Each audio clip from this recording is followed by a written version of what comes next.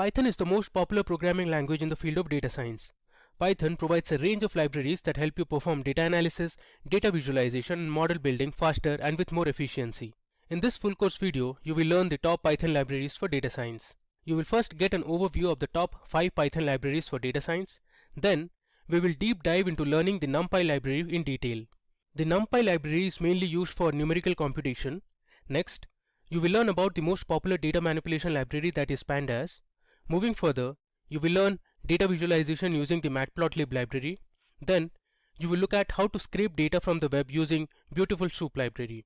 And finally, you will learn about the TensorFlow library provided by Google. So let's get started. Python is the most widely used programming language today. When it comes to solving data science tasks and challenges, Python never ceases to surprise its audience. Most data scientists out there are already leveraging the power of Python every day. Hi, I'm Apeksha from Simplilearn, and well, after some thought and a bit more research, I was finally able to narrow down my choice of top Python libraries for data science. What are they? Let's find out. So let's talk about this amazing library, TensorFlow, which is also one of my favorites. So TensorFlow is a library for high performance numerical computations with around 35,000 GitHub commits and a vibrant community of around 1,500 contributors, and it's used across various scientific domains. It's basically a framework where we can define and run computations which involves tensors. And tensors, we can say, are partially defined computational objects again,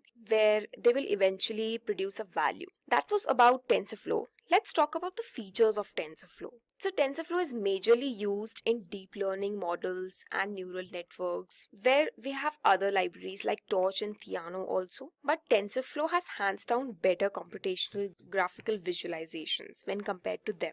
Also, TensorFlow reduces the error largely by 50 to 60% in neural machine translations. It's highly parallel in a way where it can train multiple neural networks and multiple GPUs for highly efficient and scalable models. This parallel computing feature of TensorFlow is also called pipelining. Also, TensorFlow has the advantage of seamless performance. As it's backed by Google, it has quicker updates, frequent new releases with the latest of features. Now, let's look at some applications. TensorFlow is extensively used in speech and image recognition, text-based applications, time series analysis and forecasting, and various other applications involving video detection. So, favorite thing about TensorFlow that it's already popular among the machine learning community, and most are open to trying it, and some of us are already using it. Now, let's look at an example of a TensorFlow model. In this example, we will not dive deep into the explanation of the model as it is beyond the scope of this video. So here we're using Amnes dataset, which consists of images of handwritten digits. Handwritten digits can be easily recognized by building a simple TensorFlow model. Let's see how. When we visualize our data using Matplotlib library, the inputs will look something like this. Then we create our TensorFlow model. To create a basic TensorFlow model, we need to initialize the variables and start a session. Then after training the model, we can validate the data and then predict the accuracy. This model has predicted 92% accuracy. Let's see, which is pretty well for this model. So that's all for TensorFlow. If you need to understand this tutorial in detail, then you can go ahead and watch our deep learning tutorial from Simplilearn as shown in the right corner. Interesting, right? Let's move on to the next library. Now let's talk about a common yet a very powerful Python library called NumPy. NumPy is a fundamental package for numerical computation in Python. It stands for Numerical Python as the name suggests. It has around 18,000 commits on GitHub with an active community of 700 contributors. It's a general purpose array processing package in a way that it provides high performance multi-dimensional objects called arrays and tools for working with them. Also, NumPy addresses the slowness problem partly by providing these multi-dimensional arrays that we talked about, and then functions and operators that operate efficiently on these arrays. Interesting, right? Now let's talk about the features of NumPy. It's very easy to work with large arrays and matrices using NumPy. NumPy fully supports object-oriented approach. For example, coming back to NdArray once again, it's a class possessing numerous methods and attributes. NdArray provides for larger and repeated computations. NumPy offers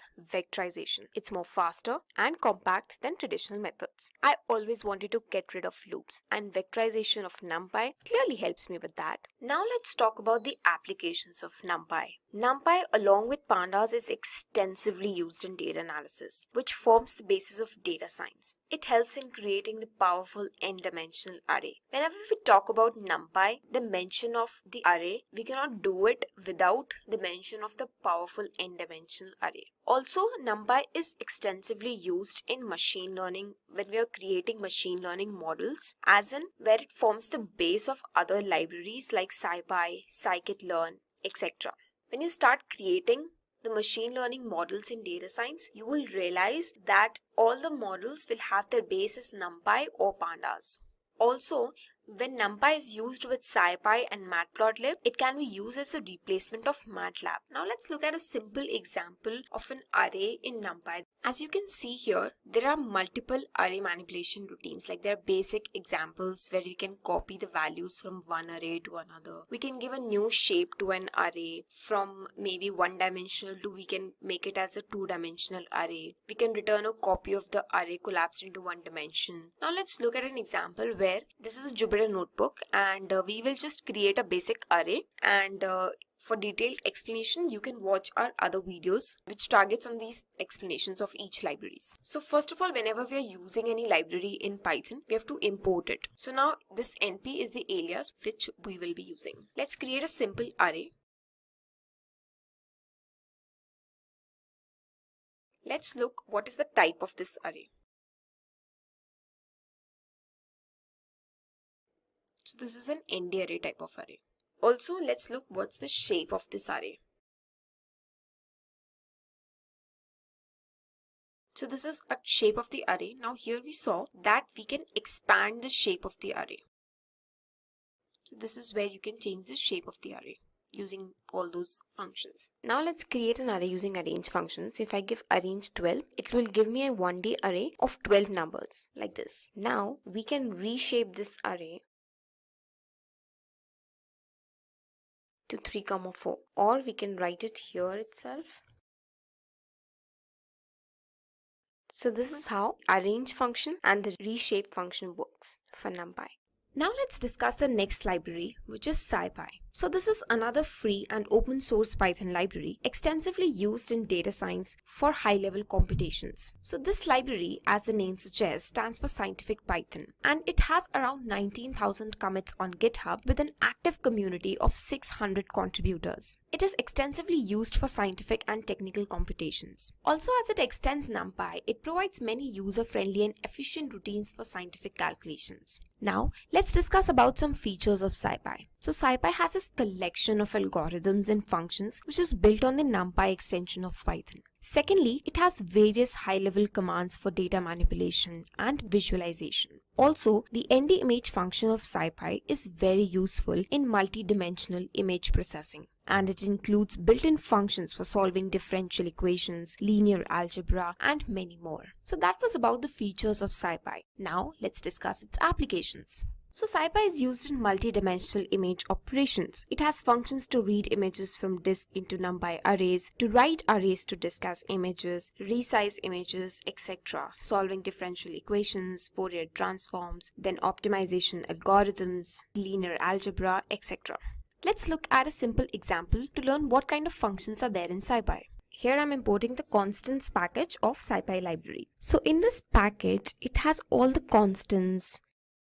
So here I'm just mentioning C or H or NA, and this library already knows what it has to fetch, like speed of light, Planck's constant, etc. So this can be used in further calculations. Data analysis is an integral part of data science. Data scientists spend most of the day in data munging and then cleaning the data also. Hence, mention of Pandas is a must in data science lifecycle. Yes, Pandas is the most popular and widely used Python library for data science, along with NumPy and Matplotlib. The name itself stands for Python Data Analysis, with around 17,000 commits on GitHub and an active community of 1,200 contributors. It is heavily used for data analysis and cleaning as it provides fast, flexible data structures like data frames, series, which are designed to work with structured data very easily and intuitively. Now let's talk about some features of Pandas. So Pandas offers this eloquent syntax and rich functionalities. Like there are various methods in Pandas like drop NA, fill NA, which gives you the freedom to deal with missing data. Also, Pandas provides a powerful apply function, which lets you create your own function and run it across a series of data. Now forget about writing those for loops while using Pandas. Also, this library's high-level abstraction over low-level NumPy, which is written in pure C. Then it also contains these high-level data structures and manipulation tools, which makes it very easy to work with Pandas, like their data structures and series. Now let's discuss the applications of Pandas. So Pandas is extensively used in general data wrangling and data cleaning. Then Pandas also finds its usage in ETL jobs for data transformation and data storage, as it has excellent support for loading CSV files into its data frame format. Then Pandas is used in a variety of academic and commercial domains, including statistics, finance, neuroscience, economics, web analytics, etc. Then Pandas is also very useful in time series specific functionality like date range generation, moving window linear regression, date shifting, etc. Now let's look at a very simple example of how to create a data frame. So data frame is a very useful data structure in Pandas and it has very powerful functionalities. So here I'm only enlisting important libraries in data science. You can explore more of our videos to learn about these libraries in detail. So let's just go ahead and create a data frame. I'm using Jupyter Notebook again, and in this, before using Pandas, here I'm importing the Pandas library. Let me go and run this. So in data frame, we can import a file, a CSV file, Excel file. So there are many functions doing these things, and we can also create our own data and put it into data frame. So here I am taking random data and putting in a data frame. Also I'm creating an index and then also giving the column names. So PD is the alias we've given for Pandas, random data of 6 by 4, index which is taking a range of 6 numbers, and column name I'm giving as ABCD. Now let's go ahead and look at it. So here it has created a data frame with my column names at ABCD, my list as 6 numbers 0 to 5, and a random data of 6 by 4. So data frame is just another table with rows and columns where you can do various functions over it. Also, I can go ahead and describe this data frame to see. So it's giving me all these functionalities where count and mean and standard deviation, etc. Okay, so that was about Pandas. Now let's talk about the next library and the last one. So Matplotlib for me is the most fun library out of all of them. Why? Because it has such powerful yet beautiful visualizations. We'll see in the coming slides. Plot in Matplotlib suggests that it's a plotting library for Python. It has around 26,000 commits on GitHub and a very vibrant community of 700 contributors. And because of such graphs and plots that it produces, it's majorly used for data visualization. And also because it provides an object-oriented API which can be used to embed those plots into our applications. Let's talk about the features of Matplotlib. The PyPlot module of Matplotlib provides MATLAB-like interface. So Matplotlib is designed to be as usable as MATLAB with an advantage of being free and open source. Also, it supports dozens of backends and output types, which means you can use it regardless of which operating system you're using or which output format you wish. Pandas itself can be used as wrappers around Matplotlib's API so as to drive Matplotlib via cleaner and more modern APIs. Also, when you start using this library, you will realize that it has a very little memory consumption and a very good runtime behavior. Now let's talk about the applications of Matplotlib. It's important to discover the unknown relationship between the variables in your dataset. So this library helps to visualize the correlation analysis of variables. Also in machine learning, we can visualize 95% confidence interval of the model just to communicate how well our model fits the data. Then Matplotlib finds its application in outlier detection using scatterplot, etc. and to visualize the distribution of data to gain instant insights. Now let's make a very simple plot to get a basic idea. I've already imported the libraries here. So this function Matplotlib inline will help you show the plots in the Jupyter Notebook. This is also called a magic function. I won't be able to display my plots in the Jupyter Notebook if I don't use this function. I'm using this function in NumPy to fix random state for reproducibility. Now I'll take my n as 30 and will assign random values to my variables. So this function is generating 30 random numbers. Here I'm trying to create a scatter plot. So I want to decide the area. Let's put this. So it's just multiplying 30 with random numbers to the power 2 so that we get the area of the plot, which we will see in just a minute. So using the scatter function and the alias of Matplotlib as PLT, I've created this. If I don't use this, then I have very small circles as my scatter plot. It's colorful, it's nice. So that's one very easy plot. I suggest that you explore more of Matplotlib and I'm sure you will enjoy it. Let's create a histogram. So I'm using the style as ggplot and assigning some values to these variables, any random values.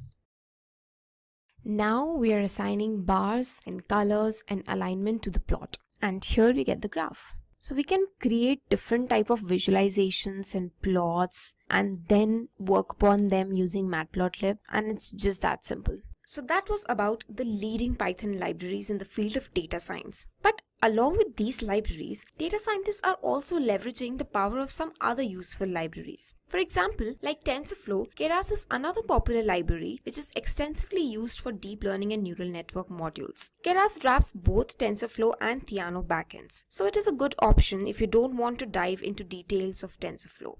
Then Scikit Learn is a machine learning library. It provides almost all the machine learning algorithms that you need, and it is designed to interpolate with NumPy and SciPy. Then we have Seaborn, which is another library for data visualization. We can say that Seaborn is an enhancement of Matplotlib as it introduces additional plot types. Welcome to NumPy. My name is Richard Kirshner with the Simplilearn team. That's www.simplilearn.com. Get certified, get ahead.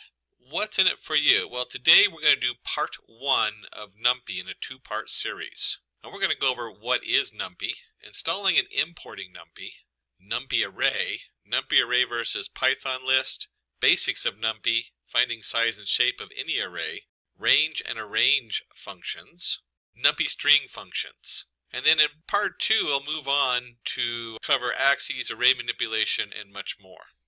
So let's start with what is NumPy. NumPy is the core library for scientific and numerical computing in Python. It provides high-performance, multi-dimensional array object and tools for working with arrays. And I'll go a step further and say there are so many other modules in Python built on NumPy. So the fundamentals of NumPy are so important to latch onto for the Python so that you can understand the other modules and what they're doing. NumPy's main object is a multi-dimensional array. It is a table of elements, usually numbers, all of the same type, indexed by a tuple of position integers. In NumPy, dimensions are called axes. Take a one-dimensional array, or we have, and remember dimensions are also called axes, so you can say this is the first axis, 0, 1, 2, 3, 4, 5. And you can see down here it has a shape of 6. Why? Because there's 6 different elements in it in the one-dimension array. And they usually denote that as 6 comma with an empty node on there. And then we have a two-dimensional array where you can see 0, 1, 2, 3, 4, 5, 6, 7. And in here we have 2 axes or 2 dimensions, and the shape is 2, 4. So if you were looking at this as a matrix or in other mathematical functions, you can see there's all kinds of importance on shape. We're not going to cover shape today, but we will cover that in part 2. Did you know that NumPy's array class is called NDArray for NumPy data array? Now we're going to take a detour here because we're working in Python, and 2 of my favorite tools in Python is the Jupyter Notebook, and then I like to use that sitting on top of Anaconda. And if you flip over to jupyter.org, that's jupyter.org, you can go in here. You can install it off of here if you don't want to use the Anaconda Notebook, but this is the Jupyter setup, the documentation on the Jupyter. Jupyter opens up in your web browser. That's what makes it so nice, is it's portable. The files are saved on your computer. They do run in IPython or IronPython, and you can create all kinds of different environments in there, which I'll show you in just a minute. I myself like to use Anaconda. That's www.anaconda.com. If you install Anaconda, it will install the Jupyter Notebook with the Anaconda separate. And you can install Jupyter Notebook and it'll run completely separate from Anaconda's Jupyter Notebook. And you can see here I've now opened up my Anaconda Navigator. What I like about the Navigator, and this is a fresh install on a new computer, which is always nice, I can launch my Jupyter Notebook from in here. I can bring other tools, so the Anaconda does a lot more. And under environments, I only have the one environment, and I can open up the terminal specific to this environment. This one happens to have Python 3.7 in it, the most current version as of this tutorial. And then you open a terminal if you're going to do your pip installs and stuff like that for different modules. You can also create different environments in here. So maybe you need a Python 3.6, Python 3.5. You can see we're having a nice framework like Anaconda really helps, so you don't have to track that on your own in the Jupyter Notebook and your different Jupyter Notebook setups. We'll go ahead and launch this Jupyter Notebook. And then I've set my browser window for a default of Chrome, so it's going to open up in Chrome. And you can see here, this opens up a folder on my computer. We have a couple different options on here. Remember, I set the environment up as Python 3.7. You would install any additional modules that aren't already installed in your Python on this. And it keeps them separate, so you do have to, for each environment, install the separate modules so they match the environment on there. And in here we have a couple things where you can look up what's running. You have your different clusters. Again, I just installed this on a new machine, so I just have a couple things in here that were run on here recently. And when we go on here is we then have on the upper right new, and from the pull down menu you'll see Python 3, and this will open up a new window. And now we're in Jupyter Python, so this is a Python window, and we'll just do a print. And this of course is, let's go hello world. And we'll run that and it prints out hello world in the command line. There's a couple special things you have to know what we're not going to do today, which is on graphics. If you've never seen this, one of the things you can do is you can also do A equals hello world. And if you just put the A in there, now if you do a bunch of these where you have A equals hello world, B equals goodbye world, and you put A, B, A, then return B, it'll only run the last one. But you can see here, if you put the variable down here, it will show you what's in that variable. And that has to do with the Jupyter Notebook inline coding. So that's not basic Python, that's just Jupyter Notebook shorthand, which you'll see in a little bit. So back to our NumPy array versus Python list. Python list being the basic list in your Python. Why should we use NumPy array when we have Python list? Well, first, it's fast. The NumPy array has been optimized over years and years by multiple programmers, and it's usually very quick compared to the basic Python list setup. It's convenient, so it has a lot of functionality in there that's not in the basic Python list. And it also uses less memory, so it's optimized both for speed and memory use. And let's go ahead and jump into our Jupyter Notebook. Since we're coding, best way to learn coding is to code. Just like the best way to learn how to write is write, and the best way to learn how to cook is cook. So let's do some coding here today. And just like any modules, we have to import NumPy. We almost always import it as NP. That is such a standard. So you'll see that very commonly. We can just run that. And now we have access to our NumPy module inside our Python. And then the most common thing, of course, is to go ahead and create a NumPy array. And in here, we can send it a regular list. And so we'll go ahead and send this a regular array. Let's go 1, 2, 3 to make it simple. And then I'm just going to type in A, and we'll run this. And so you can see down here, the output is an array of 1, 2, 3. And we could also do print, just a reminder that this is an inline command, so that wouldn't work if you're using a different editor. You can see that it's an array 1, 2, 3. But we'll go ahead and leave it as A. Kind of a nice feature so you can see what you're doing really quick in the Jupyter Notebook. And just like all your other standard arrays, I can go A of 0, which is going to be a value of 1. Of course, we do A of 1. You go all the way through this. A of 1 has a value of 2 in it. So whether you're using the NumPy array or the basic Python list, that's going to be the same. That should all look pretty familiar and be pretty straightforward. Remember, the first value is always 0 and when we set on there. So let's take a look why we're using NumPy, because we went over the slide a little bit, but let's just take a look and see what that actually looks like. And what we want to look at is the fact that it's fast, convenient, and uses less memory. So let's take a glance at that in code and see what that actually looks like when we're writing it in Python and what the differences are. And to do this, I'm going to go ahead and import a couple other modules. We're going to import the time module so we can time it. And we're going to import the system module so that we can take a look at how much memory it uses. And we'll go ahead and just run those so those are imported. And so we'll do B equals range of 1,000 is fine. And so that's going to create a list of 1,000, 0 to 999. Remember, it starts at 0 and it stops right at the 1,000 without actually going to the 1,000. And let's go ahead and print. We want system.getSize of. And we'll pick any integer because we have, 0 to 1,000. We'll just throw one in there, 5. It doesn't matter because it's going to, whatever integer we put in there is going to generate the same value because we're looking at the size of how much memory it stores an integer in. And then we want to have the length of the b. That's how many integers are in there. And if we go ahead and execute this and run this at a line, we'll see, oops, I did that wrong, comma. If we multiply them together, we'll see it generates 28,000. So that's the size we're looking at, is 28,000. I believe that's bytes. That sounds about right. So let's go ahead and create this in NumPy. And we'll go C equals NP. And this is a range. So that's the NumPy command to do the same thing that we were just doing in a list. And we'll also use the same value on there, the 1,000. And then once we've created the value of C for np.arange, let's go ahead and print. And we can do that by doing c.size times c.item size. And that's very similar to what we did before. We did get the size of, so the C size is the size of the array, and each item size, just reversed. So it's the size of an integer 5, item size is going to be the integers, and C size.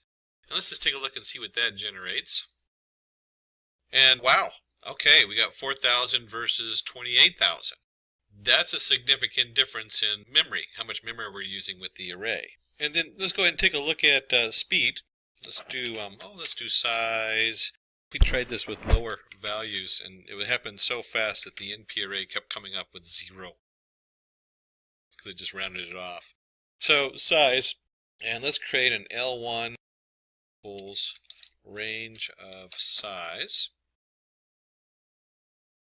and we'll do an L2. I'll just set up to the same thing. It's also range of size on there. There we go. And then we can do on A1 equals np dot arange size.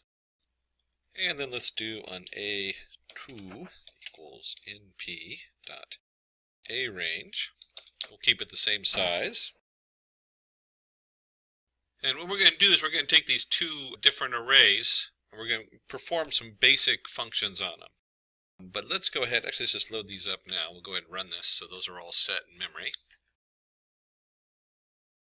Except for the typo here. Quickly fix that. There we go. So these are now all loaded in here. And let's do a start equals time.time. So it's just going to look at my clock time and see what time it is.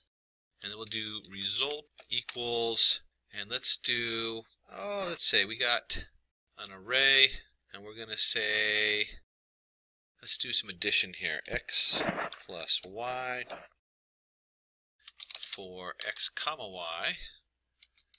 And we'll zip it up here. Two different arrays. So here's our two different arrays. We're going to multiply each of the individual things on here. L1, L2. There we go. So that should add up each value. So L1 plus L2, each value in each array. And then we want to go ahead and print. And let's say Python list took. And then we'll do time dot time. We'll just subtract the start out of there. So time, whoops, I messed up on some of the quotation marks on there. Okay, there we go. Time minus the start. And we'll convert that to seconds. So we'll go, because that's in milliseconds, so times 1,000. And let's hit the run on there.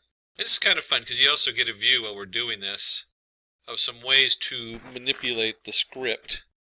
And as you can see also my bad typing. There we go. Okay, so we'll go ahead and run this. And we can see here that the Python list took 34. Actually, I have to go back and look at the conversion on there. But you can see it takes roughly 0.34 of a second. And we can go ahead and print the result in here too. Let's do that. We'll run that just so you can see what kind of data we're looking at. And we have the 0, 2, 4, 6, 8. So it's just adding them together. It looks pretty straightforward on there. And if we scroll down to the bottom of the answer, again we see Python list took 46. A little different time on there depending on what core because this is on an 8-core computer, so it just depends on what core it's running on, what else is pulling on the computer at the time. And let's go back up here and do our start time. Paste that into here. And this time we're going to do a result equals, and this is really cool. Notice how elegant this is. It's so straightforward. This is a lot of reason people started using NumPy is because I can add the two arrays together by simply going A1 plus A2. It makes a lot of sense, both looking at it, and it's just very convenient. Remember that slide we're looking at? Fast, convenient, and less memory. So look how convenient that is. Real easy to read, real easy to see. And I don't know if we don't need to print the result again, so let's just go ahead and print the time on here. And we'll borrow this from the top part because I really am a lazy typer. And this isn't the Python list, this is the NumPy list, or NumPy array. And let's go ahead and see how that comes out. And we get 2.99. So let's take a look at these two numbers, 46 versus 2.99. So we'll just round this up to 3. That's a huge difference. That's like more than 10 times faster. That's like 15 times roughly at a quick glance. I'd have to go do the math to look at it. And it's going to vary a little bit depending on what's running in the background on the computer, obviously. So we've looked at this, and if we go back here, we found out it's much faster. Yes, there's going to be different speeds depending on what you're doing with the array. Very convenient, easy to read, and it uses less memory. So that's the core of the NumPy. That's why a lot of people base so many other modules on NumPy and why it's so widely used. So we did glance at a couple operations while we were looking at speed and size. Let's dive into a little bit more into the basic operations. And these are always nice to see. I mean, certainly you want to go get a cheat sheet if you're using it for the first time. Look things up. Google is your friend. We did this for the most basic numpy.array or np.array. And we'll go ahead and create an array. Let's do pairs, 1, 2. And then let's do 3, 4. And if we're going to do that, let's do 5, 6. There we go. And if we go ahead and take this and run this, I can go ahead and do our A down here so it's in line, and it'll print that out. You can see it makes a nice array for us. So we have A, and if you look at that, we have 3 different objects, each with 2 values in them. And hopefully you're starting to think, well, how many dimensions or indexes is that? And you'll see 3 by 2. So let's go ahead and take a look, and let's go, how about A.nDimensions? Speaking of which, we'll run that, and we have 2 dimensions for each object. And then we can do the item size, so A dot, we saw this earlier, where we looked up how many items. It was up here, where we wanted to multiply item size times the actual size of the object. So the memory is being used versus the item size. And we should see 4 there. Memory is compressed down. That's always a good thing. And then the shape. The shape is so important when you're working with data science and you're moving it from one format to another. So we have our shape. We just talked about that. We have 3 by 2. 3 rows by 2 objects in each one. Generally, I don't look too much at the size, but the dimensions I'm always looking up. And this is nice, you can automate it. So you might be converting something, you might need to know how many dimensions are going into the next machine learning package so that you can automatically just have it send that information over. So we looked at A shape. Let's go ahead and create a slightly different array, np.array. Let's go ahead and just do as our original setup here. And one of the features we can do, which is really important, is we can do dtype equals, in this case, let's do np float 64. And so what we've done is we're converting all of these into a float, and we type in A. And now instead of having 1, 2, 3, 4, 5, 6, you see they're all float values. 1.0, there's no actual 0 in there, just there's a 1 dot. Or the 1 period, 2, 3 period, 4 period, 5 period, 6 period.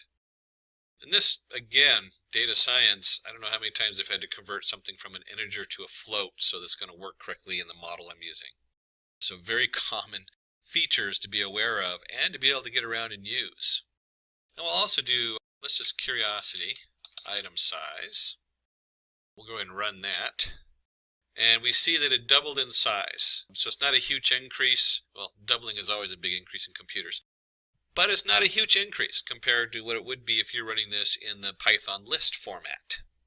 And then we did the shape earlier without having it set to the float 64. Let's go ahead and do a shape with it set to 64. And it should be the same 3, 2, so it all matches. So we've gone through, and remember, if this is all brand new to you, according to the Cambridge study at the Cambridge University, if you're learning a brand new word in a foreign language, the average person has to repeat it 163 times before it's memorized. So a lot of this, you build off of it, so hopefully you don't have to repeat it 163 times. But we did manage to repeat it at least twice here, if not a little bit more. And let's go ahead and take this. We're going to go look at one more setup on here. And let me just take this last statement here on the converting our properties of our data. And instead of float 64, let's do complex. Let's just see what that looks like. And let's go ahead and print that out and run it. And so we now have a complex data set up, and you'll see it's denoted by the 1 dot plus 0 dot j. And if we flip over here and do a basic search for NumPy data types, better to go to the original web page, but pull up a bunch of these. You can see there's a whole list of different NumPy data types. Shorthand, complex, we have complex, complex 64, complex 128, complex number represented by two 64-bit floats, real and imaginary components. One option on there, float 16, float 32, float, shorthand for float 64, most commonly used, and of course all the different ones that you can possibly put into your NumPy array. So we covered a basic addition up there when we were comparing how fast it runs, but some very basic components, how to set up a NumPy array, how many dimensions it has, item size, data type, again we went to item size, and there's also the shape. Probably one of the more used. I use a shape all the time, very commonly used. And then down here you can see where we actually created a NumPy complex data type. So let's look at some other features in NumPy. One of them is you could do NumPy dot zeros, and we're going to do 3, 4. There we go. And we'll go ahead and run this, and you can see if I do np.zeros, I create a NumPy array of zeros. This is really important. I was building my own neural network, and I needed to create an array where I initialized the weights, and I wanted them all to be the same weight. In this case, I wanted them to start off as 0 for the particular project I was working on. And there's other options, like you can do NumPy1s, and we'll do the same thing, 3, 4. We'll run that. And you can see I've created an array of NumPy1s. In this case, it comes out as a float array. And then this is an interesting to note, because we have, let's go back to our Python and do L range 5. And we'll print the L. So there's our list. And if I run that, it doesn't create the range until after the fact, until you actually execute it. That's an upgrade in Python. Python 2.7 actually created the array, 0, 1, 2, 3, 4. This one actually creates the script, and then once it's used, it then actually generates the array. And if we do that in NumPy A range, remember that from before, and if we do NumPy A range 5, and let's do L equals, or we can just leave it as NumPy, that's fine. There we go, just run that. You can see there we actually get an array, 0, 1, 2, 3, 4 for the value of the NumPy A range 5. It generates the actual array. And for part 1, we're going to do just one more section on basic setup, and we're going to concatenation, do a concatenation example. There we go. We're going to do strings. Let's take a look at strings and what's going on with there. And let's do, let's see, print. Let's do an np character, something new here. And we're going to add, and then here's our brackets for what we're going to add. And let's say, let's do hello, comma, hi. And in the brackets on there, let's create another one. And this one's going to be ABC, and we'll do XYZ. So we're just creating some, randomly making some up on here. And then we'll go ahead and just print this. If we run that, we can come down here. And of course, make sure all your brackets are open and closed correctly. And then you can see in here when we concatenate the example in NumPy, it takes the two different arrays that we set up in there and it combines the hello with the ABC and the hi with XYZ.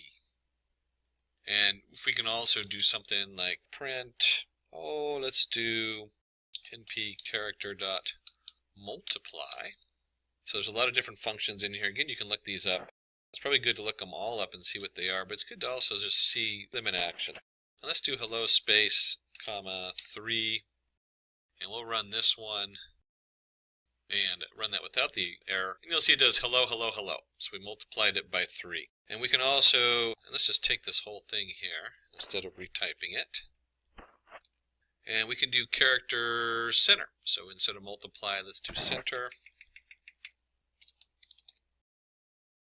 And over here, keep our hello going. Take the space out of there. And let's do center at 20. And fill character equals, we'll fill it with dashes. So if we run this, you can see it prints out the hello with dashes on each side. And we keep going with that. We can also, in addition to doing the fill function, we can play with capitalize, we can title, we can do lowercase, we can do uppercase, we can split, split line, strip, join. These are all the most common ones. And let's go ahead and just look at those and see what those look like, each one of them. Here we're going to do the hello world, all-time favorite of mine. I always like to say hello universe. And you can see here we did a capital H with the world, but so we want to capitalize. So capitalize is the first one in the array. So we get hello world on there. And we can also take this and instead of capitalizing, another feature in here is title. And let's just change this to how are we doing? How are you doing? Instead of we, we'll do you. And let's run that. And you can see here, because we created it as a title, it capitalizes the first letter in each word. And in this one, we're going to do character lower. Two different examples here. We have an array. We have hello world all capitalized, and we have just hello. And you can see that one is an array and one is just a string. If we run that, you get an array with hello world lowercase and hello lowercase. And if we're going to do it that way, we can also do it the opposite way. There's also upper.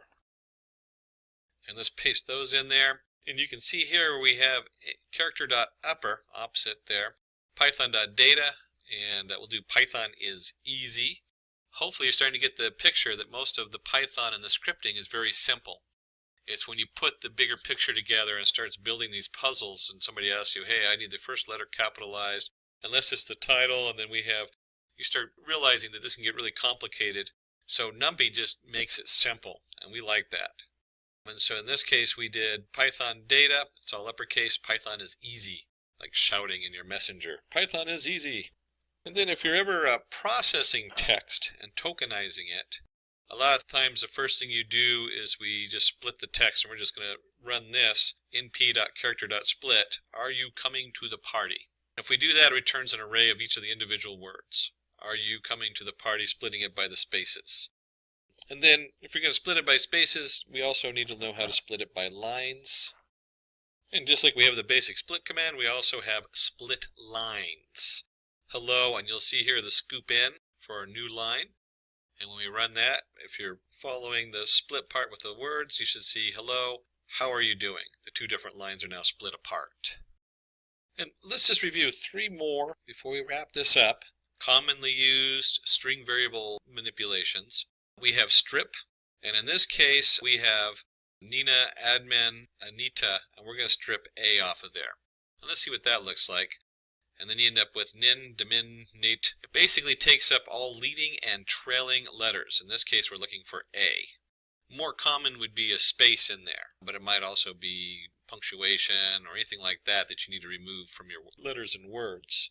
And if we're going to strip and clean data, we also need to be able to reformat it or join it together.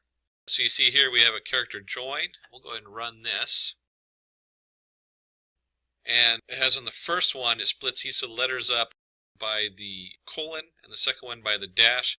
And you can see how this is really useful if you're processing, in this case, a date. We have day, month, year, year, month, date. Very common things to have to always switch around and manipulate depending on what they're going into and what you're working with. And finally, let's look at one last character string. We're going to do replace. If you're doing misinformation, this is good, pulling news articles and replacing is and what. In this case, we're just doing he is a good dancer. We're going to replace is with was. And you can see here, he was a good dancer. Hopefully that's not because he had a bad fall. He just was from like, 1920s and has gotten old. So there we go. We've covered a lot of the basics in NumPy as far as creating an array. Very important stuff here when you're feeding it in. How do we know the shape of it, the size of it? What happens when we convert it from a regular integer into a float value as far as how much space it takes? We saw that doubled it. Item size, you have your in dimensions, and probably the most used is shape. And we'll cover more on shape in part 2. So make sure you join us on part 2 because there's a lot of important things on shape in there and setting them up. We also saw that you can create a zeros based array. You can create one with ones. If we do a range, you can see how it is a lot easier to use to create its own range, or a range as it is in NumPy. And you saw how easy it was to add two arrays. We saw that earlier, just plus sign. Then we got into doing strings and working with strings and how to concatenate. So if you have two different arrays of strings, you can bring them together. We also saw how you can fill, so you can add a nice headline, dash, dash, dash. We saw about capitalize the first letter. We saw about turning it into a title, so all the first letters are capitalized. Doing lowercase on all the letters, upper for all the letters, just lower and upper, nice abbreviation. We also covered how to split the character set, how to strip it.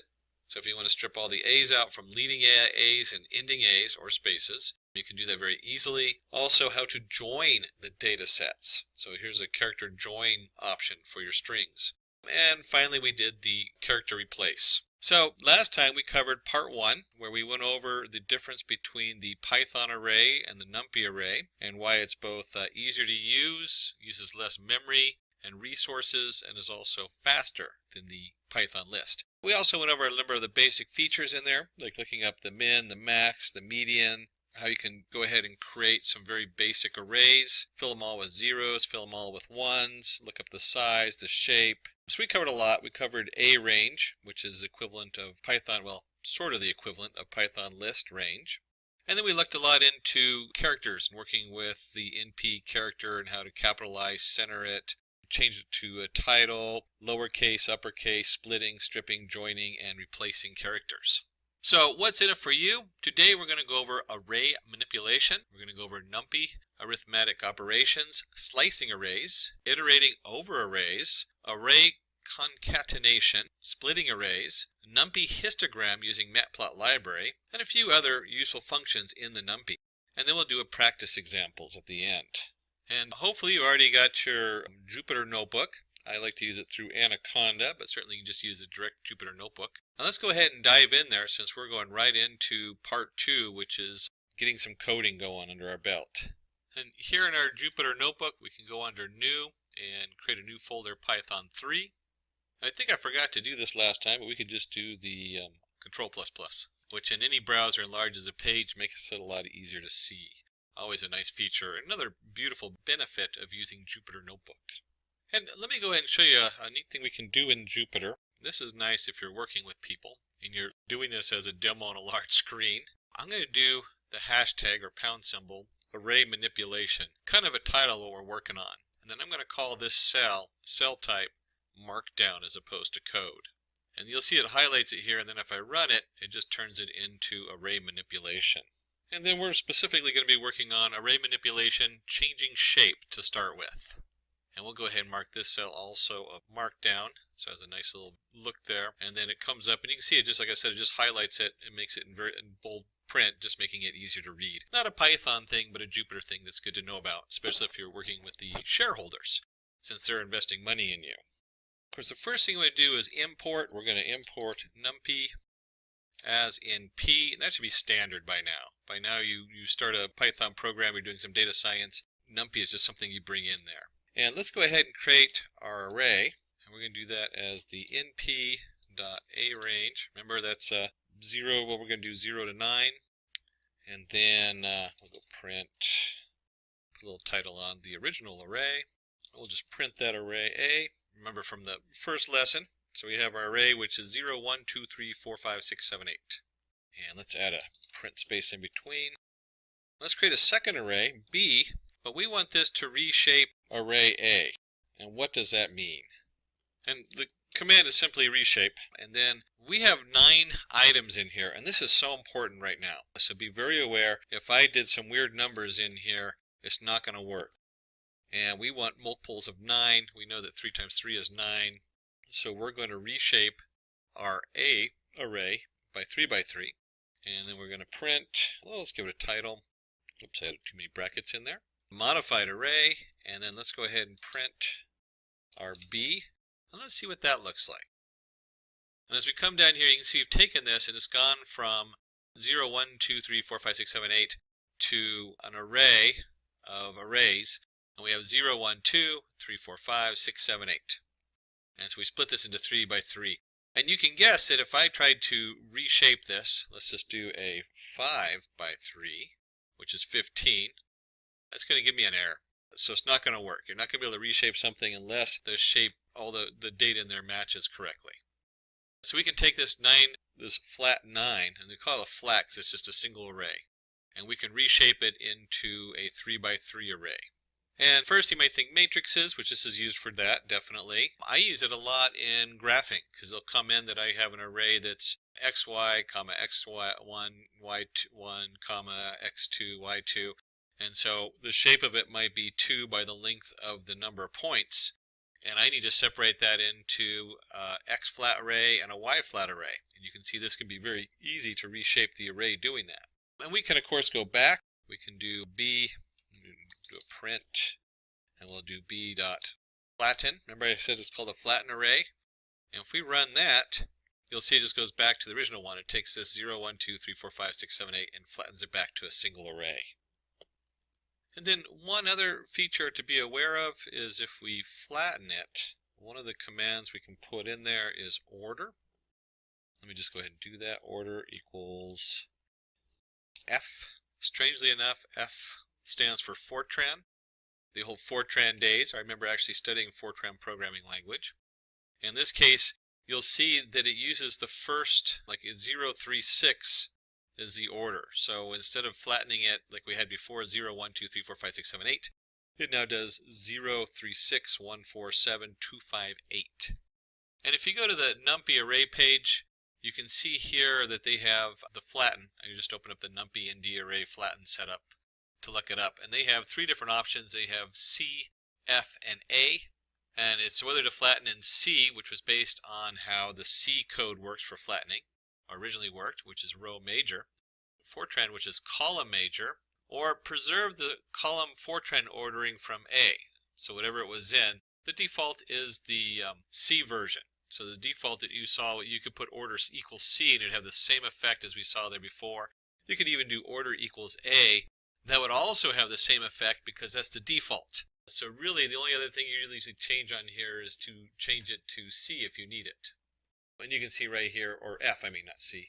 The only thing you really want to change it to is to your F for the Fortran order, which then does it by column versus by row. And let's look at, here we go, reshape. So let's create a range of 12, and let's reshape it. And we'll do 4, 3 for this one. And remember this is NumPy. I forgot the NP there. np.arrange. And we can type in just A for print, or you can do full print A. And of course in Jupyter Notebook you even have a little extra print at the beginning. When we run this, we'll see we create a nice array of 0, 1, 2. It's reshaped it. So we have 4 rows and 3 columns, or you could call that 3 columns and 4 rows. 0, 1, 2, 3, 4, 5, 6, 7, 8, 9, 10, 11. But this one is so important. We'll do NP transpose A. Let's go ahead and run that. And it helps if I get all the S's in there and don't leave an S out. And you'll see here we've taken our array. If you remember correctly, we had 0, 1, 2, 3, 4, 5, 6, 7, 8, 9, 10, 11. And we've swapped it. So we've gone from a 3 by 4 or a 4 by 3 to a 3 by 4. And this really helps if you're looking at like a huge number of rows and the data all comes in. Like let's say this is your features in row 1, your features in row 2, and this is X, Y, Z. Well, when you go to plot it, you send it all of X in one array, all of Y in one array, and all of Z in another array. And so it's really important that we can transpose this rather quickly. This is kind of a fun thing. I can highlight it and do brackets around it, and if you remember correctly, because we're in Jupyter, it doesn't matter where we do the print or not. It'll automatically print it for us. And you see if I hit the run button, it comes up with the same exact thing. And let's play with the reshape, and you know what, let's zoom this up a little bit here. Make that even bigger so you can really see what's going on. And let's play with the reshape just a little bit more. We'll do b equals np.arange. Let's do 8. And reshape, we'll do 2, 4. Let's go ahead and print b, and then run that. And you'll see we have now the 2 rows. This is a bit more like, so we have 4, maybe 2 rows of 4 things. So this might be all of our x components and our y components. So we can switch it back and forth real easy. Important to note here, whether we do 2, 4, or in the case of 4, 3, this has 12 elements. And so however you split it up, it's got to equal 12. So 4 times 3 equals 12. That's pretty straightforward. Same thing down here. 2 times 4 equals 8. If I change this, and let's say I do 2, 3, let's just run that in, and you'll find we get an error because you can't split 8 up into 2 rows by 3. You have to pick something that it can split up and arrange it in. So let's go ahead and run that. And just for fun, let's go reshape our B again, if I can type. Reshape our B again. And what else goes into 8? Well, we could do 2 by 2 by 2. So we can take this out to 3 different dimensions. And then if we, because this is going to come out as a variable, we can just go ahead and run it. And it'll print it. We could also do a print statement on there just like we did before. And you'll see we have 2 different groups of 2 variables of 2 different dimensions. So 2 by 2 by 2. And let's go ahead and assign this to a variable. C equals B reshape. And let's do something a little different. Let's roll the axes. Roll axes. And we'll take our C and do 2, 1. And if we go ahead and run this, it's going to print that out. Whoops. Hit a wrong button there. Let's do that one again. And you roll the axis and you can see that we now have, instead of 0, 1, 2, 3, 4, 5, 6, 7, we now have the 0, 2, 1, 3, 4, 6, 5, 7. So what's going on here? We're taking and we're rolling the numbers around, and let's just simplify this. We'll just do it with C, 1 and run that. And so if we roll a single axis, you got 0, 1, and then it rolled the 4, 5 up, and then we have 2, 3, 6, 7. And if we do 2, let me see what happens there. And this is one of those things you really have to play with and start feeling what it's doing. We've now taken 0, 2, 4, 6, 1, 3, 5, 7. So you can see we've now rolled by 2 digits instead of rolling the 1 setup. We now rolled 2 digits up there. And so if we go back and we do the 1, so we've rolled it up, 0, 1, 4, 5. And then we're going to take the 2 in there. And we've rolled the 0, 1, 2, 3, 4, 5, and 6, 7. So we start rolling these things around on here. There's a lot of different things you can do on this. But it's another way to manipulate the numbers on your NumPy. And finally, let's go ahead and swap axes. We'll do C. And let's just go ahead and run that. It's going to give me an error on there. That's because it requires multiple arguments. Left out the arguments. So now we can swap them. We get the 0, 2, 1, 3, 4, 6, 5, 7. So you can see everything's been swapped around. So next thing we want to go over is we want to go over NumPy arithmetic operations. How can we take these and use these? Let me just go ahead and put this cell as a markdown. There we go. We'll run that so it has a nice thing. All right, nice title on there. That's always helpful. And let's start by creating 2 arrays. We'll do A is an NP range, A range 9. And let's reshape this 3 by 3. So by now you should be seeing this reshape stuff and this should all look pretty familiar. we have our 0, 1, 2, 3, 4, 5, 6, 7, 8 on there. And let's create a second one, B. And this time, instead of doing a range, let's do NP array. We'll just create a straight up array. And we'll do an array of 3 objects. So it's going to be 3 by 1. And if we go ahead and print B out, we run that. This is actually pretty common to have something like this, where you have a 3 by whatever it is and a 3 by 3 array. When you're doing your math, you kind of have that kind of setup on there. And what we can do is we can go np.add AB. Don't forget, we can always put a print statement on there. So if we add it, you'll see that it just comes in there and it goes, okay, we're adding 10 to everything. And we could actually do something more, make it more interesting. 10, 11, 12. So let's change B's now, 10, 11, 12, and let's run that. And you can see that we have 10, and then you had 1 plus 11 is 12, 2 plus 12 is 14, 13, so 10 plus 3 is 13, 11 plus 4 is 15, and 12 plus 5 is 17, and so on. We'll put this back, since that's how the original setup was. Let's do 10 by 10 by 10, and run that, and get the original answer. And if you're going to add them together, we need to go ahead and subtract AB, and we run that. We get minus 10, minus 9, minus 8, just like you would expect. So we have our subtraction. 0 minus 10 is minus 10, and so on. And if you're going to add and subtract, you can guess what the next one is. We're going to multiply. And we'll multiply AB. And this should be pretty straightforward. You should expect this. If we multiply 10 times 0, we got 0. 10 times 10 is 10, and so on. And finally, if you're going to multiply, what's the last one we got is divide. What happens when we do divide A by B? And we run this, and we're going to get 0. And this is 0 divided by 10 is 0, 1 divided by 10 is 0.1, 2 divided by 10 is 0.2, and so on and so on. So the math is pretty straightforward. It just makes it very easy to do the whole setup. And again, if we went this, and let's say, let's change this up here. Instead of 10, we do 100. And make this 1,000. There we go. And if we run that, and then we do the add, you can see we got 10 plus 100 plus 1,000. Same thing with the subtract. Same thing with the multiply. And then you can also see the same thing here with the divide. So a lot of control there with your array and your math. Again, let's set this back to 10. Oops, it's right up here, wrong section. There we go, 10. And we'll just go ahead and run these and get back to where we were. And this brings us to our next section, which is slicing.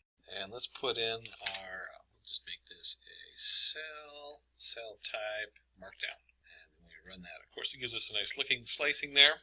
And slicing means we're just going to take sections of the array. So let's create an array NP a range. Let's just do 20. And if you remember, if we do A, we have a 0 to 19. And then we can do A, and remember we can always print these. This can always be put in a print, but because I'm in Jupyter, if you're doing a demo in Jupyter, it's just so great that you have all these controls on here. So we can slice 4 on, and this should look familiar because this is the same as a Python and a lot of other different scripting languages. If we do 4, it goes 0, 1, 2, 3, that's the first 4 in the thing, and it skips some and starts with this one. The first 4 are skipped, and then from there on. You can also do the opposite and go till the 4th one. If we run that, we get 0, 1, 2, 3. Quite the opposite on there.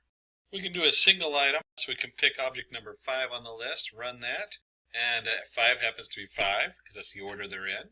And then this one's interesting, because I can do s equals slice, and let's create a slice here, and let's do 2, 9, let's leave a 2 on there. So we'll create an S slice on here. And then if we take our array and we do array of S, we're taking our slice in there, and let's go ahead and run that. And let's take a look and see what it generated here. First off, we started with 2, so we have 2 at the beginning. We're going to end at 9, which happens to be 8, so it stops before the 9. Remember when we're doing arrays in Python.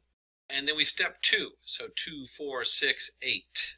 We could do this as 3. Let me run that, and you can see how that changes, 2, 5, 8.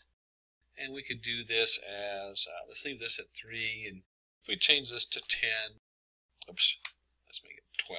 There we go. And we run that, we have 2, 5, 8, 11. So that's pretty straightforward. It's a very nice feature to have on here where you can slice it and take different parts of the series right out of the middle. So now that we've accessed the different pieces of our array, let's get into iteration. And this is interesting because my sister, who runs a college data science division, the first question she asks is, how do you go through data? And she's asking, do you know how to iterate through data? Do you know how to do a basic for loop? Do you know how to go through each piece of the data? And in NumPy, they have some cool controls for that. So put this in as a markdown. There we go, and run it. And it's called the ND-iter. I'm not sure what the ND stands for, but ND-iter for iterator. So before we do that, though, let's create an array or something we can actually iterate through. We'll call it A equals NP A range.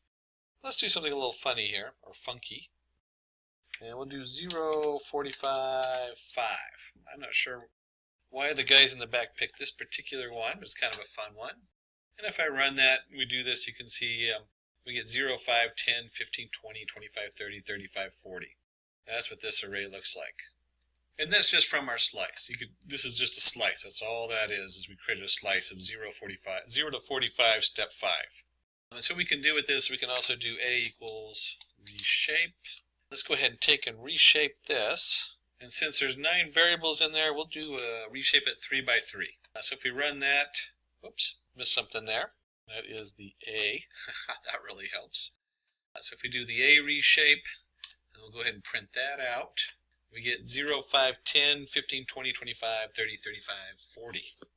And then we simply do 4xn, our NumPy ND-iter of A, colon, and we'll just go ahead and print x.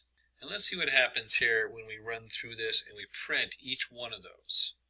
It goes all the way through the whole array, so it's the same thing we just saw before. We got 0, 5, 10, 15, 20, 25, 30, 35, 40.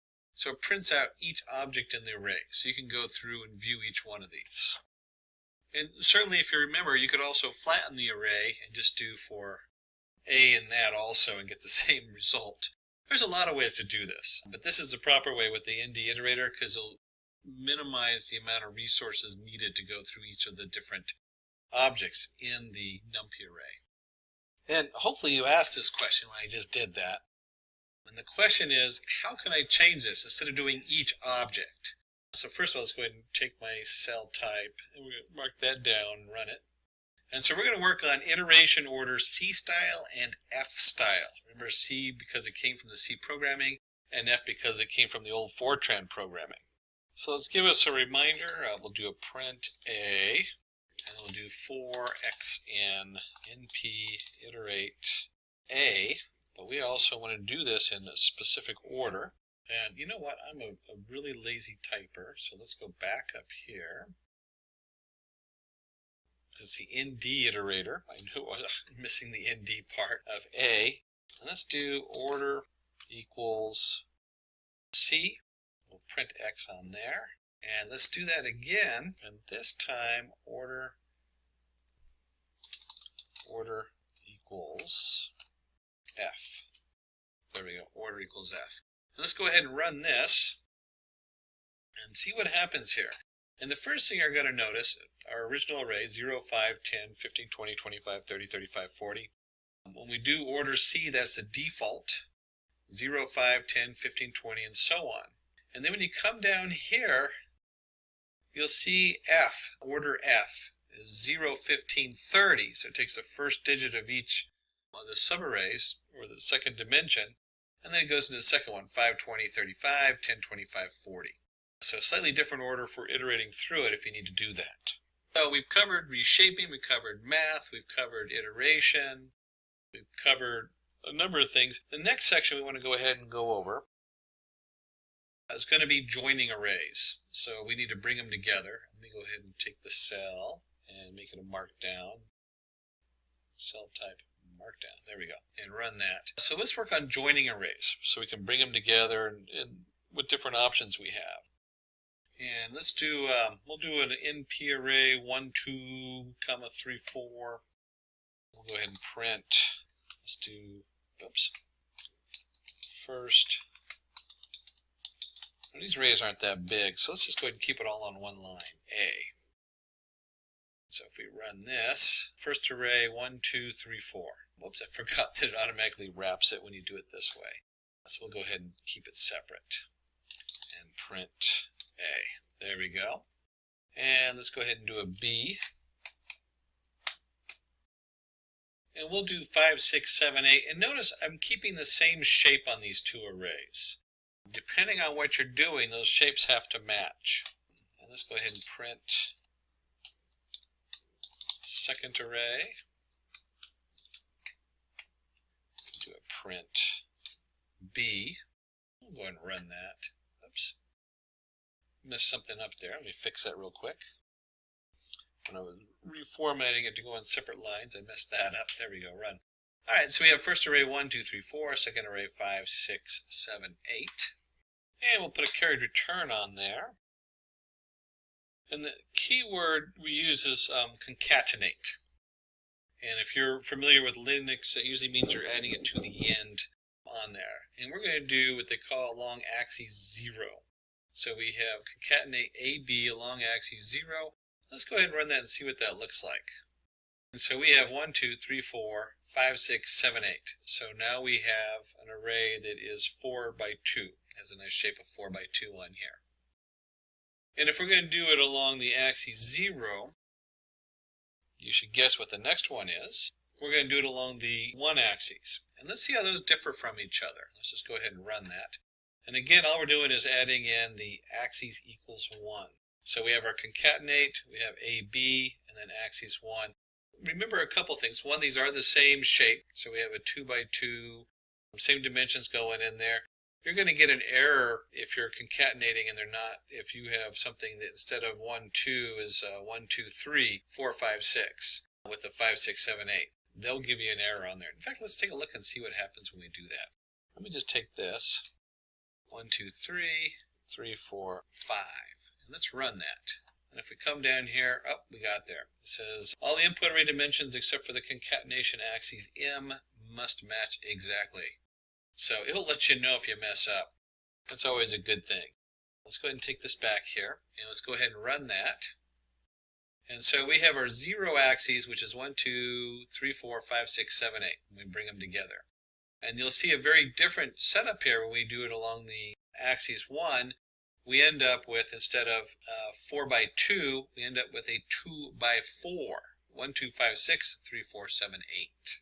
And that's just changing which axes we're going to go ahead and concatenate on. What I find is when you're talking about the concatenate or the joining arrays, you really got to play with these for a while to make sure you understand what you mean by the axes.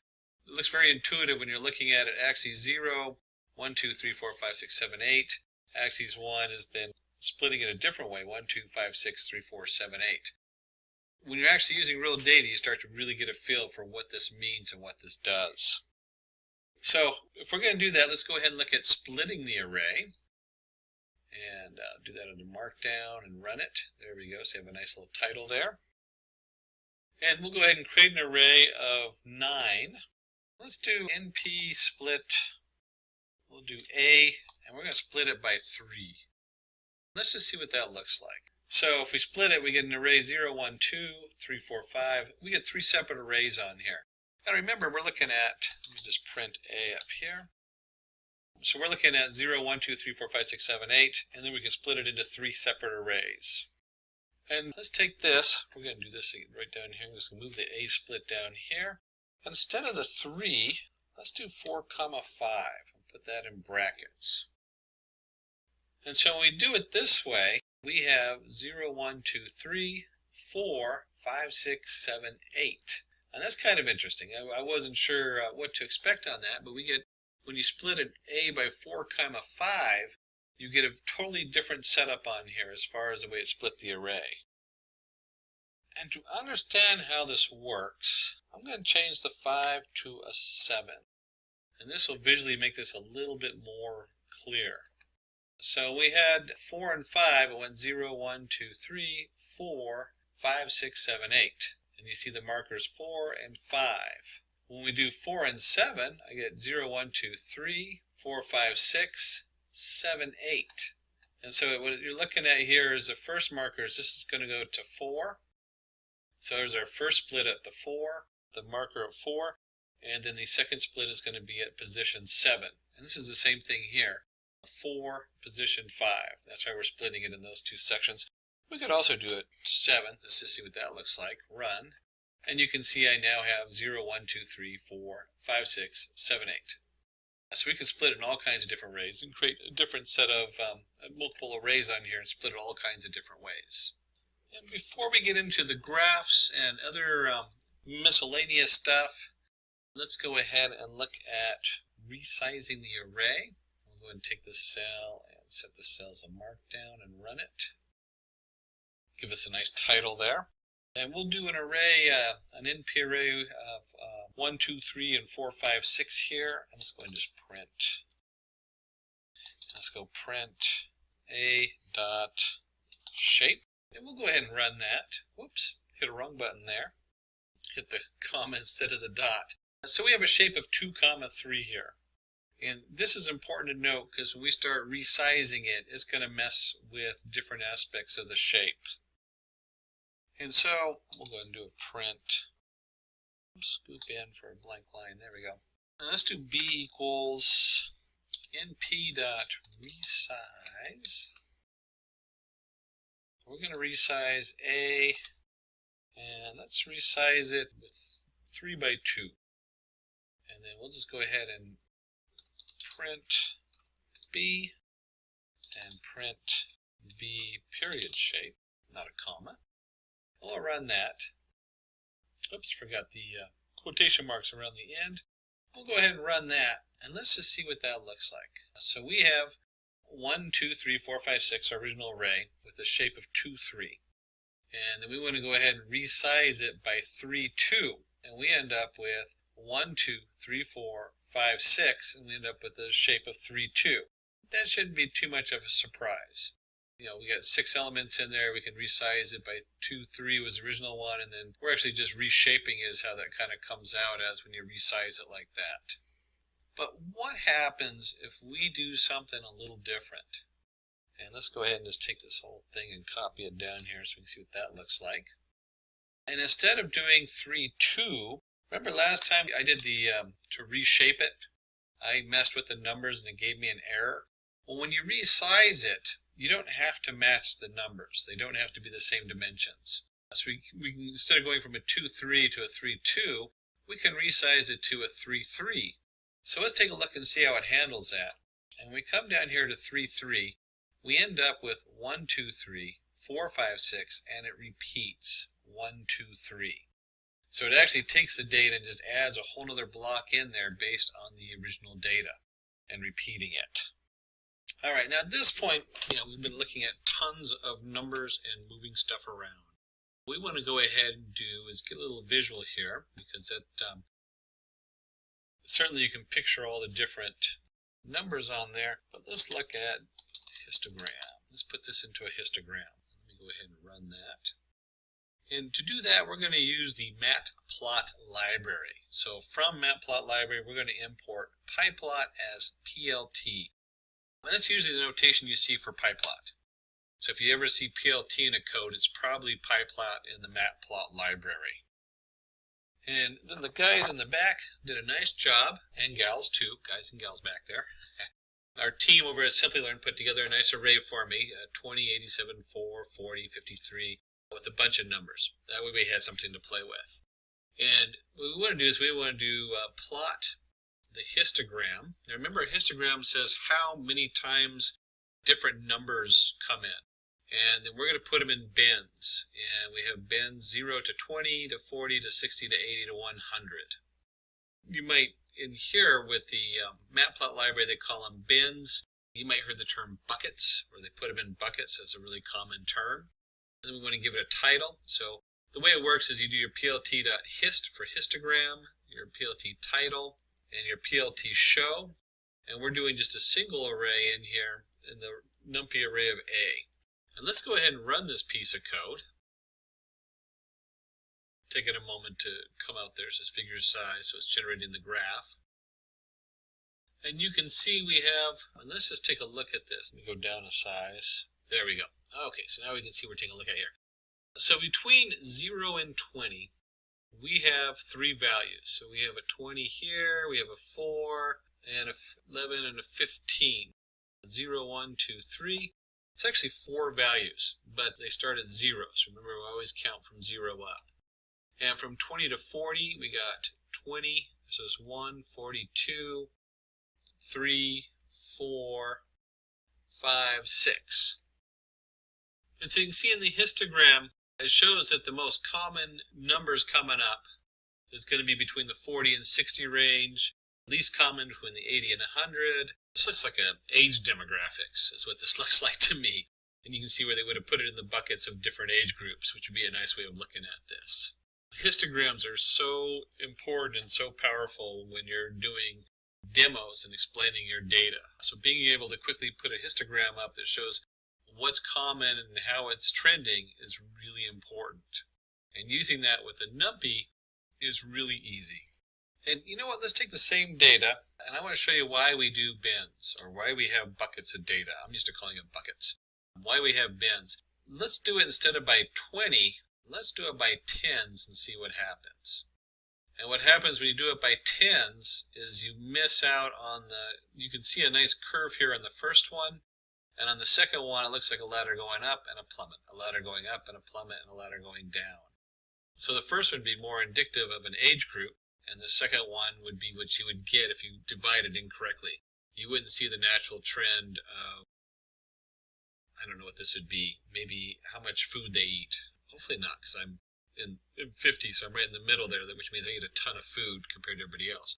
But it's some kind of demographic. Maybe it's mental, maybe it's knowledge, because we hit a certain point and then we start losing, our marbles start leaking out or something. So you start off knowing something, and then as you get older you grow more.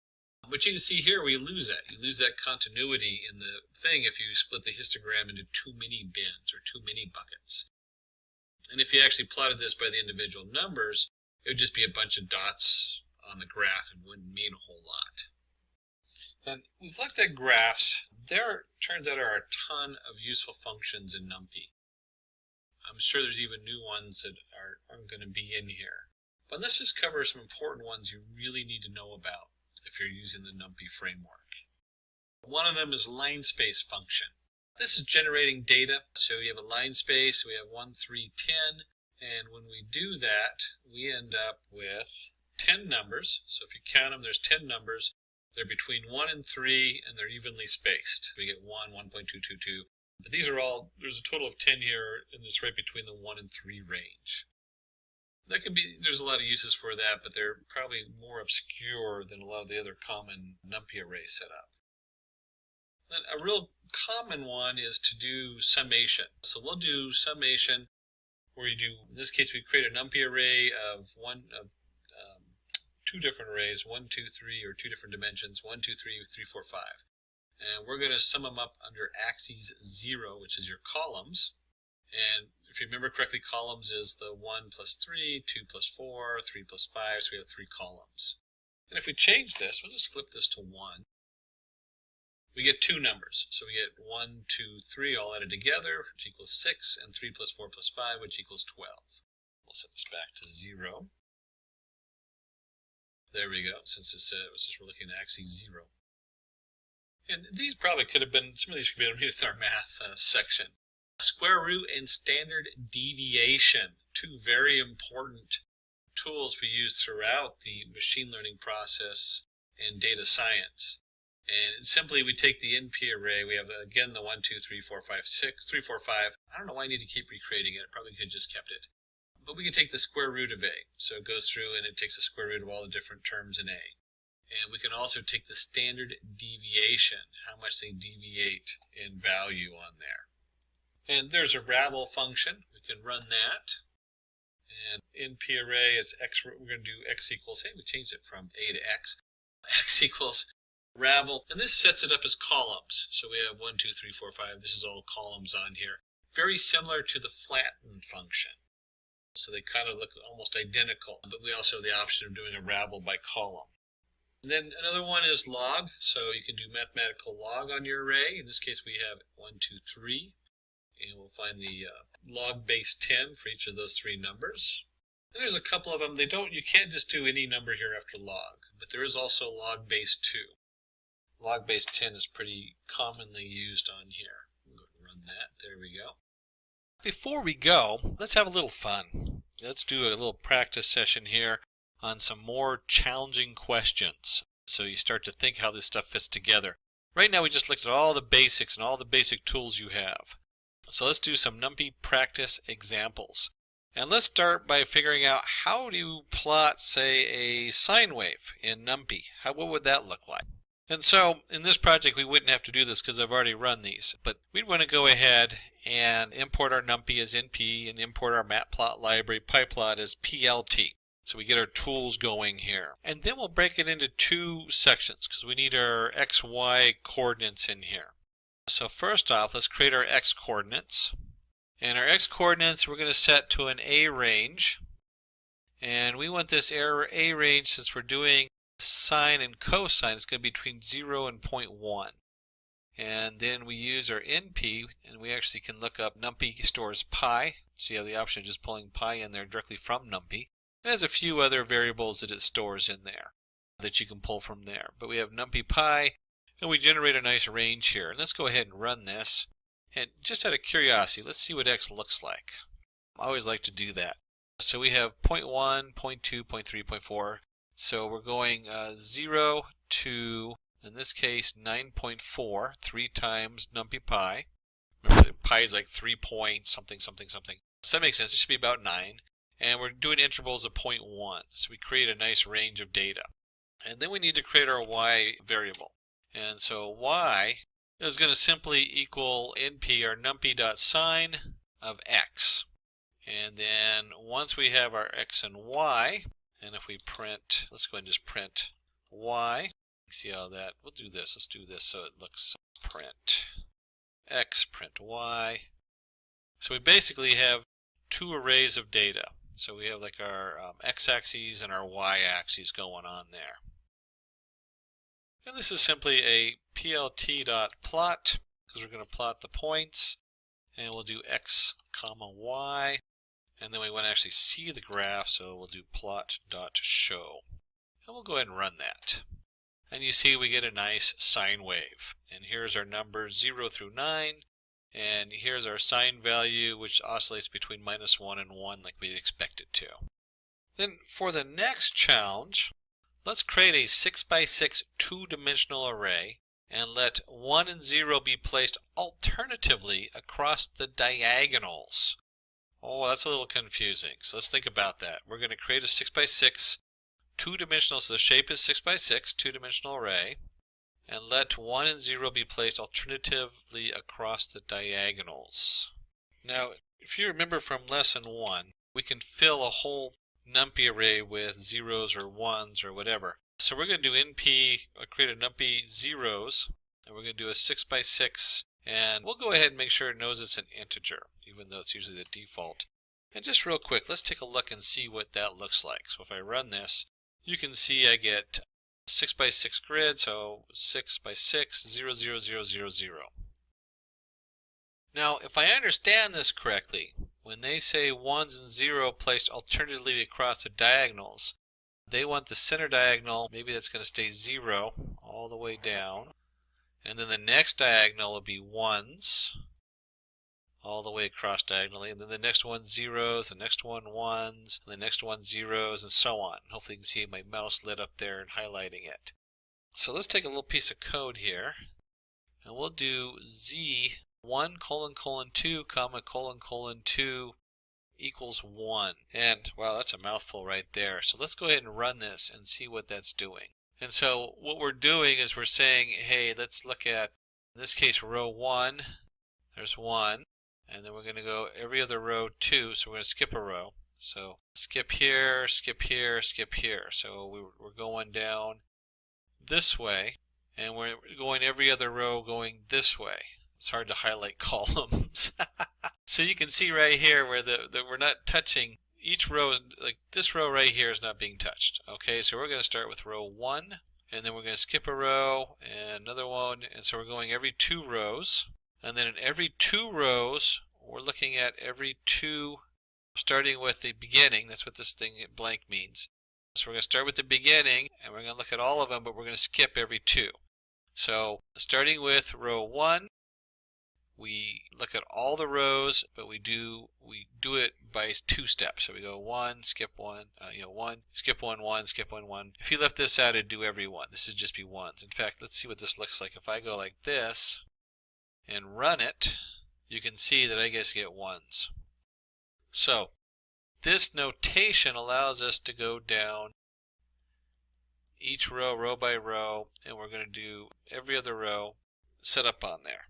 And so if we're going to start with row 1, we also, Control Z, try that. There we go. We'll start with row 0.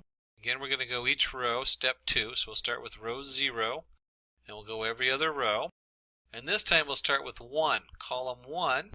And again, we go every other one going down.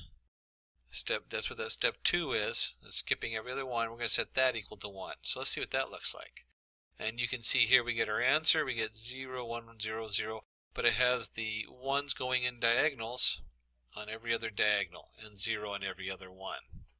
A little bit of a brain teaser, that one, trying to get that one to work out. So you can see how you can arrange your rows, and here's your step and your different axis on there. And then the next one is find the total number and locations of missing values in the array.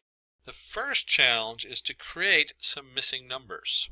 So let's create our array Z. We're going to do numpy.random.rand 10, 10. And before we do the second part, let me just take this second part out. And let's just see what that looks like. So let's run that. And there we go. So we have a 10 by 10 random array. It randomly is picking out numbers. And next, we want to go ahead and take our random integer size equals 5. And then we're going to do a random 10 size equals 5. So in the Z, we're going to select a number of random spaces here and set them equal to null value. And let's go ahead and run that so you can see what that looks like.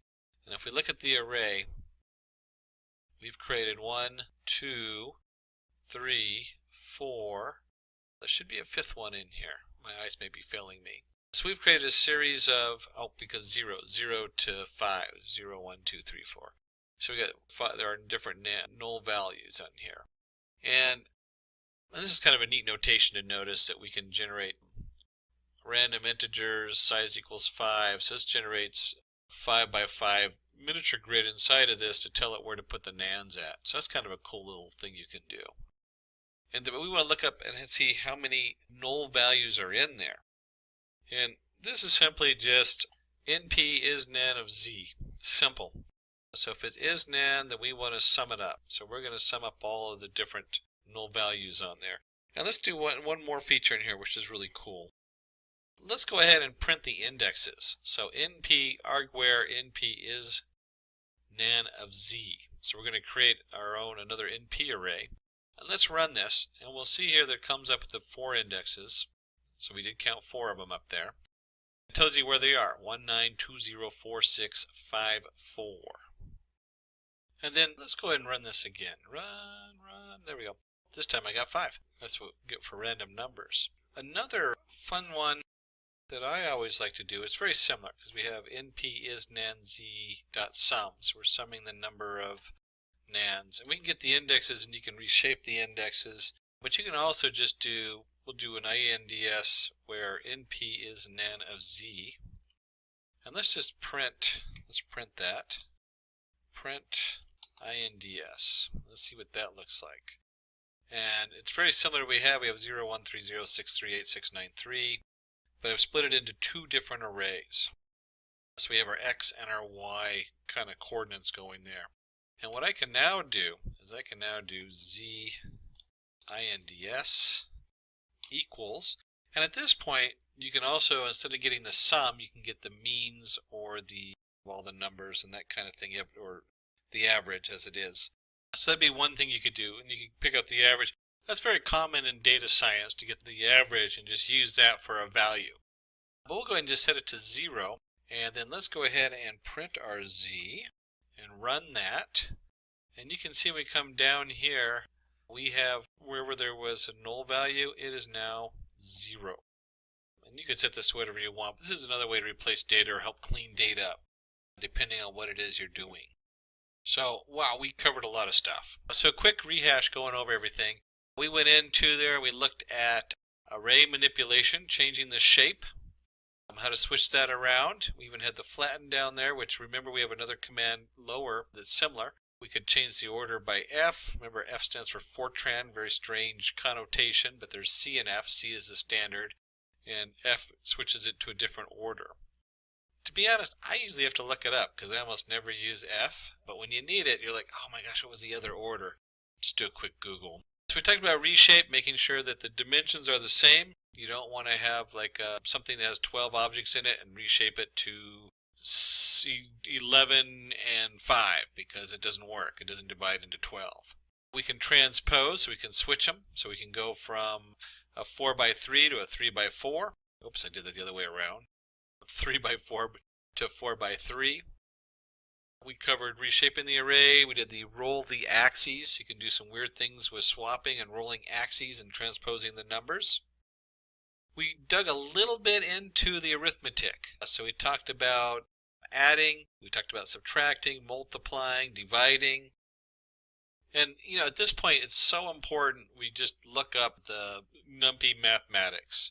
And you can see here they have just about everything. Your trigonometry, your hyperbolic functions, rounding, sums, products, differences. There are so many, all your different miscellaneous mathematical connotations. So, you know, Google it, go to the main NumPy page and look at the different setups you can do on there. So we covered that, and we did slicing, how to break it apart. We did iterating over the array. We covered joining arrays and how to concatenate. Remember, concatenate just means add on to it. So in this case, how are you adding B onto A is how you'd read that. From Linux, you should catch the concatenate because that's used regularly there. Splitting the array, we talked about how to split the array in different ways. So you can split it in array of arrays, all kinds of different ways to split the array up. How to resize it. And remember, resize does not have to have the same shape, but if you resize it, it will take the data and begin at the beginning and add new rows on if the size is bigger. If it's smaller, it truncates it. It just cuts the end off. We looked at how to do a histogram and how to plot that. We mentioned buckets or bins, as they call them in PyPlot.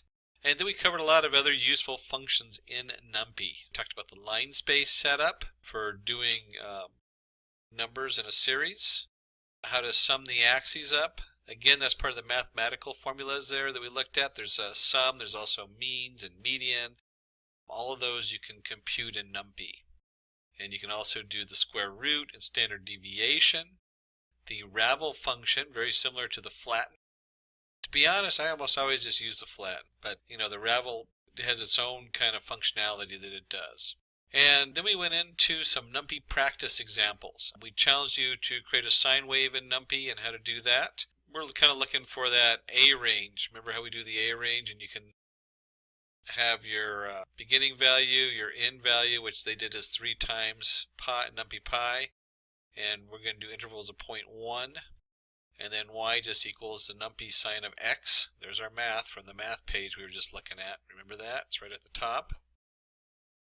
And finally we went down here. We had this kind of a little brain teaser, how to do diagonal zeros and ones, playing with the different connotations of the NumPy array. And then we did a random size, and we played a little bit with with the null values, playing with null values. If you're doing any data science, you know null values are like a headache.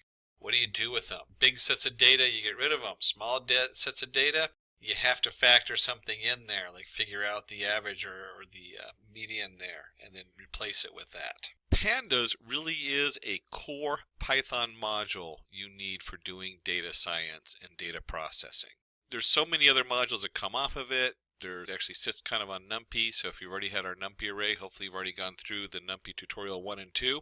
So today we're going to cover what is Pandas. We'll discuss series. We'll discuss basic operations on series. And then we'll get into a data frame itself, basic operations on the data frame, file-related operations on a data frame, visualization, and then some practice examples. Roll up our sleeves and get some coding underneath there. And let's start with just some real general, what is Pandas? Pandas is a tool for data processing which helps in data analysis. It provides functions and methods to efficiently manipulate large data sets. Now, this is a step down from, say, using Spark or Hadoop in big data. So we're not talking about big data here, but we are talking about Pandas, and there is some connections. There's like an interface going on with that, so there is availability, but you really should know your Pandas, because if you're working in big data, you'll know there's data frames. Well, Pandas is a data frame primarily. It has a couple different pieces we'll look at here. And if you've never worked with data frames before, a data frame is basically like an Excel spreadsheet. You have rows and columns. You can access your data either by the row or the column, and you have an index and that kind of setup. And we'll dig more into that as we get deeper into Pandas. But think of it as like a giant Excel spreadsheet that's optimized to run on larger data on your computer. And then I said it that it's a data frame. So the data structures in Pandas are series, one-dimensional arrays, and then we have data frame, two-dimensional array. And it really centers around the data frame. The series just happens to be part of that data frame. And here's a closer look at a Pandas series. Series is a one-dimensional array with labels. It can contain any data type, including integers, strings, floats, Python objects, and more. So it's very diverse. If you remember from NumPy we studied, they had to be all uniform. Not in Pandas. In Pandas we can do a lot more. And Pandas actually kind of sits on NumPy, so you really need to know both of those if you haven't done the NumPy tutorials. And you can see here we have our index 1, 2, 3, 4, 5, and then our data A, B, C, D, and E. Very straightforward. It's just two columns, and we have a nice index label and a column label for the data. And then a data frame is a two-dimensional data structure with labels. We can use labels to locate data. And you can see here we had, if we go back one, we had our index 1, 2, 3, 4, 5. So in each one of these series, they would share the same index over there, the row index. So you have your row index df.index, and then you have a column index df.columns. And this would look, like I said, this would be really familiar if you've done any work with spreadsheets, Excel. So it kind of resembles that. This does make it a lot easier to manipulate data and add columns, delete columns, move them around. Same thing with the rows, so you have a lot of control over all of this.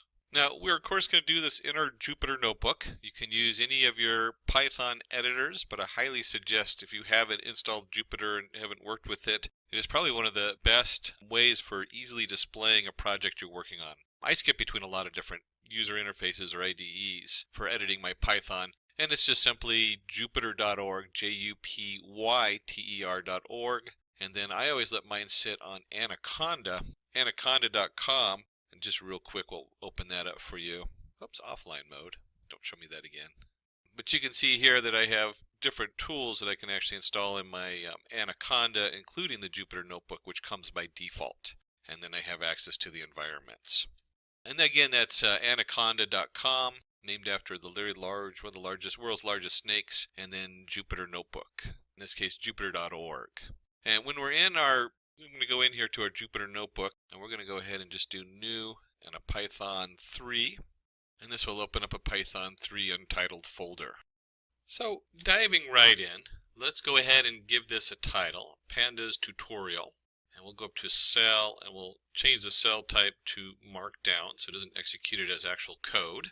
One of those wonderful tools when you have Jupyter Notebook so you can do demos with this. And let's go ahead and import Pandas, and usually people just call it PD. That has become such a standard in the industry. So we'll go ahead and run that. Now we have our Pandas has been imported into our Jupyter Notebook.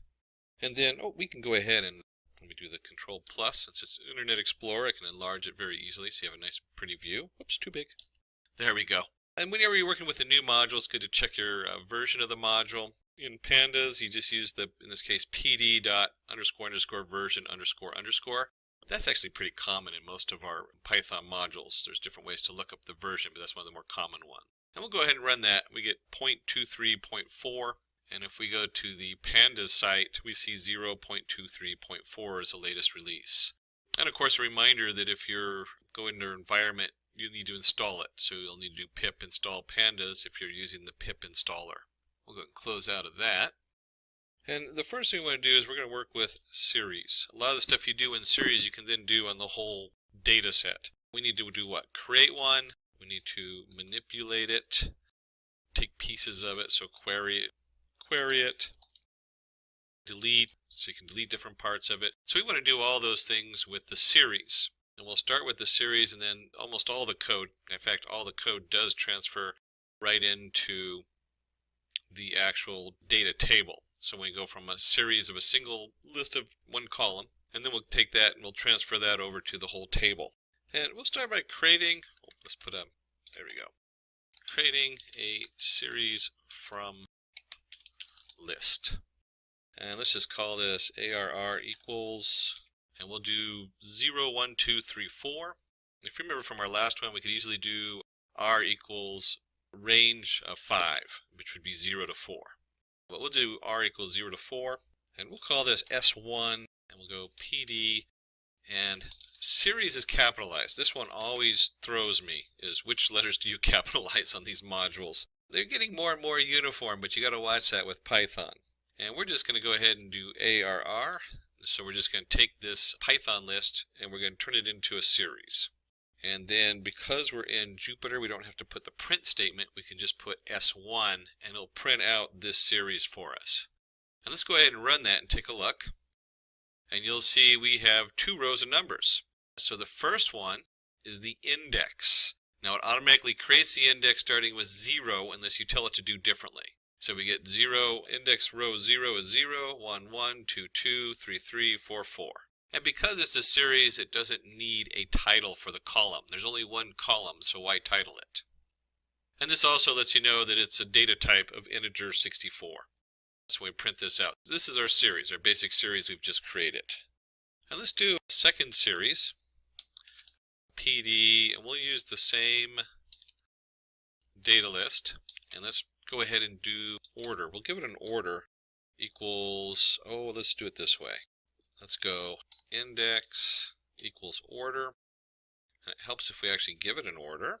So we'll do order equals, and let's do 1, 2, 3, 4, 5. So instead of starting with 0, we're going to give it an order starting with 1. We're going to run that, and we'll go ahead and print it out down here, S2.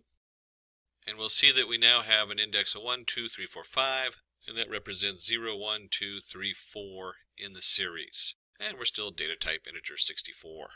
And very common as you're messing with NumPy arrays is we can import our NumPy as NP. Remember that from our NumPy tutorials. We can go ahead and create a NumPy out of random with the random numbers of 5. And let's just see what that n looks like, so we can see what our NumPy looks like. So we have some nice random float values here, 2.33, so on. And that's from our last tutorial, the NumPy tutorial 1 and 2. And instead of calling it order, let's call it index. And we're going to set our index equal to A, B, C, D, and E. I want to show you that the index doesn't have to be an integer, so it can be something very different here. And then let's go ahead and create our, we'll just use S2 again. And here's our NP for NumPy, series, capital S, and N is our NP for NumPy. PD for Pandas, there we go, switching my anachronisms. So we have PD.series of N, and we want to do our index equals our index we just created. And then let's go ahead and see what that looks like. S2 is to print it, and let's run that. And we can see here we have a nice series going on. A, B, C, D, and E for our indexes. So instead of it being 0, 1, 2, 3, or 4, we can make this index whatever we want. And you can see the numbers here going down that we randomly generated from the NumPy array. So we used NumPy to create our Pandas series right here. And so continuing on with creating our series, this one I use so often, we create a series from a dictionary. So we have our dictionary. In this case, we went ahead and did A of 1, B is 2, C of 3, D 4, E of 5. So each one of those is a key and then a value. And then we're going to use, let's use S3 equals PD for Pandas, series, and then we want to go ahead and just do D in here. Print out S3 here, and let's go ahead and run this. And you can see we got A is 1, B is 2, C is 3, D is 4, E is 5. And it's still of integer 64 because the actual data is 1, 2, 3, 4, 5, and it's all integer 64, type 64. And the last thing we want to do in the creating section of our series is to go ahead and modify the index, because we're going to start modifying all this data. So let's start with modifying the index of the series. And if you remember, let's do a print this time, S1. I'll go ahead and run this. And the reason I did print is because it only prints out the last variable. So if I put S1 up here and we're going to do another variable back down lower, it won't print the first one, just the last one. And we're going to go ahead and take S1, the index, and we're just going to set it equal to a new index. And obviously, the number of objects in our index has to equal the number of objects in our data.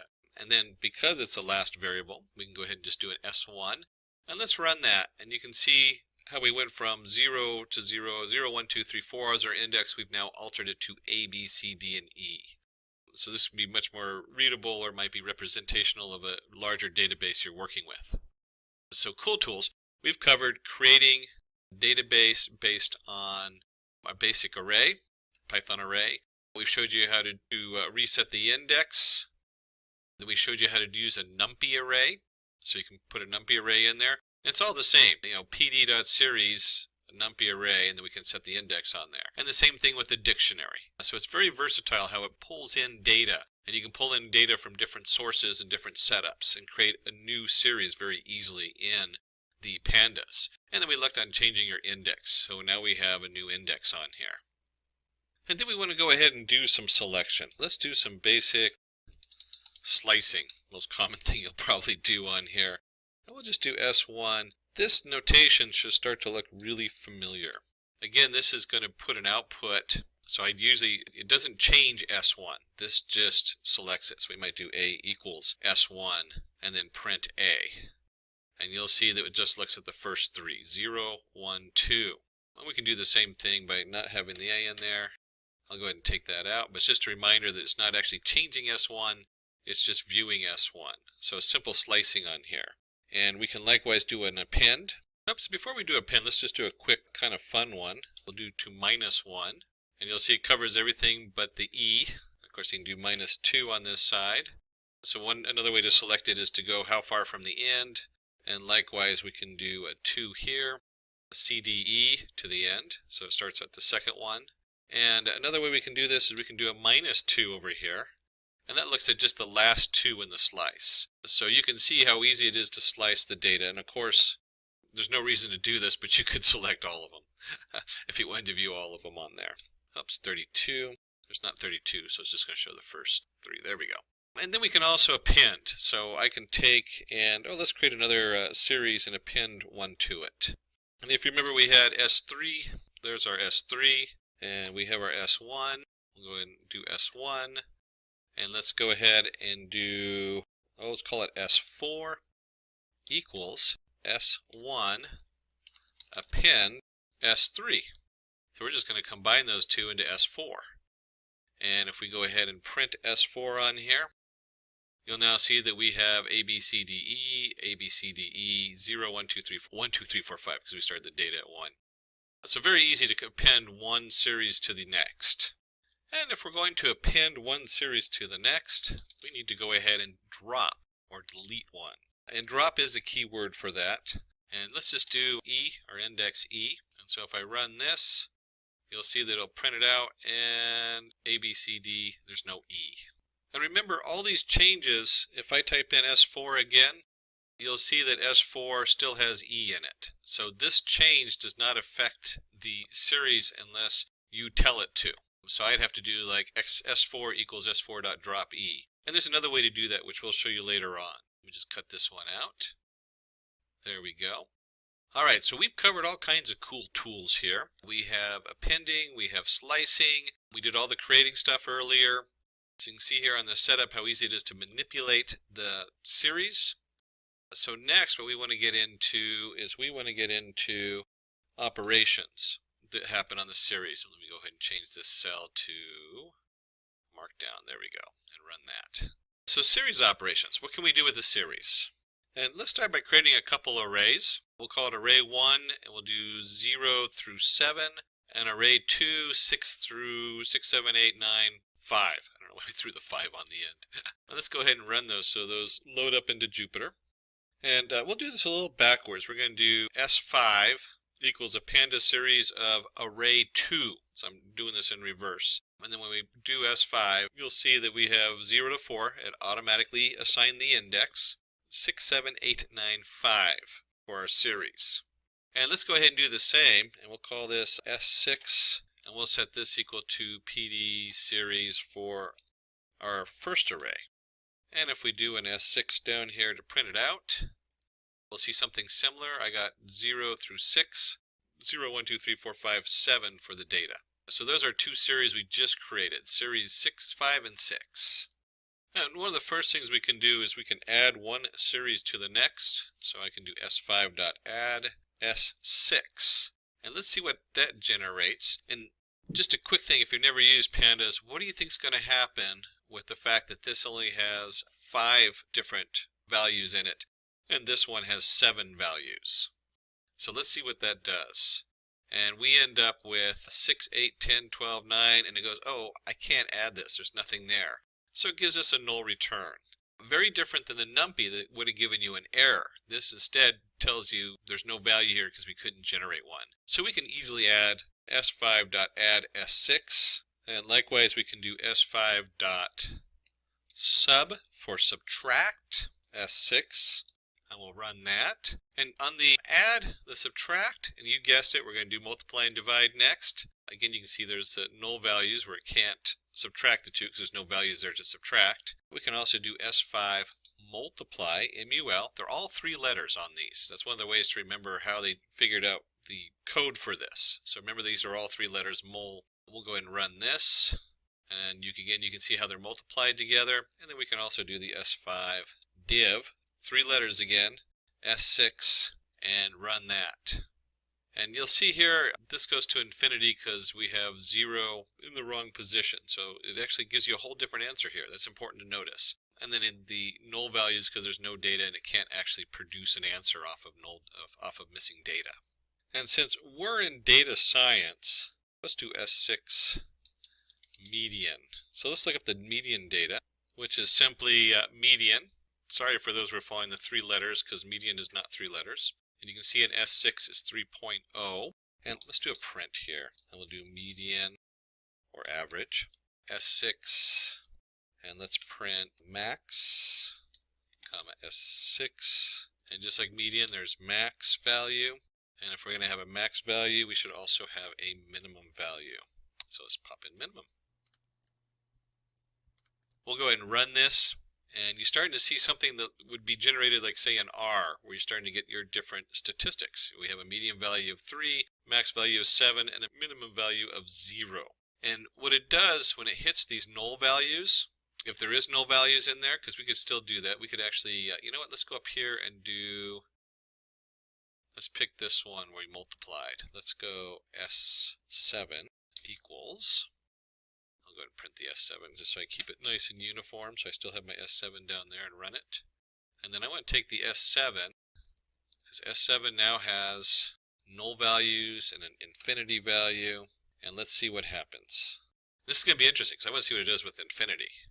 And we end up with a median of 6, maximum of 27, and minimum of 0, which is correct. It drops those values. So when it gets to there and it doesn't know what to do with them, it just drops those values and then it computes it on the remaining data on there. So that's important to know when you're making these computations, you're looking at min and max and median, you're not going to know that there's null values unless you double check your data for the null values. That's a very important thing to note on there. So just a real quick review on there. We've created our PD series, and we've gone ahead and done addition, subtraction, multiplication, division. All of those are 3 letters, so sub, min, div, add. And then we looked at median, maximum, and minimum. So we're going to go ahead and jump into the next big topic, which is to create a data frame. So now we're going to go from series, and we're going to create a number of series and bundle them together to make a data frame. There we go, cell type, markdown. And we go ahead and run that. So we have a nice title on there. It's always good to have a good title. Alright, so our first data frame, we'll jump in with some stuff that looks a little complicated, but we'll break it down. First, I'm going to create some dates. And you know what, let's just go ahead and do this. I want you to see what that looks like, what I'm creating here. I've created a series of dates, PD date range, and we're going to use these for the index. Okay, so when you look at this, you'll see that it's just, basically it comes out kind of like a basic Python list or NumPy array, however you want to look at it, with our different dates going down. And we've generated 6 of them. And it's going to have whatever time it is right now on the thing for the date for the time. That's that time stamp right there. And then you'll see we have 11/19, 2008, 11/20, 11/19, and looking into the future there. So that's all this is generating a series of dates that we're going to use as our index. And this is a Pandas command. So we have a date range, which is nice. That's one of the tools hidden in there in the Pandas that you can use. And next we're going to use NumPy to go ahead and generate some random numbers. In this case we'll do the np.random.random in 6, 4. You can look at this as rows and columns as we move it into the Pandas. And of course you could reshape this if you had those backwards on your data. But we want the 6 to match the rows, and we have 6 periods, so our indexes should match along with the rows on there. And then, you know, before we do the next one, let's go ahead and just print out our NumPy array so you can see what that looks like. Here we have it, 1, 2, 3, 4 by 1, 2, 3, 4, 5, 6. 4 by 6. So it's a nice little setup on there. And since working with data frames can be very visual, let's give our columns, we have 4 columns, and we're going to give them names, A, B, C, and D. So now we have columns on there also. And then let's put this all together in a data frame, and we can actually, you know what, let's do this. Since I did it with everything else, let's go ahead and do columns. And you can see there's our columns on there. And we'll go ahead and do df1 equals pandas dot data frame. And note that the D and the F are capitalized. Series, it was just the S, and I always highlight this because you don't know how many times these things get retyped when you forget what's capitalized on there. It's a minor thing. You'll pick it up right away if you do a lot of it. And the first thing we want to do is we want to go ahead and take our NumPy array, because that's what we're going to create our data frame off of, is the NumPy array. And then we want our index equal to our dates. So there's our index in there. And then we also have columns equals columns. And then finally, let's see what that looks like. Now remember, we had all that different data that just looks like a jumble of data. We have our column names and everything else. Our NumPy array, kind of just a jumble array over there, 4 by 6. You could sort of read it. But look how nice this looks. I mean, this is, you come into a board meeting, you're working with your shareholders.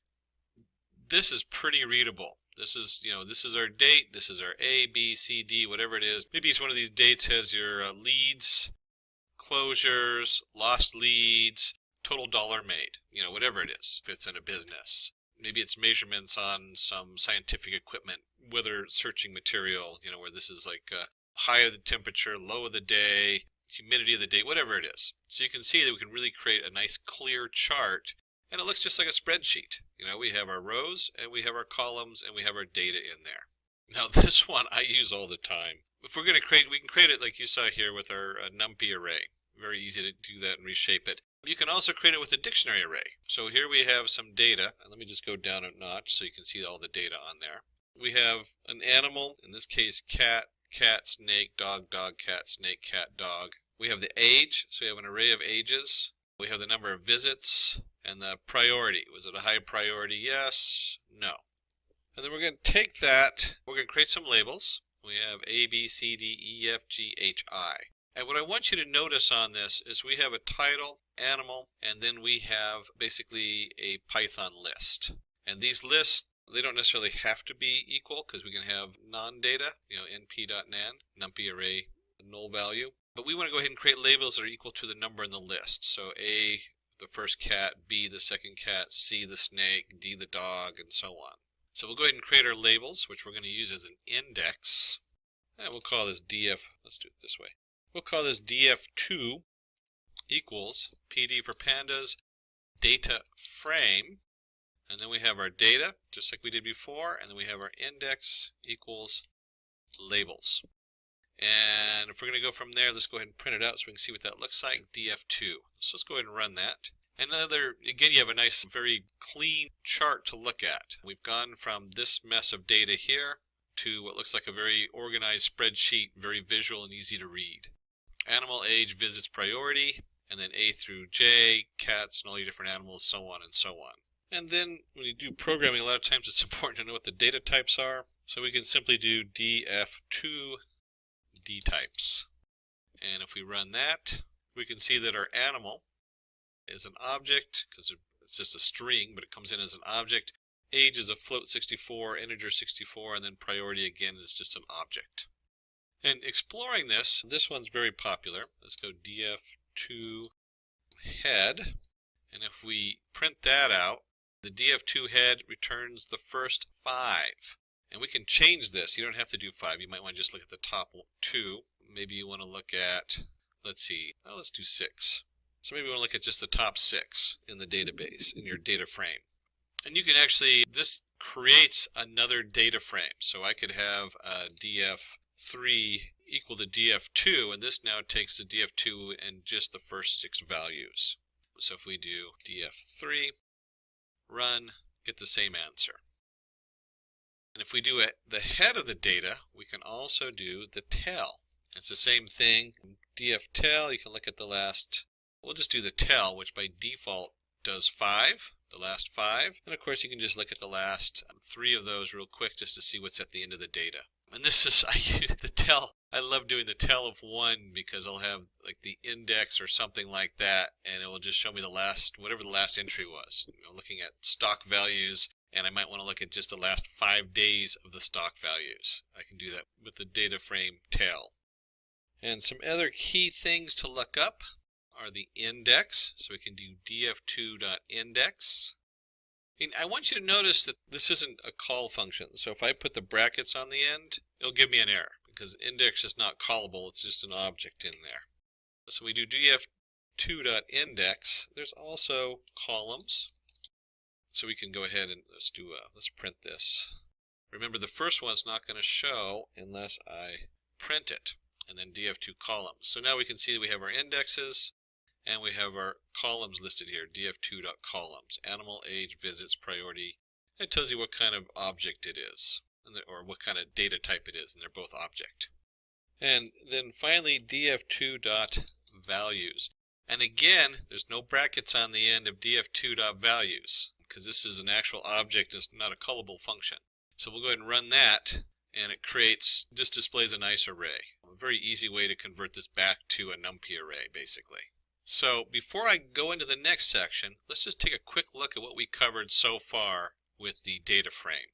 We came up here, we created our data frame. We did it from a NumPy array first, setting the columns and the index. The index setting it up is the same as when we set up the series, so that should look very familiar.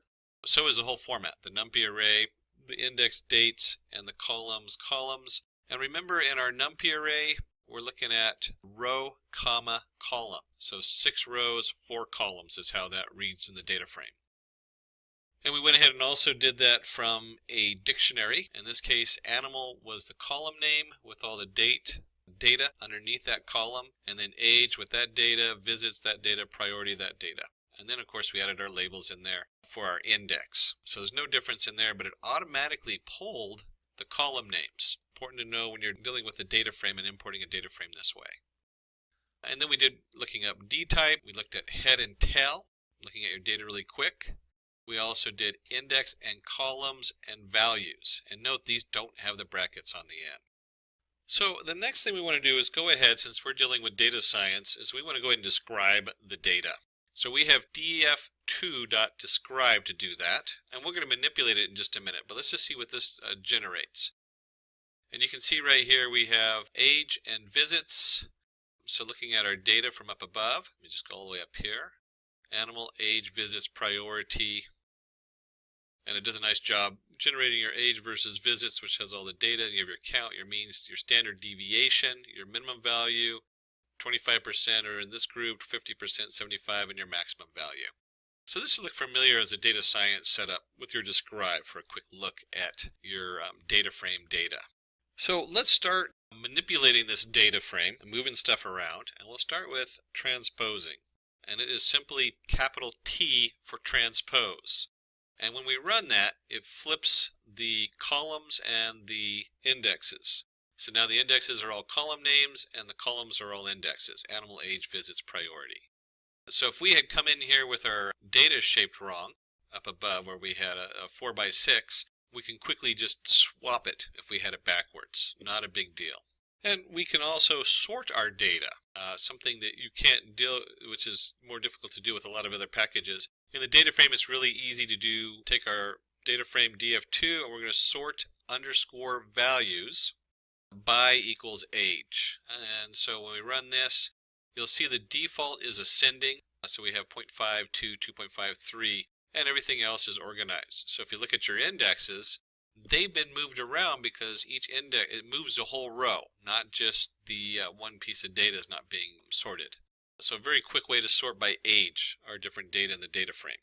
And in addition to sorting it, we can also slice the data frame. So I could do df2, and this should look familiar from earlier. We'll just do 1 to 3. So we're going to pull out, oops, it does help if I use a df instead of just d. And we're going to pull up just between 1 and 3. So we have not 0, which is A, but we have B, which is 2, or B, which is 1, and C, which is 2. So 1, 2, and then it does not include 3, which is the standard in Python. And we can even do something like this. We can combine them, which is always fun, because remember this returns a data frame. So if I take df2 dot sort values, and we'll do by equals age.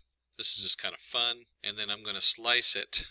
There we go. Double check my typing and run it. And now you should see FA, because FA are now 1 and 2 on there. So you can very quickly create a whole string on here which narrows it, that you can sort it, then slice it, and do all kinds of fun things with your data frame. We'll just go back to the original one. Run. There we go. And if we can slice it by row, we can also query the data frame. So we can do df2. And this is a little different because I'm going to create an array within an array. And in this case, we're going to look at, let's do age, comma, visits. So look at the different format in here. We have 1 to 3. So we've done this by slicing by an integer value. And then on here, I've done df2 age, comma, visits in an array. And when I run this, you can see that we get just these 2 columns on here. We get age and visits. So it's a quick way to select just 2 columns or select number of columns you're working with. And if you saw up there, we did the slicing. Almost identical to slice is iLocation, which uses the integer location 1, 3. There's a push in Pandas to move to this particular setup instead of doing just a regular slice. And that's because this can be confusing when we slice 1 to 3 and then we select age and visits. So there is a push to go ahead and move to an iLocation, which does the same thing. You can see here BC, it's the same as up above.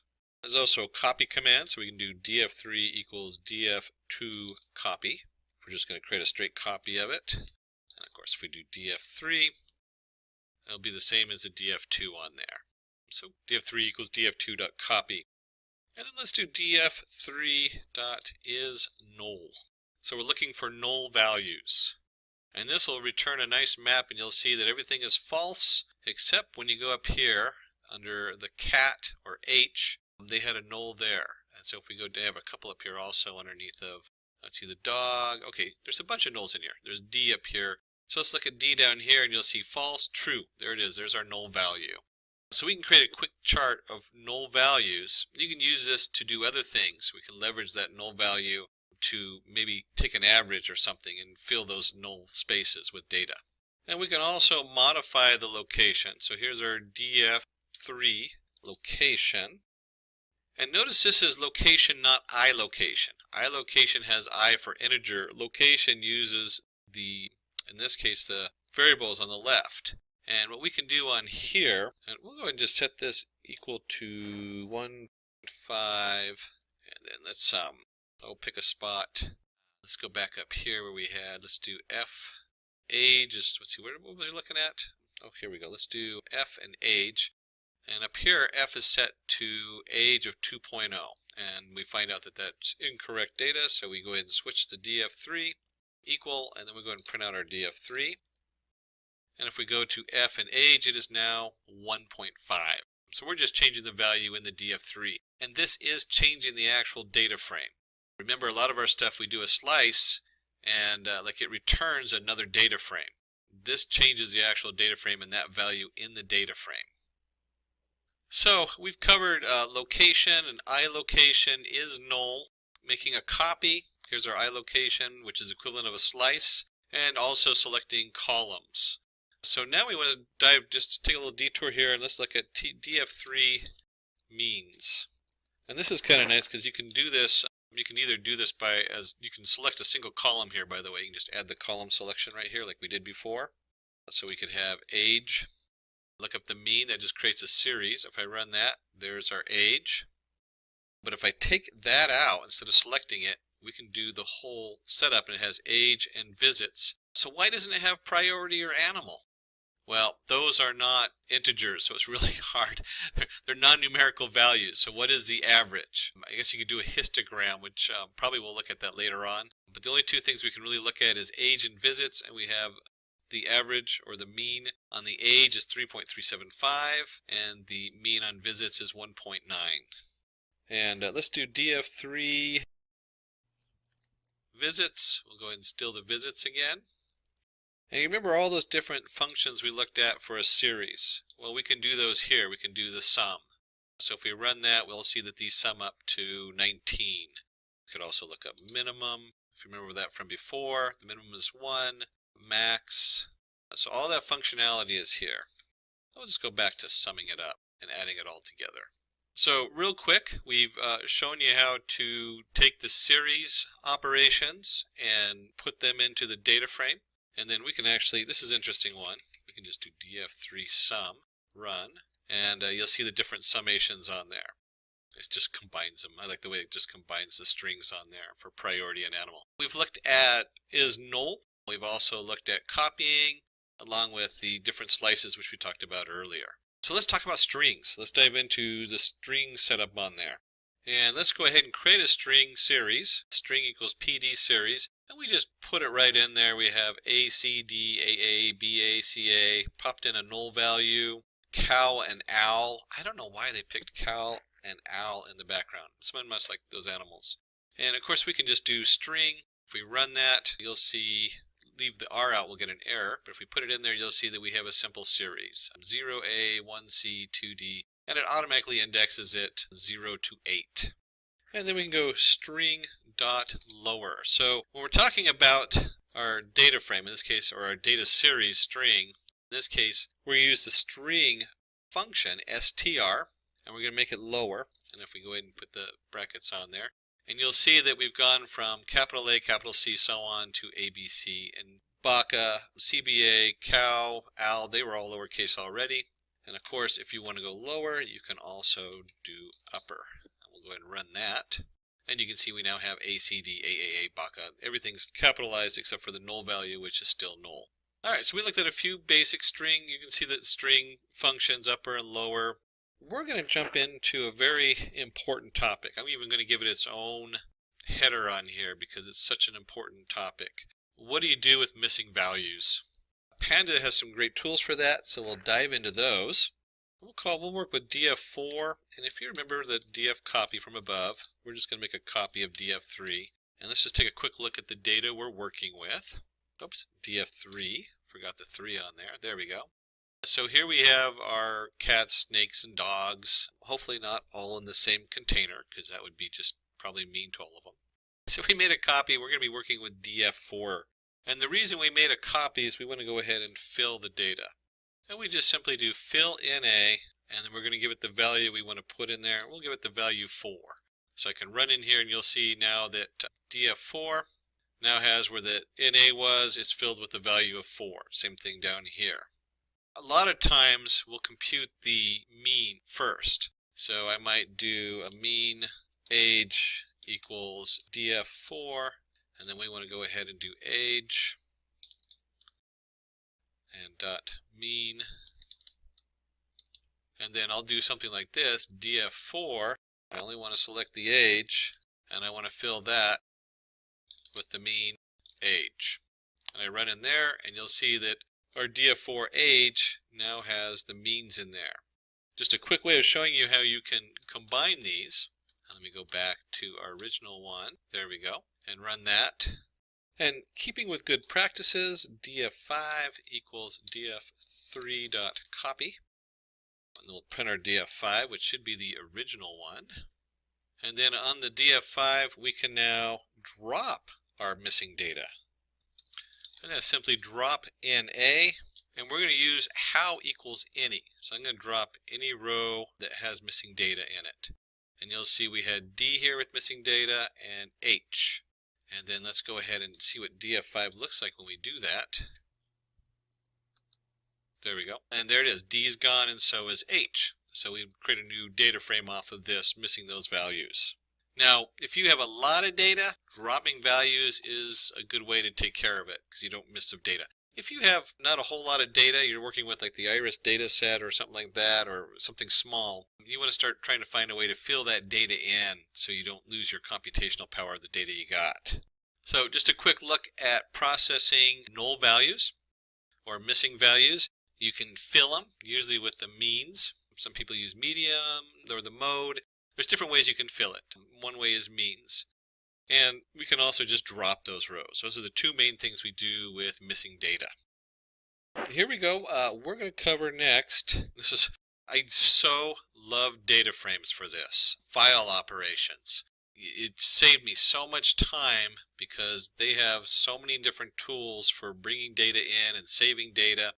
So when we're looking at the data frame file operations, it's really streamlined. I don't know how many times I'll go on to different data downloads and they'll have Panda download standard on there just because it's so widely used.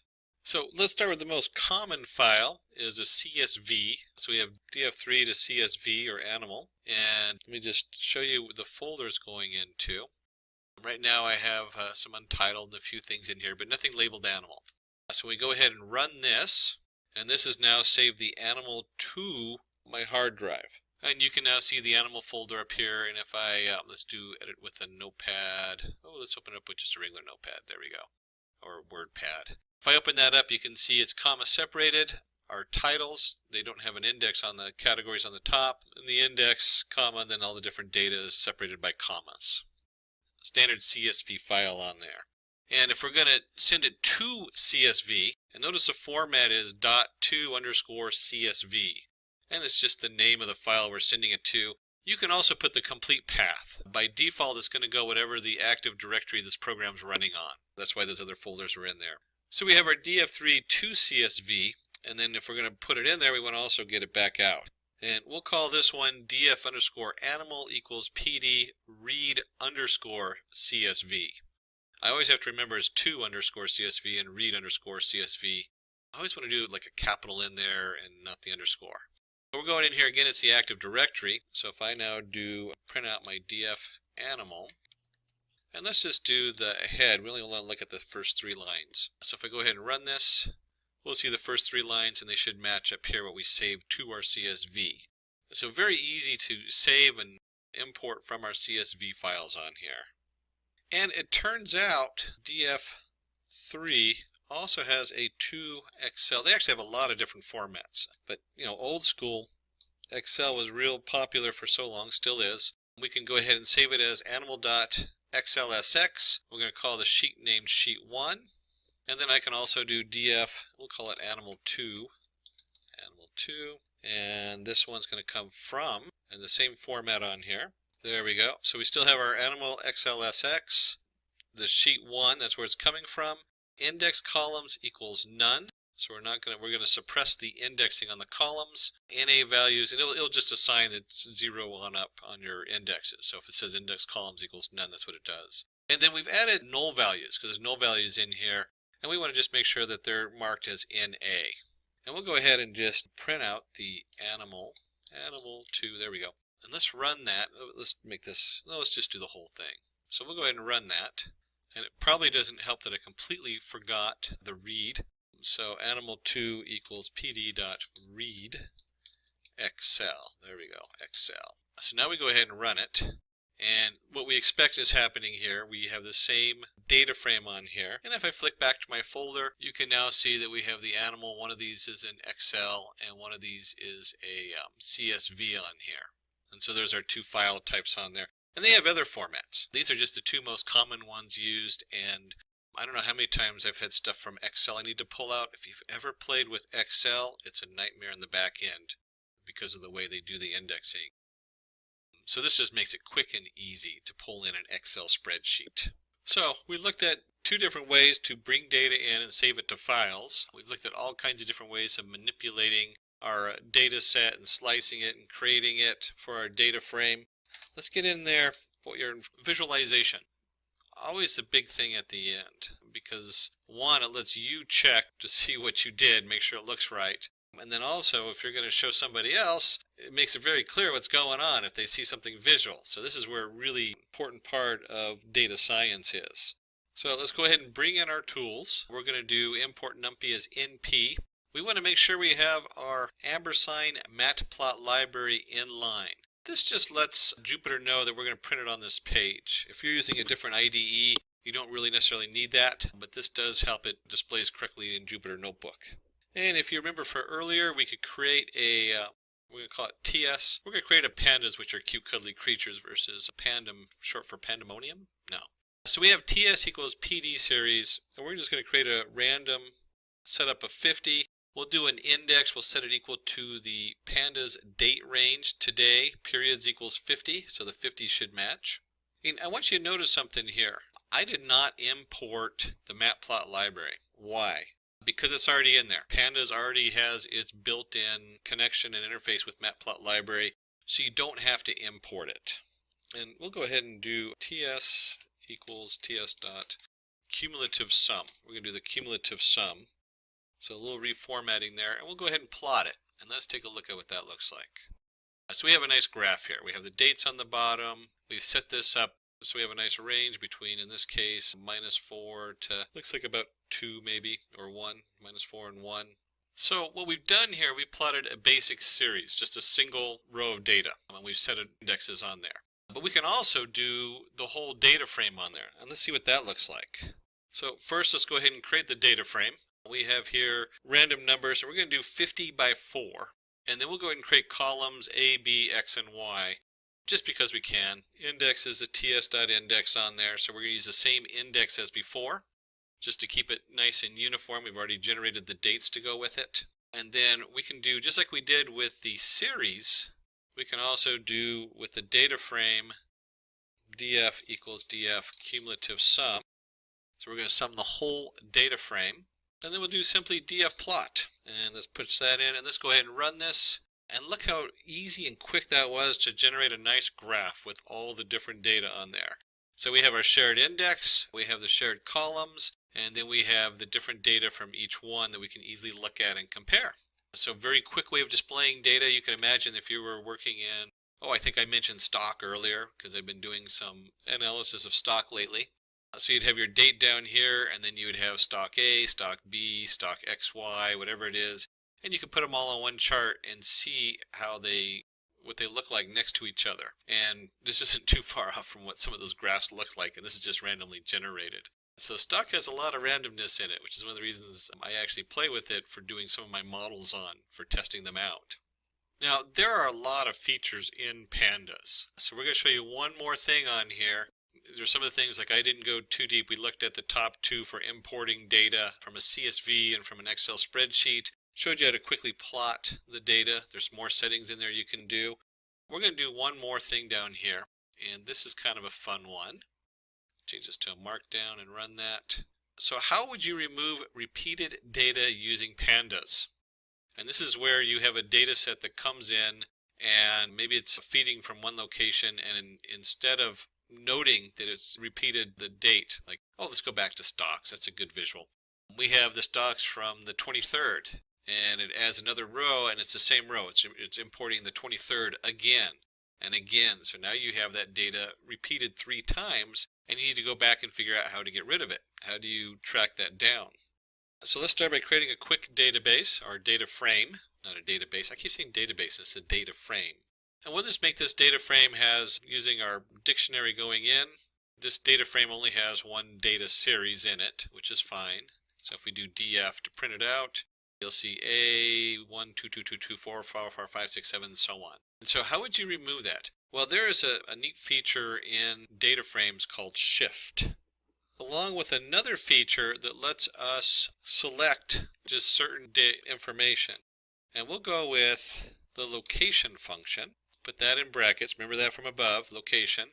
And then in the location, let me just spread this out a little bit so it's real easy to read. In fact, I'm going to go upscale on that since we're doing a little bit more complicated here. What you can see on this, on the location, is I have dfa.shift.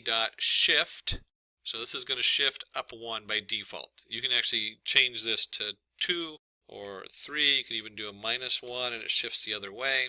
But it's going to shift up by 1 by default. And it's going to say if that does not equal df of a, then we want that. And if you look down here, we had 1, 2, 2, 2, 2, 2. When we run this logic on here and we do the shift, it now gets rid of all the duplicates. So we went from 1, 2, 2, 2, 2, 4, 4, 5, whatever it was. Here it is, 1, 2, 2, 2, 4, 4, 4, 5, 5, 5, 6, 6, 6, to 1, 2, 4, 5, 6, 7, 8.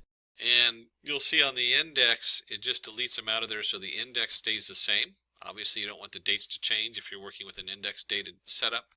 So it just deletes those duplicates out of there. This is just a quick way to introduce you to, 1, the fact that you can add logic gates into here. And 2, the iLocation allows you to use shift. So there's the shift function, and then the iLocation selects that based on true or false. Wow, so we've actually covered a lot today in Pandas. We've really covered into the basics of selecting your different series out of your column, out of your data frame, how to index rows, how to slice, how to plot. Hopefully you'll take this beyond that and start combining these different things, and you can create long strings and really explore your data, generate some nice graphs. If you're in Jupyter Notebook, it's a great demo to show others. And I didn't know this about Jupyter Notebook. You can do this in Jupyter Notebook, and then you can download. And I never really look too closely at all the downloads. But you can download it as an HTML and post it to your blog. So it's got a neat feature in there. But any of this is a really powerful tool. All of this is really powerful tools for doing your data science. If getting your learning started is half the battle, what if you could do that for free? Visit Skill Up by Simplilearn. Click on the link in the description to know more. Today we're going to study the Matplotlib library and the Python code. So what's in it for you? What is Matplotlib library? Types of plots, plotting graphs and subgraphs, adding a graph inside a graph, graph parameters, title, label, legend, line graphs, line types, color and transparency, canvas, grid and axis range, 2D plots, scatter, step, bar, fill between, radar chart, histogram, contour image, 3D surface image, and then we'll hit a practice example pie chart. So let's start with what is Matplotlib library. Matplotlib library is an open source drawing library which supports rich drawing types. It is used to draw 2D and 3D graphics. And there are so many packages in the Matplotlib library, we're going to cover the basics. And there are so many packages that sit on top of the Matplotlib library that we can't even cover them all today. But we'll hit the main ones so that you have a good understanding of what the Matplotlib library is and what the basics can do. You can understand your data easily by visualizing it with the help of Matplotlib library. You can generate plots, histograms, bar charts, and many other charts with just a few lines of code.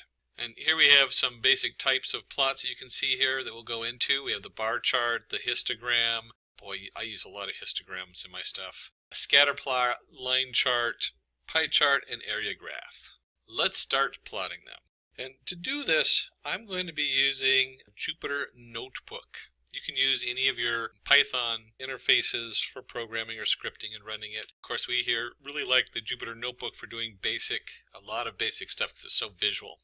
And in our Jupyter Notebook, which opens up in this case, I'm using Google Chrome, you can go up here to New, and we'll create a new Python 3 and set that up.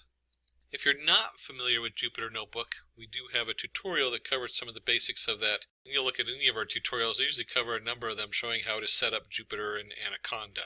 I myself use Jupyter through Anaconda. In fact, let's go ahead and open that up and just take a look at this, see what that looks like. You can see your Anaconda Navigator. If you install it, it will automatically install the Jupyter Notebook. And that also installs a lot of other things. I know some people like the Qt console for doing Python or Spider. I've never used them. I actually use Notepad++ as one of my editors. And then I use the Jupyter Notebook a lot because it's so easy to have a visual while I'm programming. And even simple script in Python, I'll take it from the Jupyter Notebook and then do a save as. You can always go under File, and you can download as a Python program. So that will download it as an actual Python versus the IPython that this saves it as. So let's go ahead and dive in and see what we got going here. And let's go ahead and put Matplotlib tutorial. And I'm going to turn this cell into a markdown so it doesn't actually run it. You can see it has a nice little title there. That's all Jupyter Notebook. And then from Matplotlib, let's import PyLab. Back one. And then let's go ahead and just print. We'll go PyLab and the version. Let's go ahead and run this. So we're going to import our PyLab module from the Matplotlib. And we find out that we're in version 1.15.1. Always important to note the version you're in. Probably I was reading an article that said the number one thing that Python programmers struggle with is remembering what version they're working in and making sure that they're going from one platform to the other with the same version. And if we're going to graph things, I think we need some data to graph. So we're going to import NumPy as NP. Now, if you're not familiar with NumPy, definitely go back and check out our NumPy tutorial. There's so many different things you can do with it, dealing with reshaping the data and creating the data. We're just going to use it to create some data for us. And there is a lot of ways to create data, but we're going to use the np.linespace. So we're going to create a NumPy array, and the way you read this is we're going to create numbers between 0 and 10, and we're going to create 25 of these numbers. So we're just going to divide that equally up between 0 and 10. And if we have x coordinates, we should probably have some y coordinates. And we'll do something simple like x times x plus 2. And let's just take a look. We're going to print x and print y. Let me go ahead and run this. And let's see what we got going on here. So we have our x coordinates, which is 0, 0.4, 0.83, etc. And you can look at this as an xy plot. So where we have 0, we have 2. Where we have 0.416, we have 2.17. And just as a quick reminder, we're going to do print np array x comma y dot reshape 25 comma 2. And the reason I want to do this is I want to show you something here. A lot of times a program returns x comma y, and it's an array of x comma y, x comma y, x comma y. And so when you're working with the pyplot, you have to separate it out and reshape it. So if I start off with pairs like this, I can reshape them. If I know there's 25 pairs in there, I can switch the 2 and the 25. And this is kind of goofy, but we'll do it anyways. Reshape. So I'm going to reshape my 25 by 2 back to 2 by 25. And if I run that, you'll see I end up with the same output as the XY, the two different arrays in here. And this is important that we want X and Y separate. Again, that's all NumPy stuff, but it's important to understand that this is a format that Matplotlib works with. It works with an array of X's, and they should match your array of Y's. So each one has 25 different entities in it. And then for our basic plotting of this data, it only takes one command to draw a graph of this data. And so we use our, from up here where we imported PyLab, we take our PyLab, and the key under there is plot for plotting a line. And then we want our x coordinates and our y coordinates.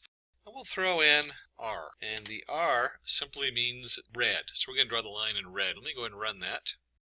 You can actually switch this around if you wanted to do different. There's B for blue. We have a lot of fun. Yellow. Hard to see yellow. There we go. But we'll go ahead and stick with red. Run. And when you're doing presentations with these, try to be consistent. You know, if the business and the shareholders send you a spreadsheet and they have losses in red, use red for losses in your graph.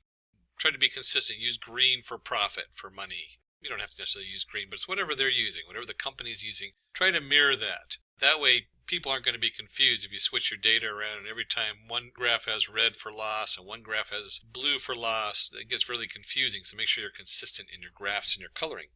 And something to know, because we're going to cover this in a minute, this is your canvas size. So we have a canvas here, and what we're going to do next is we're going to look at subgraphs. Okay? So let's take our PyLab and create a subplot. And one of the things also to know when we're working with the Matplotlib library, I'm not setting, when I do this, this is my drawing canvas, the PyLab. So once I've imported the PyLab, I'm drawing my images on there. Very important to know. And with the subplot, we're going to give it some different values. And we're going to represent by rows, columns, and indexes. And let's do 1, 2, 1.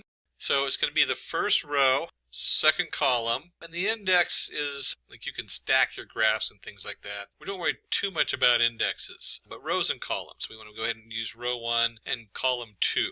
And if we're going to have one object, we should probably have two, but before we do that, we have to plot data onto the subplot. So the order is very important, and we'll go ahead and stick with our x comma y, and let's do this. We're going to add in a third parameter here. Remember we did red? We're going to add shorthand dash dash for dash lines. So this plots the data into row 1, column 2. And if we're going to do that, let's do another one, pylab.subplot. And if we're going to do row 1, let's do column 2 and index 2. And this time we're going to add G for green, and this denotes a style. And if we're going to set up our PyLab subplot, there we go, PyLab, we got to go ahead and plot that. PyLab plot. And instead of XY, we want Y comma X. Whoops, I messed up. This is in the wrong spot. There we go. We'll move that down here real quick because that goes in the plot part. So the subplot tells it the row, column, and index, and the pyplot tells it what data. In this case, we switch them, and the color, and then the style shorthand. Now let's go ahead and run that. And you'll see it takes this canvas, splits it in two, and now we have two different graphs. And we have the red one with dashed lines, and we have the green one, which has little stars going up.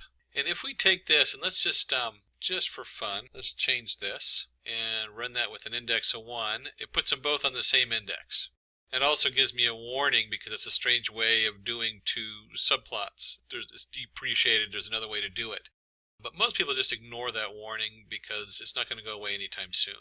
Now that's using the same setup. What happens if we do, instead of this, let's change the column on here and find out what happens.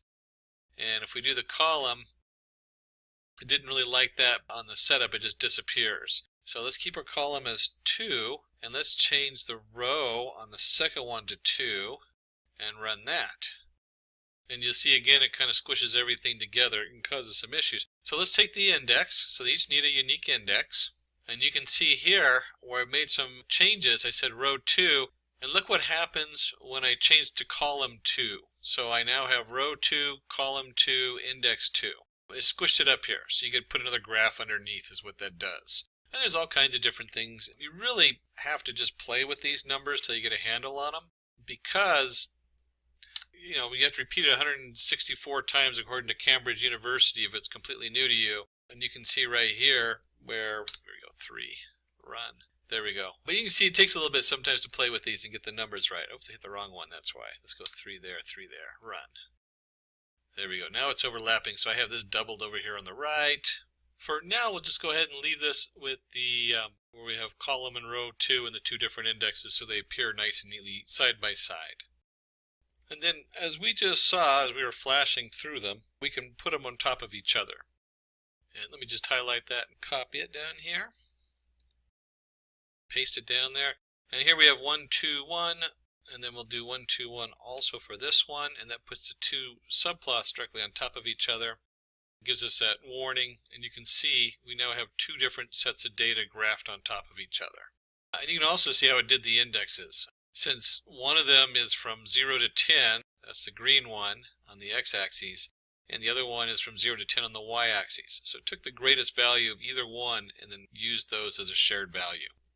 So let's next look at operator description, and we'll go ahead and turn this cell into a markdown and run that so it looks nice. So Fig, and you remember I talked about the canvas earlier. I briefly mentioned it. We're going to look a little bit more at the canvas later on, but that's what the figure is. Fig, we're going to add axes, so we're going to initialize a subplot, add the subplot, in rows, in columns, and all kinds of different things with this that you can do. let's look at that code and see exactly what's going on. And I want you to notice that there's fig, which is the actual canvas in the Matplotlib library, and AX is commonly used to refer to the subplots. So when we're creating subplots, you'll see AX equals PLT subplot. Earlier, we did the PyLab. So let's go ahead and import PyPlot from Matplotlib library, and we're going to do it as PLT. You'll see that a lot. That's really the standard in the industry, is to call it PLT, just like Pandas is PD and NumPy array is NP. Certainly you can import it as whatever you want, but I would stick to the standards. And we're going to do the same graph as we did above with the PyLab, but with the PLT. So if it looks familiar, there's a reason we're doing this, because we want to show you how the figure part works and working with the canvas goes. But we're going to do the same plot as we did before, and we'll call it fig, and we're going to set that equal to plot figure. So there's our figure or our canvas on there. And let's create a variable called axes, and we're going to set that equal to fig.add axes. And in this, we're going to control the left, right, the width, the height of the canvas from 0 to 1. And so we can go ahead and I'm just going to put some stuff in there. I got 0.5, 0.1, 0.8, 0.8. So when you're looking at this, this is a 0 to 1, or you could say 50%, 10%, 80, 80%. But it's a control. It's going to control your left and your right, along with the width and the height. So the width and the height, we're going to use 80%, and we're going to have like a little indent on the left and the right. And this will look familiar from above, axes.plot, x comma y, and then let's give it a color. How about red? Since we're recreating the same graph, let's keep it uniform. Oops, and it helps if I use AXIS instead of AXES. I don't know where that came from. But this looks identical to the one we had up above. So here's our axes plot, x comma y of red. Same graph, same setup, but this time we've added a variable equal to the figure.addAxes. So our plot figure is our canvas, our axes is what we're working in, and then our axes.plot x comma y. And again, we can draw subgraphs. We put that down here. Just like we did before. And a little different notation here. We're going to have fig comma axes equal plt.subplots, and in here it's going to be the number of rows. We're going to do one row, and columns equals 2. So if you remember before, that's what we did. We had one row with 2 different graphs on it. We're going to do the same thing, but note how we did this. Here's our figure, or our canvas, and our axes. We're going to create actually 2 different axes. We're going to create row 1, column 2. And so axes is an array of information. So we can simply do let's do ax in axes. And this will now look familiar, ax.plot. We're going to do x comma y. We'll go ahead and make it red. Keep everything looking the same. Remember, nice uniform graphs, everything looks the same. And if we go ahead and run this, you'll see we get 2 nice side-by-side graphs. So just as we had before, the same look, the same setup. And just for fun, let's change in columns to 3. We'll run that, and now you'll see we'll have 3 on there. And let's even make it a little bit more interesting. We'll do in rows equals to 2. And you can see down here we're going to get an attribute error because it's trying to scrunch everything together. So it does have a limit how much stuff you can put in one small space. That's important to know. You can fix that by changing the canvas size, which we'll look at in just a minute. And there's other ways to change it on here. But here we go. We can do in rows 2 and columns equals 1. You can see 2 nice images right above each other. We'll go back to the original. 1 row, 2 columns, side by side, left to right. And we can also draw a picture or graph inside another graph. And that's kind of a fun thing to do. It's important to note that we can layer our stuff on top of each other, which makes for a really nice presentation. So let's start by fig. We'll create another figure. So we're going to start over again with our canvas. We set that equal to plt.figure. So there's our new canvas. And let's do axes. We'll call it axes 1 and 2. Axes 1 equals fig.add axes. Remember this from earlier? And this here, similar numbers we used before, saying how big this axis is, this figure in the axes is. So this is going to be the big axes. And let's do axes 2 equals another figure add axes, and then 0.2, 0.5, 0.4, 0.3. And if we're going to do this, they need data on them. So let's go ahead and plot some data on our axes. So axes1.plot. And we'll make this simply x comma y comma, make it red. And then let's go axes2.plot, and let's reverse them. Y comma x comma green. There we go. Doing what I told you not to do. You shouldn't be swapping axes around and plotting your data in 5 different directions because it's confusing. But let's go ahead and run this and see what this looks like. And then let's talk a little bit about this. We talked about the 0.2, 0.5, 0.4, 0.3. And let me just grab the annotation for that. That's left, right, width, and height. So we have in here that this is going to be left, right. So here's our left is 0.1n, 0.5. And you know what? Let's just play with this a little bit. What happens when I change this to 0.1? Moves it way over to the left. So there's our 0.1. So we can make this 0.4. Run that. There we go. So you can see how you can move it around the branches on here. 0.2, 0.5 is the left, so that's our right. So let's see what happens when we do let's make this 0.1. And that actually is, they had it down as left, right. I thought this was wrong. It's actually how far from the bottom. Let me switch that on here. Bottom. There we go. So we had here on this. We can go ahead and put that back to 0.5 and run that. And this is 0.3. Let's make this 0.3 also. And that is the width. And then, of course, there's the height. We can make that really tiny. Actually, let's do 0.2. And let's run that. And you can see it changes the height on there. We can make it even smaller, 0.2 by 0.2, and as you can see, you can get stuck playing with this to make it look just right. It can sometimes take a little bit. Certainly, once you have the settings, if you're doing a presentation, you try to keep it uniform, unless it doesn't make sense for the graph you're working on. Try to keep the same colors, the same position, and the same look and feel. And I mentioned earlier we can adjust the canvas size. So this is from earlier, I just copied it down below. We're going to replot the same data we've been looking at. And what we can do is we can change the figure size to 16 by 9. And let me run that and show you what that looks like. So it fills the whole screen. And then if you are, normally when you're working on the screen, you don't worry too much about this. But we can set the DPI to 300. Run that.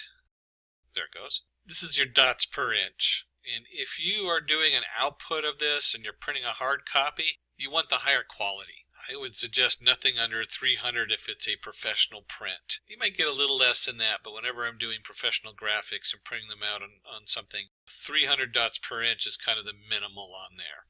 You can go a lot higher too, but keep in mind the higher you get, the more memory it takes and the more lag time and the more resources you use. So usually 300 is a good solid number to use in your dots per inch. And you can see it draws a nice large canvas here, which is 16 by 9, and then the DPI is 300 on here, so it's a little higher quality. And just out of curiosity, I wonder how long it takes to draw something double that size, 600. And you can see here where at 600 DPI, it's going to take a while. There it goes, just because it's utilizing a lot more graphics on there.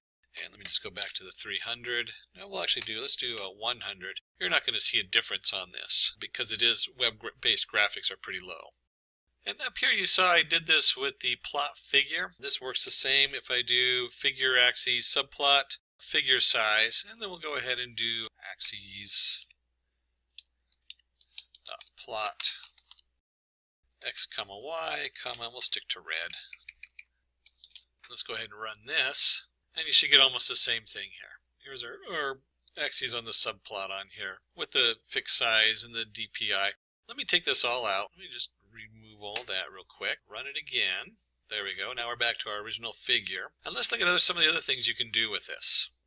One of the things we can do is we can set a title for the axes. So axes set title. You'll see right here, since I put this on the axes, it's the main title for the whole graph. And if you're going to have a title, you should also label. So we can label our X label, and we can set our Y label. In this case, we're just going to call it X and Y. Keep it nice and uniform, and if we run this, you'll see that we've added a nice X label and Y label. Whoops, where'd they go? And it turns out in this environment that you have to put it before the title. So let me go ahead and put it before the title. And there's our X, Y, and let me run that. And of course, we can also do up our size a little bit so you can see what's going on a little better. So here we have X label X. If you come down here, you'll see our X label and our Y label. We can, of course, change this to X label. You can change this to Y. It can be whatever you want on here, of course. And our title graph. There we go. Run. So here we have our title graph, our Y label, and our X label all set up on our nice little plot. And then before we move on to the next section, let's do one more thing on here. We have a thing called the legend. And we're going to set our AX legend, label 1, label 2 up here. That's the format for it, but let's go down here and actually use it. I'm going to do two different plots. We're going to have axes plot x by x times x squared and x cubed. And if I run this, you'll see it puts two nice graphs on the setup on there. But it's nice to have a legend telling you what's going on. So for the legend, we can actually do axes, since we have the two plots, legend. And on here, we've created an array. And we have y equals x squared, y equals x cubed. You can actually put this as whatever you want. Those are just strings. And then location 2. And let's go ahead and run this and see what that looks like. And you can see it puts a nice legend on the upper left-hand corner. Location 2. We can do location 3 and run it. And it drops it down to the bottom. Location 1. I can't remember where that's at. There we go, upper right. So each one of these is a number that refers to the different locations on the screen. 0, kind of have to play with them or look them up to remember where they're at, but they do work. It just kind of moves around depending on where you want your legend at on there. So on this section we covered the title of the graph, the Y labels, and legends. We're getting into starting to look really fancy here. So we now have something we can actually put out. You'll see the title of the graph looks a little fuzzy. So I might, in a web setup, put the DPI up a couple notches. Maybe put it at 200. 100 might work fine. Just so you know, something to notice on here when you're playing with these different things. We had our subplots DPI equals, let's do 200 to see what that looks like. So you can see it now is a lot clearer. It's also larger, so it's a nice little feature you can throw in there with your DPI dots per inch. So the next section is, let's look at some graph features. We're going to look at line color, transparency, size, and a few more things on here. And, oops, I forgot the main title. So we have our figure and our axes equals our plot and subplots. And I'm going to go ahead and do a DPI equals 150 so the graph comes out nice and large and easy for you to see. And let's go ahead and do 3 plots on here. We'll do x by x plus 1, so it's just going to be a straight line. Plot x plus 2, and axes dot plot x plus 3. So it looks like we're doing nearest neighbor setup, or showing how it located data and putting your lines on there between the nearest neighbors. There we go. So it draws a nice little graph with 3 lines on it. One of the things we can do is we can control the alpha on this. Oops, and you can actually see when they did these lines, it automatically pulls in different colors for your setup. So there's some automatic things going on in there. And a lot of times we do that $R, but we're going to do color equals red, another notation on here. Let's go ahead and run this. Now we have a bright red line down there. And with the Matplotlib library, you're not limited to red. You can also use one of many different color references, as you see here, with the $1155DD. Which is just blue. And we can do the same thing with another color on here, which turns out to be green. And I can just as easily do this. Green, blue, oops, there we go, blue, and run that. And you'll see here we have red, blue, and green. And what I want to do is I want to make this, we're going to set what's called the alpha on this. And we're going to set this equal to 0.5. So this is halfway see-through when I run this. And it's almost going to look pink because you can see through it. And let's change this just a little bit, just to make this kind of fun. Let's square it. There we go, run it. So now we have this nice square that comes up, and you can see when it crosses it, because I plotted these 2 lines after it and they have no alpha, the red is behind those lines, or in this case pink, because we did the alpha halfway through. So let's go ahead and do this. Alpha equals 0.5, and you know what? Instead of squaring it, let's take it to the 0.5 power. That'll be kind of interesting to see what that does. We'll just go to keep it squared. There we go. And run that. And let's go back and look at this where it crosses over. And the first thing you'll see right here is on the blue, it's kind of light blue now. You can see how the 2 colors add together. You get almost a purple on there. So I can clearly see where the red crosses the blue line. And then the green just blanks it over because I didn't do any opaqueness, no alpha on there. So this is great if you have lots of data that crosses over and you need to be able to track those lines better. And we'll go ahead and do this 0.5 and we'll run that. Oops, I did equals 0.5. Let me go ahead and run that. And so you can see right here, now you can easily see the red line, how it crosses the green and the blue down here. And if we want to, we can do this as the default is 1, is solid. So we can change this all to 0.8. Let me just do that. Oops, 58.8. There we go. Run. Oops, I must have hit a wrong button there. Let me try that again. I accidentally get rid of a bracket. And let's go ahead and run that.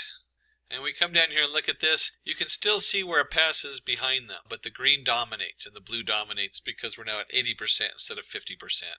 And you can do less. That's kind of fun, although at some point the lanes kind of fade. So 0.5 is usually the best setting on there. We have a nice pastel here at 0.3, and you can easily see where they cross over. And just like you can play with the colors, we can play with line width. And let's try DPI 100 and see what that looks like on my screen. Equals 100. And we'll go ahead and just take our AX plot. Let's do 4 of these lines just so you can see how they look next to each other. Real quick here. There we go. And if I run this, they should all appear the same. It automatically does different colors on there. So let's do color equals blue.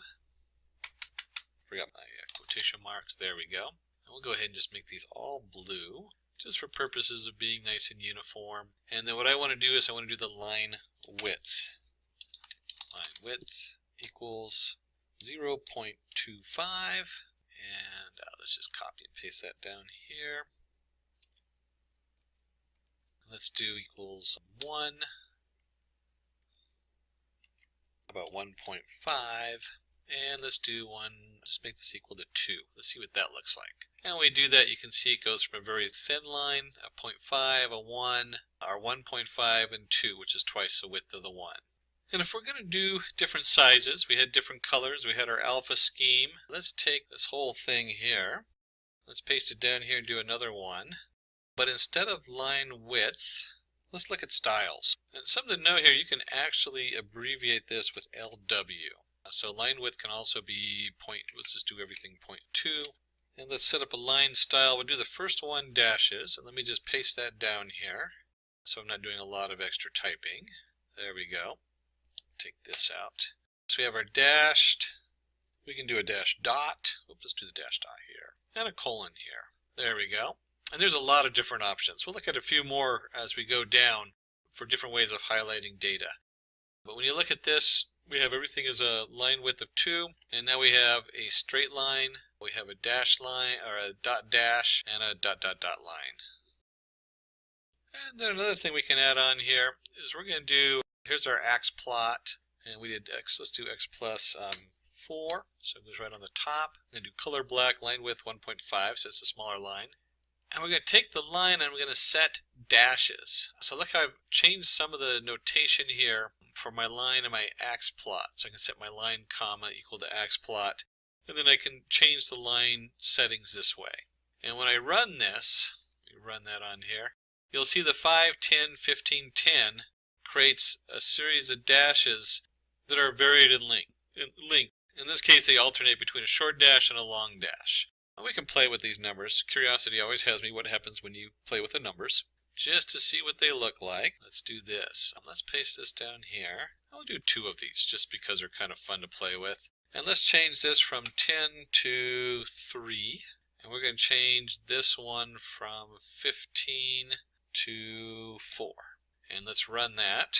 And you can see the differences in the lines. Oops, a little bit confusing on there, because I forgot to change the lines are all on top of each other. So let me change that really quick here. And let's run that. And now you can see here's our original dash line alternating. When I change these numbers on the second one, the very end value to 3, you can see now we have dashes of 5. Let's see, I'm going to guess this is a dashes of 5, skip 10, dashes of 15, skip 3, and then it goes back to the beginning. Dashes, 5 dashes, skip 10, 15 dashes, skip 3. And of course the last one we just switched up a little bit. It looks a lot more uniform because I'm using 2 sets of 10. Or if I did something like this and changed it to 30, it really becomes pronounced as far as the distances between them. And instead of 4, let's go, let's put 30 here also. 30 by 30, there we go. Really pronounced on that one. And let's look at one more important group for plotting our data. And in this, here's our plot we started with the x plus 1, x plus 2, x plus 3, and did it in blue on this one, 3 or 4 different blue lines. And this property, we want to add the actual plots, so you can see where the plots are on the graph. And for that, we might have marker equals O. And if we run this, You'll see it puts a dot for each of these, and there's 25 dots because we have 25 x values. So we actually have 0, and each of the different values of x, y are then plotted here with the dots. And we don't want to just limit ourselves to dots. We can also do plus sign, that's another option. Dots is most common. I actually like the dots the best. If we do the plus sign, you can see it puts a nice crosshairs or plus sign on there. And we can do a marker. There's a number of different markers you can use. And I think this one was it. S is another one, which is a nice square. And that's actually a good one, S for square. O for period. Okay, that's just kind of weird. So you can see that probably on these markers, another one is number 1. So if we run that, you'll see we now have these little hatch marks. And let's just go with the O on this one. By the way, this works with square really nicely. Some of the stuff we're going to do here on just a second. Let's do marker size equals 2. And change that to 5 and run that. And you can see here it puts a nice little tiny dot versus this size dot here. And this is interesting because it said 2. I thought it would be bigger. But if you do 0.5, it gets even smaller. And let's just do 10 to see what that looks like. Run. That looks huge. So marker size, a lot of these are dependent on the DPI and the setups. There's things that switch around as far as the way the size shows up. You got to be a little careful when you change one setting, it can change all the other markers. And then let's take our square on here, and we had marker size, so we also have marker face. We'll set that equal to red. Of course, I may change so it's up 1 notch. We'll run that. Whoops, must have mistyped something on here. And I did. It's marker face color equals red. And so when I run that, you can now see I have the squares on there with the marker face color. Of course, we can mix and match these. Come down here and we'll make this, instead of, let's make this plus 7. And we'll make this size 15.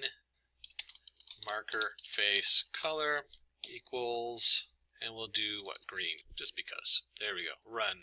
Very hard to actually see what's going on there. Still 25 dots. They kind of overlap. As you can see, they print them over each other. And of course, if we really wanted to make it look horrible, we could just make that really huge. Generally, though, you'd want something a little bit smaller and cuter. We'll just try doing it this way. There we go. That's too small to even see the face. So 4. You can start to see the face on there around 4. And maybe on 8. 8 might be a good number for this. There we go, 8. Again, that all just depends on what you're trying to show and display. So we've covered a lot of stuff here as far as our lines. We've covered opaque with our alpha setting on there. Give us some nice pastels. You can see how they overlap and how they cross over. We covered the line width, different size on there, different formats for the line itself. And these are all, you can combine all these. So you can have our line width equals 2, line style equals dash. You can bring this down here also to the markers. And then we added markers in, just standard circle, a plus sign, the square, a little tick, which uses a 1. Then we add a marker size and a marker color face, and we combine those. You see we get a nice different series of representations. We also briefly mentioned color, where you didn't have to use, like in here we used color black. Someplace up here, I'd have to find it, we use the actual number for the color, as opposed to, I changed them to red and blue. So you can get very precise on the color if you have a very specific color set that you need to match your website or whatever you're working on. All of those are tools in the Matplotlib library. So we have one more piece to formatting the graph, so we want to show you, and then we have 2 big sections. We're going to go over the different graphs that they have along with a challenge problem. So let's go in the last section we're going to look at is limits. We're going to limit our data. So this first part I'm just going to paste in there. We're going to create our subplots 1, 2. So 1 row, 2 columns. We're going to do a figure size of 10, 5. This should all look familiar now since we've done a number of them. And we're going to go ahead and plot, and this is an interesting notation you should notice here. Our axes 0, so 1 we've used, instead of, you can just iterate through them, but they're just an array, so it's an array of 0 is still the axes of the first axes out of 2. And we're going to plot x, x squared, x cubed, line width 2. So we're going to go ahead and just plot 2 graphs right on top of each other without doing multiple plots on here. And we'll set the grid equal to true on here. Let's go ahead and run that. And you can see here are 2 plots with the x value going across. And I'm going to do something similar. And by the way, so you can just, if you look at it, you can see the grid on there. That's all that is. easier to spot the data going across. We're going to take the same data for axis 1. So we have our plot of x, x squared, x, and x cubed, line width 2. And this time we're going to take our axis 1 and do y limit. It's actually set underscore y limit. This is the y-axis, so it's going to be an array of two values. And we'll do 0, 60. I'm just making these numbers up. The guys in the back actually made them up. I'm just using their numbers. And we're going to set the x limit. And we'll set the x limit as, don't forget our brackets there, 2, 5. So it's the same data going in, but we're setting a limit on it. And let's go ahead and run that. And let's see what it comes out of. And here we have the y limit 0 to 60. So we're looking at just the lower part of this curve here up to here. And we have the x limit 2 to 5. So that starts right here at 2, and you can see very different graphs. This is kind of nice because you could actually put one of these on top of the other if you wanted to draw focus to one part of a graph. Remember how we did that earlier, one inside the other? But just a quick note, you can easily limit your graph and kind of reshape the way it looks quite easily. And we can also add that grid down there if you want a grid. We'll run that and add the grid in there. Oops, I guess you have to do the grid beforehand. Switch that. There we go. Sometimes the order on this is really important, so you may double check your order when you're printing these things out. It also helps if I change it to 1. So in this case it might not be the order. I wonder if it'll go back here as 1. There we go. So it doesn't matter the order on grid. But you can set the grid for easy viewing here. Nice setup on there. But you can see how we can limit the data. So let's start looking at some other 2D graphs and make this cell a markdown. So when we run it, it has a nice pretty title to it. And let's go ahead and create some data with an NP array. We'll do 0 to 5 on here. There we go. And let's look at 4 common graphs. We'll put them side by side. So we'll do a figure. Our axes equals plot, subplots, 1, 4 columns, and then figure size. Hopefully it'll fit nicely on here. It seems to do pretty good on here. And I'll go ahead and just run that since we're in there. Run. You'll see I have 4 blank plots on here. And we'll start with axes of 0. Let's set title. And we want this to be a scatter plot. A scatter plot just means it has a bunch of dots on it. So here's our axes of 0 dot scatter. Easy to remember. Scatter a bunch of plots on there. We'll do our n, or we can do x or n. There we go. And let's go ahead and do axes set title scatter. Oh, I already did that. We're just going to do scatter. That's how you do it on there. That is how you create a scatter plot, simply with the scatter control. And we'll do, let's do the variable x plus, and let's throw some randomness in here. Usually scatter plots have a lot of random numbers connected to them. That's why they do them on there. And so the bigger the x gets, the bigger the randomness, so 0.25 times the randomness. And what we should end up down here is with the scatter plot. And you can see as you go up, it just kind of has some random numbers and moves up and down the line. But plots just the points. So if you remember from back up here where we did marker, this is plotting basically just the marker. So it's a scatter plot. Probably less used is a step plot. So for axis 1, we'll go ahead and do a step plot so you can see what that looks like. And this time I'll use our n value instead of x. We generated that n value up here. And so for this we have n times 2, our n squared, n times 2, n squared. Line width equals 2, and if we run that, it creates a nice step up. Let's see, so we've got a scatter plot, we've got a step plot. Let's do a bar plot. And we'll use the same formula, n squared, alignment centered, because you can have them to the left or right, width 0.5, and alpha, if you remember correctly, that's how opaque it is. Let's see what that looks like on there. So we have some nice, you can see here a nice bar plot. It should look very similar to the step plot, but colored in. And we can change the width. Let's see what happens when we do 0.9. Run. And if we take width out completely, run that, you can see it starts coming together on there. And we can change the alpha. We can take the alpha out too and run that. So now you have the solid colors. And if we take out the center and run that, everything, you really can't see the shift on here because that's actually the default on this. But these are common settings for the bar graph. Let me just put them back in there. There we go. Alignment, center, and alpha. Now, I can't say I've used a step graph very much. There's certain, I guess, domains of expertise that require a step graph. But the scatter plot and the bar graph, very common, especially the bar graph. And we'll look at histograms here in just a minute. So I use histograms a lot, especially in data science. But this is nice if you have very concrete objects. How many people are wearing yellow hats? That kind of thing. But if we're going to do that, let's go ahead and do the last one, which I see a lot more in the sciences. I'm certainly using the data science, but more like for mapping. I saw a publication on solar flares, and they were discussing the energy, and so filling in the graph gives it a very different look. So we're going to do the fill between. And it's just like you think it'd be. It's fill between, but with a underscore between them. And we'll do x and x squared and x cubed.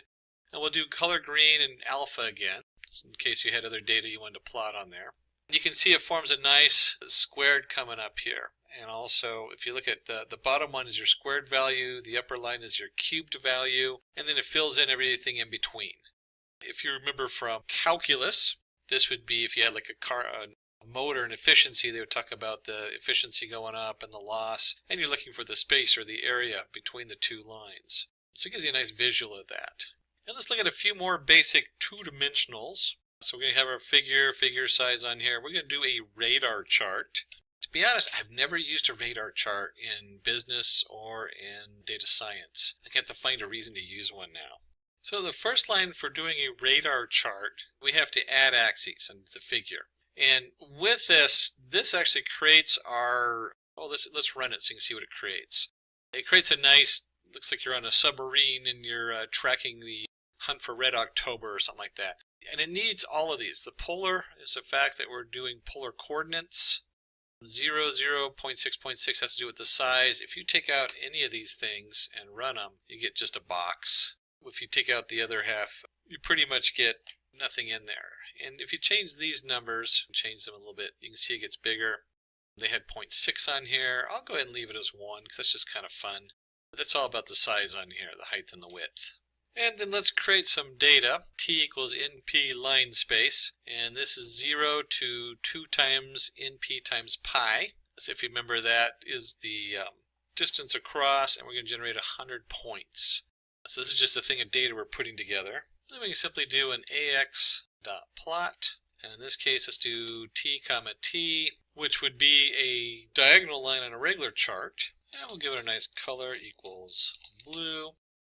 And line width equals 3. Let's see what that looks like. And we can see here a spiral coming out. Remember, this would be just a diagonal line on a regular chart. What happens if we take this and instead of t times 0.5, there we go. And you can see it slightly alters the way it spirals out. We could do t times 2. Spirals out a little quicker. So it's kind of just a fun. Like I said, I've never used a radar chart. It's a column. But you can always think of radar in a submarine. Kind of looks like one of those, or in an airplane. And none of this would be complete if we didn't discuss histograms. Oh my gosh, do I use a histogram so much. And we'll use our NumPy that we have set as NP to generate, it looks like we have 100,000 variables we're going to set equal to n. And of course we create our figure and our axes, subplots 1, 2, figure size 12, 14. So we're going to look at 2 different variations of the histogram.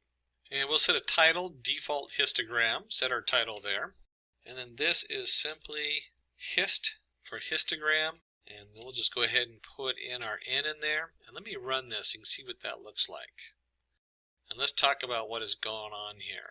So we generated an array here of data, 1,000 random arrays. It looks like they're mostly between -4 and 4. And then it adds up each one. It says 0, you have 35,000 that are 0. So that's what's most common on here. And we have 20,000 that are somewhere in this range right here between the -2 and, well, it looks like 1 and -2. And somewhere between 0 and 1, there's 30,000 numbers. So all this is saying is this is how common these variables are. And this will point you in so many directions when you're looking at data science to go ahead and run your histogram. So you should always have your histogram, and you can always put limits and all the other different things on your array, just like you did on the other graphs on there. And then we're going to do a cumulative detailed histogram. And all it is a histogram. Let me just do that. And we set cumulative equal to true and bins equal 50. And I really want to highlight the cumulative equals true is important, but we can now choose how many bins we have. In the first one, it kind of selected them for us. In this case, let me go ahead and run this, and you'll see it prints the data out for us. And here's our, whoops, must have missed, oh, there we go. It doesn't help that I put it over the old one. There we go, okay. So now you have your default histogram, and then we have a cumulative histogram. And we should have 50 steps in there. And let's just find out if that's true, not so much by counting them. I'm not going to count them. If you want to, you can count them. Let's just change it to 10 and see what happens. And we see here we have now 10 counts of that. And we could set that for 5 and run that. And then we have our 5 on there. And we go ahead and take the cumulative equals true out, just so you can see what that looks like. And let me run that on here too. That looks just like it did before. I think there's what, 1, 2, 3, 4, 5, 6, 7, 8. They have 8 different bins on here. Is what the default came out of. Put that back in there. Run. And so now it should look almost identical, and it does. And then we can put the cumulative back in, see what that looks like with the cumulative. And run that. And we can see how that shifts everything over and has a slightly different look.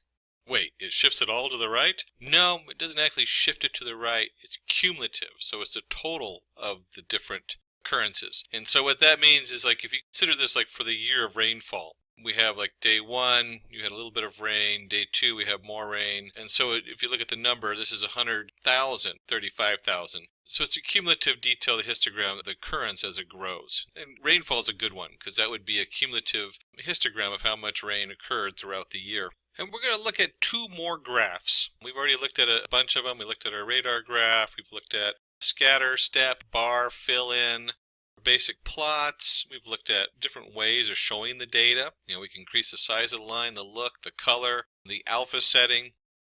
So let's look at contour maps.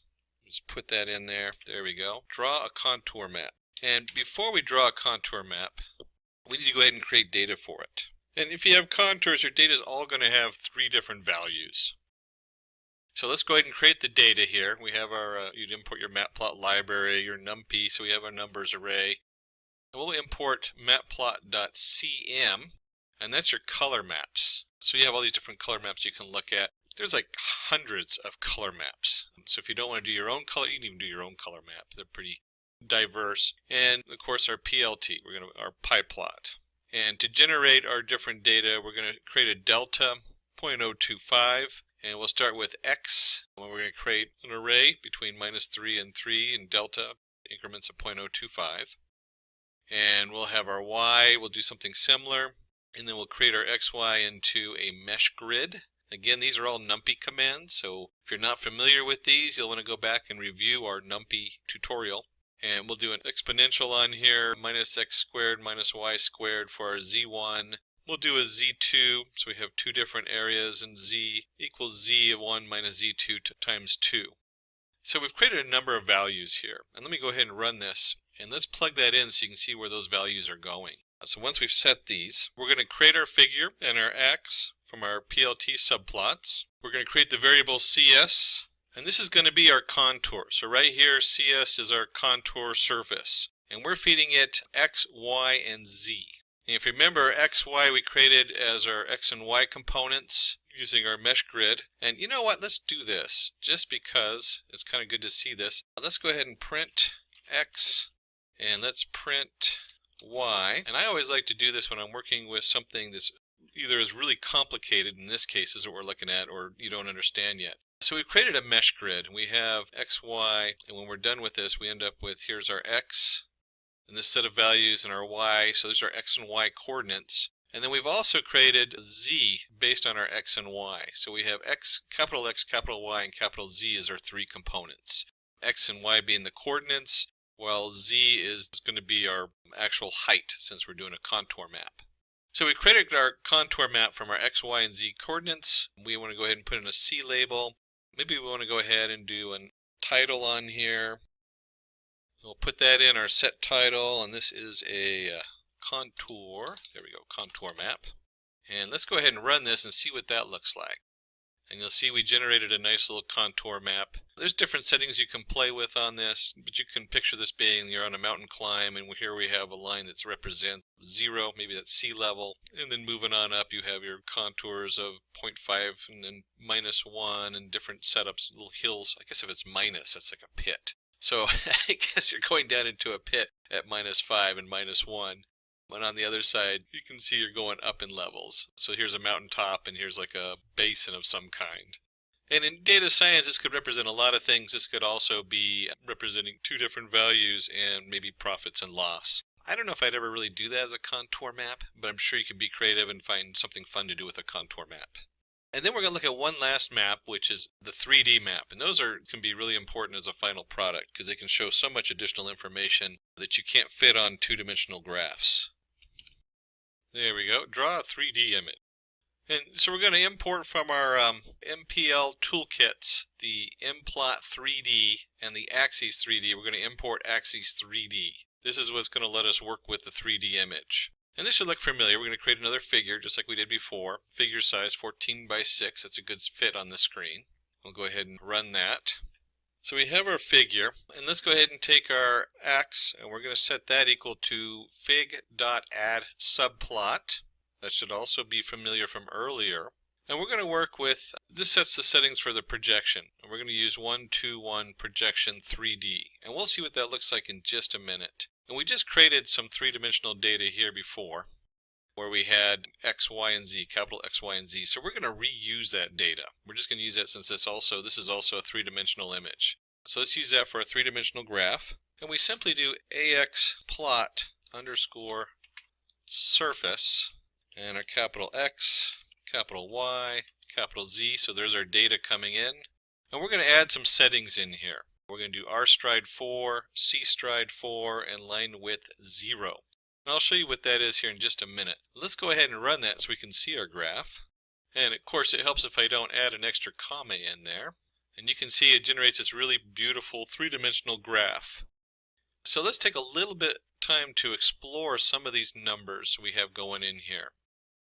We have the R stride 4, the C stride 4, and the projection 3D. Projection 3D is the important one because that's telling us that this is a 3D graph here. So what are these first numbers? 1, 2, 1. Let's just change one of these. I'm going to change this to 5, and it's going to give me an error. Let's change it to 1.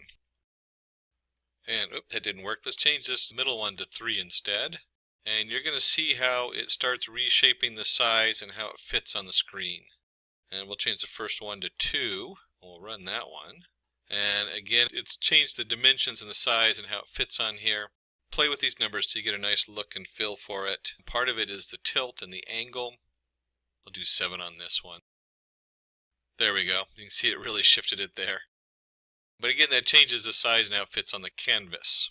But we'll leave it at the 1, 2, and just so you get a good look at what we're talking about here, this is column width and index from before. If we do 1, 1, 1, you can see that it now spreads it out all the way across. It uses the whole setup on there. So this has to do with the size and how big you want it to be. Now, there's one term that we didn't cover in this yet, but we've used it throughout the whole setup. And I'm just going to type that down here, even though we're not going to go into detail. And that's the term heat map. You might see that as kind of starting to lose ground as far as a common reference, but there sure are a lot of people who still talk about heat maps. What is a heat map? Well, it is simply a color map. That's all it is. So if you ever see the term heat map, that refers to the fact this is in different colors representing different heights. That one isn't a heat map, but you can see up here we switched into, let me go back up here, here we go. This one has different colors for the different values. A lot of times you'll use, like instead of X and Y, you might do a heat map where you have a fourth value, and the fourth value represents the color. And so you'll see this 3D image in a nice colors represented by a heat map. That's all it is. So if you see the term heat map, that only means we're plotting some of the data in color to make it stand out or to give it a fourth dimension in this case.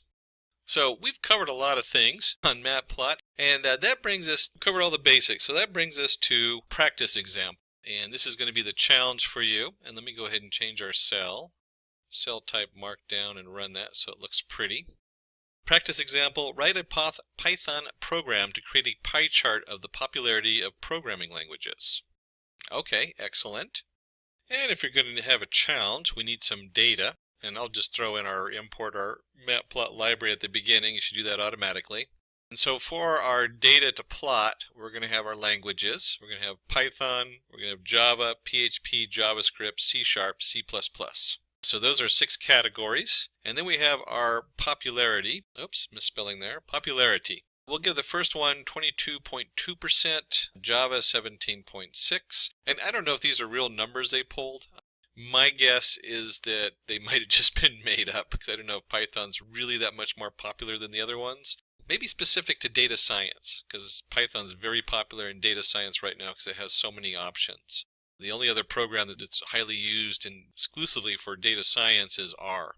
So Python's big, and Python also does a lot more. It's a full programming language, where R is primarily for data science. They didn't even put R in here. So we have Python, we have Java, we have our PHP, and you can see the different values they've given it, or different percentages. And I did add these up. It does not add up to 100%. It adds up to 71% or something like that. And then we're going to give colors. And we've chosen, these guys in the back brought in these colors. I'm not sure what these colors are. We'll find out in a minute, so it'll be exciting. But you can see they're using the actual color values you can pull off of a color wheel or something like that. You could have just as easily done blue, red, green if you're too lazy to pick the exact colors. And then let's go ahead and solve this and see what we got here. We're going to do something a little fancy just because we can. The first thing we're going to do is we're going to use a variable called explode. And you'll notice that there's 6 variables in here, so that matches our 6 different categories. And the first one we've done is 0.1 and then 0, 0, 0, 0, 0. 0.1, when we put this in here under the explode in the plot, it will actually push that square out. So it's a really cool feature to highlight certain information on a pie chart. And this is simply plt.py. And we're plotting popularity. There we go. And before we add in all the really cool settings for this, let's go ahead and run it. And you'll see we generate a nice flat pie. Not too exciting there. And then we'll go ahead and put in all the extras. I talked about explode, where we can explode one of the values out. So here's our explode equals explode. Labels is languages, because we want to know what the different colors mean. Here's our colors equals colors, our auto picture. And this is standard print format. So that's a Python setup on there. And that's just going to put the value on the pie slice. And then we're going to add shadow, because it just looks cooler with a shadow, gives it a little 3D look. And we'll do a start angle of 140. Let's go ahead and run this and take a look and see what comes out of that. And look how that changes the whole setup. So here's our labels. There's our value we put on there. There's our slice that's pushed out. There's our shadow, a 3D effect. And then we started at 140. We could also rotate this. Let's just do this angle 90. And if we run it, you'll see the blue pie slice has moved up a little bit. We could actually let's just take the whole starting triangle out and run. It'll default to 0. And this is what it looks like if it defaulted to 0. So depending on where you want the highlighted slice to appear, usually you want that to appear on the left because people read left to right. And so it draws a focus onto, in this case, Python and how great Python is. I'm a little biased. We're teaching a Python tutorial, so it should be understandable that we're looking at Python. And one last reference before we close. You can go over to the matplotlib.pyplot setup, and if you go underneath the different functions on there, you can look this up on their website. You'll see a full list, and this is why it's so important to go through a tutorial like this, because this list is just so massive. I'm trying to figure out, like, here's our bar plot. There's a bar H. You can add barbs. There's a box plot we didn't cover.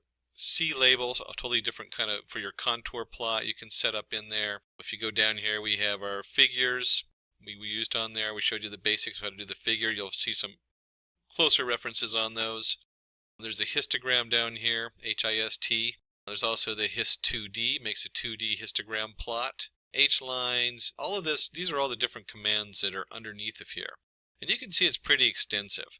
We've covered all the basic ones so that you now have a solid ground to look at these different options. So when you come to these functions, some of them are going to look a little off, or not off, will look unfamiliar, but you'll still have the availability to probably understand most of this and have a basic understanding of your Matplotlib library. Certainly there are many reasons to be able to go online and scrape different websites. They range everything from pulling out different links to pulling data off of websites. As a data scientist, you might need to get some information off a website that doesn't have a direct API to pull that information. And in Python, we have a wonderful tool. When you talk Python and you talk web scraping, we're talking BeautifulSoup, which is a package you add into your Python that you're running. And we can come over here to the website, www.crummy.com/software/BeautifulSoup. You can actually read a little bit about it. Currently, BeautifulSoup 4 is the current version. If you don't remember the full website for it, you can always do what I do, which is go over and do a search for BeautifulSoup official site. And it almost always comes up right at the top, and you click on there and it'll take you to the crummy.com software site for BeautifulSoup.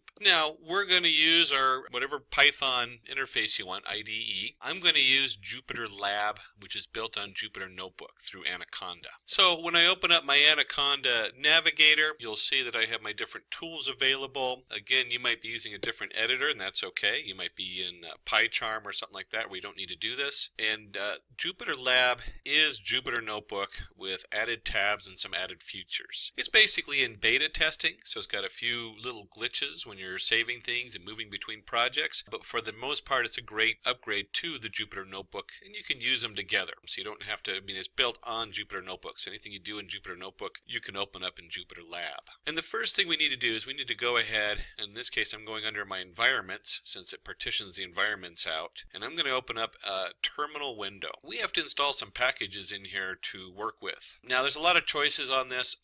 Because of the simplicity, will be using conda install. Now you can use pip install for the same thing, and we're going to install our BeautifulSoup 4. And you have to type out the whole thing, BeautifulSoup 4, and you can use a pip install if you're using a different environment. And I am using Python version 3.6, although according to BeautifulSoup they also work on 3.7 all the way from 2.7 through all of 3x. Now according to the BeautifulSoup website, the BeautifulSoup 4 works on anything, you can install on anything from Python 2.7 all the way through any of the Python 3 versions. This just happens to be Python 3.6 because there's a lot of other packages that don't work on 3.7 yet. And we'll go ahead and run this install on here and let it go through its environmental setup. And of course with conda, it goes in there and finds all the dependencies. Pip doesn't do as much as far as finding dependencies, but you know exactly what's on there with pip. So if you're doing a huge distribution, you probably want to use your pip install so you can track what's going on there. With the conda, I like to just let it take over since this isn't a major distributed package going out. Another quick note between pip and conda is that if you start on a project in one of these environments and you're using pip in there, stick with pip. If you're using conda, stick with conda. They track the packages, and you can run into some issues where they're not tracking the same packages and something gets overwritten. So it's important to stay very consistent with your install on your environments. And we'll also need to go ahead and install our NumPy environment and our Pandas on here. So go ahead and do that. If you haven't added those packages in, go ahead and install those into your environment that you're working in. And of course Pandas is just simply install Pandas. And let's just install a couple more packages. In this case, let's get our install our Matplotlib library, because we're going to plot at the end since we're going to be collecting data. And for this project, that will be all the packages we'll need. So we can go ahead and close out of our installer or whatever setup you have. And we'll go back to home and we'll just launch our JupyterLab, and that will open up in our browser window. Now, if you're coming from Jupyter Notebooks and first time in lab, we can go ahead and just create our first notebook, Python 3. You can also do it under File, Launcher, and you'll see New Notebook. It automatically opens up and we can just click right on there. It'll pop open on the left, and I'll right click this and we'll rename this. We'll rename it just Beautiful. And it is a IPyNB file on there. So that should look familiar because that's the Jupyter Notebook file. This is a new one. Now, I have multiple tabs, and in the past I usually hid this on the other computer, all my notes for the lesson today. But this is my notes going down, and we'll go ahead and just start going through this and see what it looks like to do a data pull from front to end and see how that works as a data scientist pulling that information in from the website. And the first thing I want to do is I want to go ahead and close this side window. That way it get the nice full screen. And we can also up the size a little bit. One of the wonderful things about working in a browser window. Just do that Control plus thing. The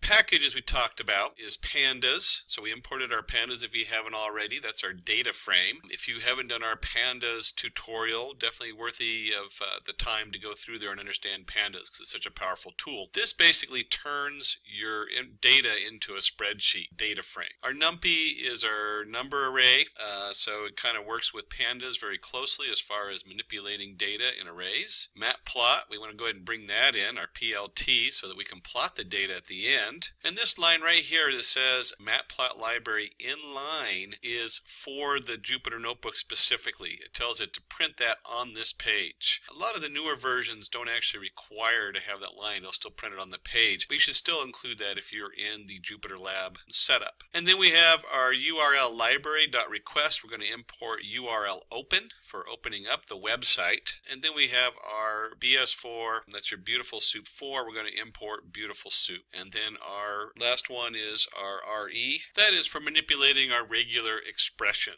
So when we get to that part of importing our data, we have to do a lot of reformatting so it's something we can use. And the RE is one of those tools. We'll go ahead and run this and just bring all that in. So this is all imported. All these packages are now into our web scraping program we're going to run. Now, if we're going to dive in and pull data, we should have a nice website to pull from. And let's go ahead and we'll use the HubberTiming.com results for the 2018 Martin Luther King race. And if we take this, you can actually just take this, where did we get this from? Well, you can go in here and find the website you're going to scrape from, and you'll see right here it says you just copy that link right in there, that HTTP. And this is the website that we're looking at, and you can see right here all the information that we're looking at. Let's say we wanted to run some statistics on this. It sure would be nice to be able to pull it off of here. And if they don't have a direct API, that means we need to pull it from their website. Some of these will have a download, although if you've ever done it where you have a download click and maybe you're paging through 100 websites.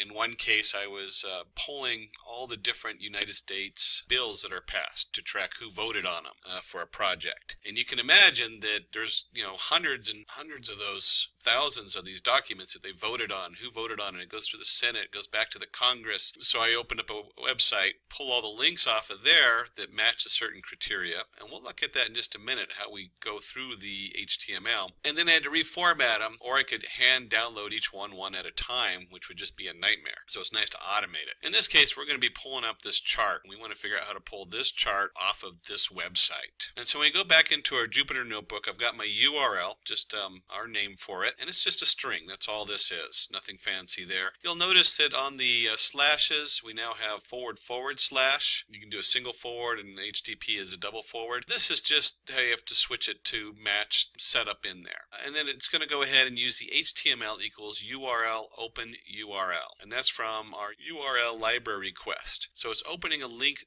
to that website, or at least pointing to it. And if we run this, this just sets it up. So this is all set up. And then once we've done our setup, let's go ahead and create an object called soup. This will be, and if you remember up here, here's our beautiful soup that we imported from the BS4. And this is the package that we're working with. And so we're going to do our beautiful soup on here. And on this, we need to go ahead and send it our HTML so it knows what it's opening. And then the second part is we have to tell it how the format is coming in. And the most common one for your HTML polls is an LXML setup. And so almost all of them you'll end up using the LXML. There's a few other options. And because this is so common in the newer versions, a lot of times they just leave it out just because it's already on the default. We'll go ahead and leave it in here just to remind us that it's there, and we'll go ahead and run that. And on the newer versions, they actually default it to the XML setup and the HTML. We'll just leave it out and call it HTML. So it's just going to pull from this URL. And when we run that on here, we've now created an object soup that has pulled the website into it. So soup contains the information along with information on that website and what's going on. So let's just go over what we did real quick before we start digging into the actual soup, before we start scooping out stuff. We imported our different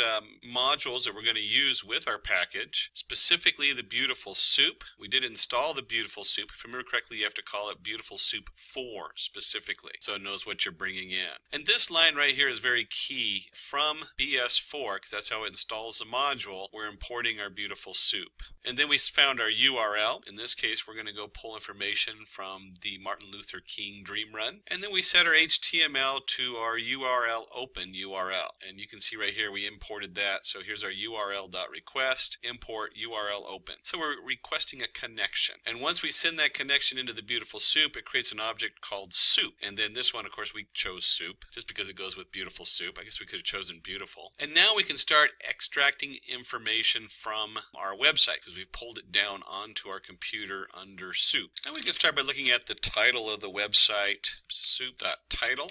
And if we print title.text, you'll see this a lot in BeautifulSoup because title contains all kinds of information, and if we want just the text from that title, you add the .text on the end. And you can see right here we have our 2018 MLK Dream Run 5K race results. If you look at the tab, that's the actual title up here, 2018 MLK Dream Run 5K race. That's what the title is on the website. And then you might be curious, what's in title? What's the whole title that it's storing up there? Well, let's go ahead and print it out. Here's print title and print title.text. And when we run that, you can see it has the HTML tags title on it, and then the / title to end it. And so we're really just pulling off this piece of the HTML code, and then we look at the text inside that particular part of the HTML. And earlier I mentioned links. What if you want to get all the links off this page? Well, that would be fun.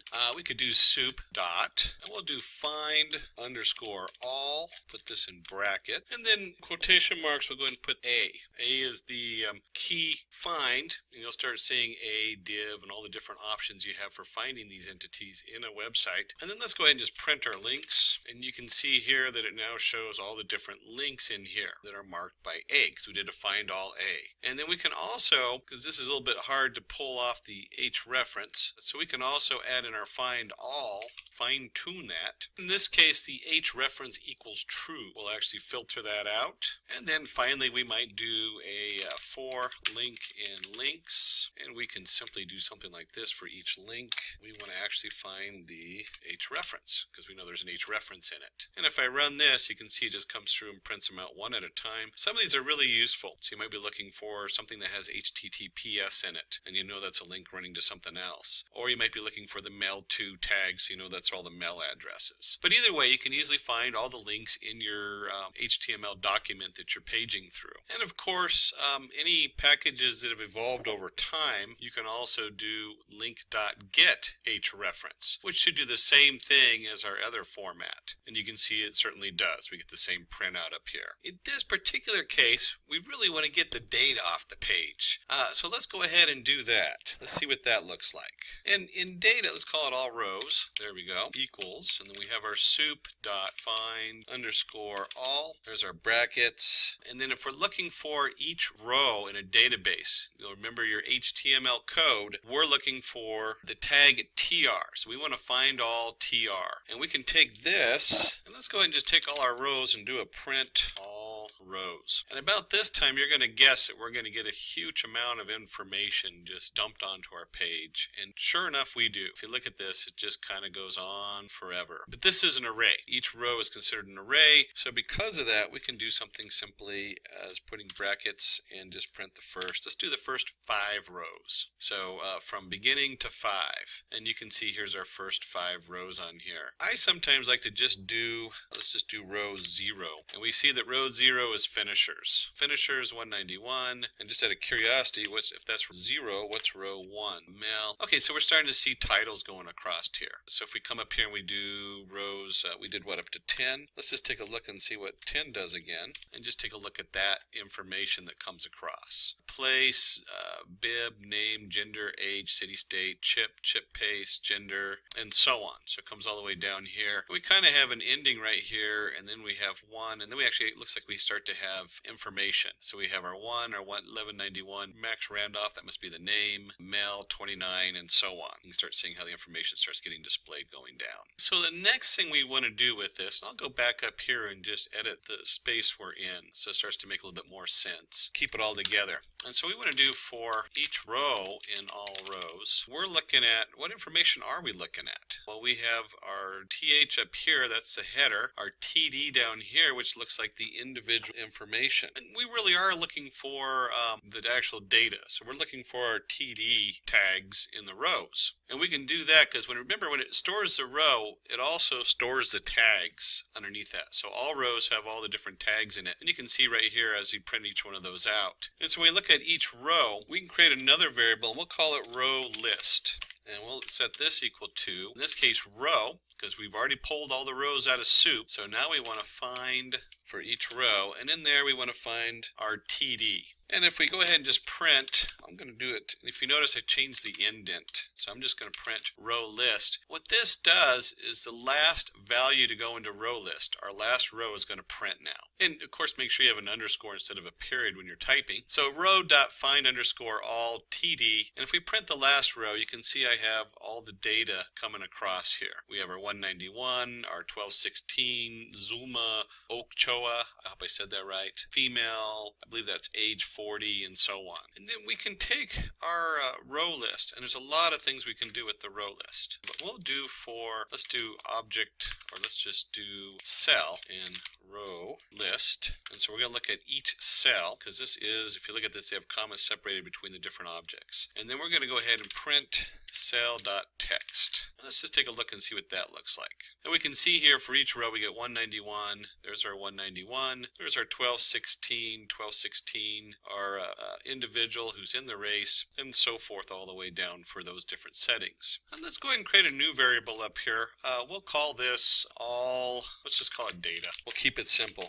So here's our data, and then we have our row. We take our row, we break it up into individual cells. So we'll call this data row, and we'll set this empty to an empty row. And we're going to take our cells, tab this, and we know that each cell generates a text. And so what we want to do is I want to take my data row, let's just replace that. Let's take our data row, and let's append our cell.text. So I'm going to add each row is going to be a row of the different text on here. And then once I create each row, I want my data, which is going to be everything, to append each row. And here's our data row. And then if we go ahead and come down here, and let's just print data. Now, if we were working with large data, we'd be very careful about just throwing all our data on the page. But you can see here, we throw the data on the page and we get finishers, 199, male, 78, female, 113, 1, and so on. And if you look at this, this is the headers on the file. We have finishers, male, female, it's just like some general statistics on the first one. And then we have actually an empty data set, and then we have our data that continues, which the actual information we're looking for. So we have 1, 1191, Max Randolph, male, 29, Washington, D.C., runtime, 1 of 78, and so on here. So we could really quickly get rid of that. A number of different ways to do that. One of them is just to we're going to set, if we do data 2 on, we should get rid of everything, but we want to keep Randolph, so make sure Randolph is in there. Oh, we lost Randolph. Let's try 1 on. There we go. There's Max Randolph on there. So we can just simply redo our data on here, and we can do data. Probably want to do it in all rows from 1 on, but I'm just going to do my data equals data 1 on down here. There's reasons to split it this way. In data science, sometimes you don't want to touch the original data in case you need it, in case we do need the first row. So we'll put it down here, and maybe we'll just call this titles. Titles equals data of 0. And so we could do something here where we print, and we'll print up our titles, and we'll print our data. In this case, instead of 1 on, let's go -2. Let's look at the last 2 rows of data. So here we have our titles, and for some reason it just put in finishers of 191. I was expecting a little bit more up there. And we have our last couple people, and they look like the data on these looks just fine on here. Turns out this is just some generic statistics up here. So we'll get rid of titles completely. It doesn't really do us any good. But we know that data comes in here, and we can look at our data and look at the very end of the data too, the -2 to the end. And we can see it pulls the data in pretty good. We don't have anything too funky in here we're looking at. It looks pretty clean. Now you got to be a little careful, because at some point we might have to come back here and clean up the data if we get an error if we're running data analysis. We might find out there's some unusual characters or something is misset in the data itself. And you also notice that everything is a string. So when we're bringing it in, we might have to do some conversions to test it out and convert them to whatever kind of data format we're working with. So at this time, we want to go ahead and bring in our pandas.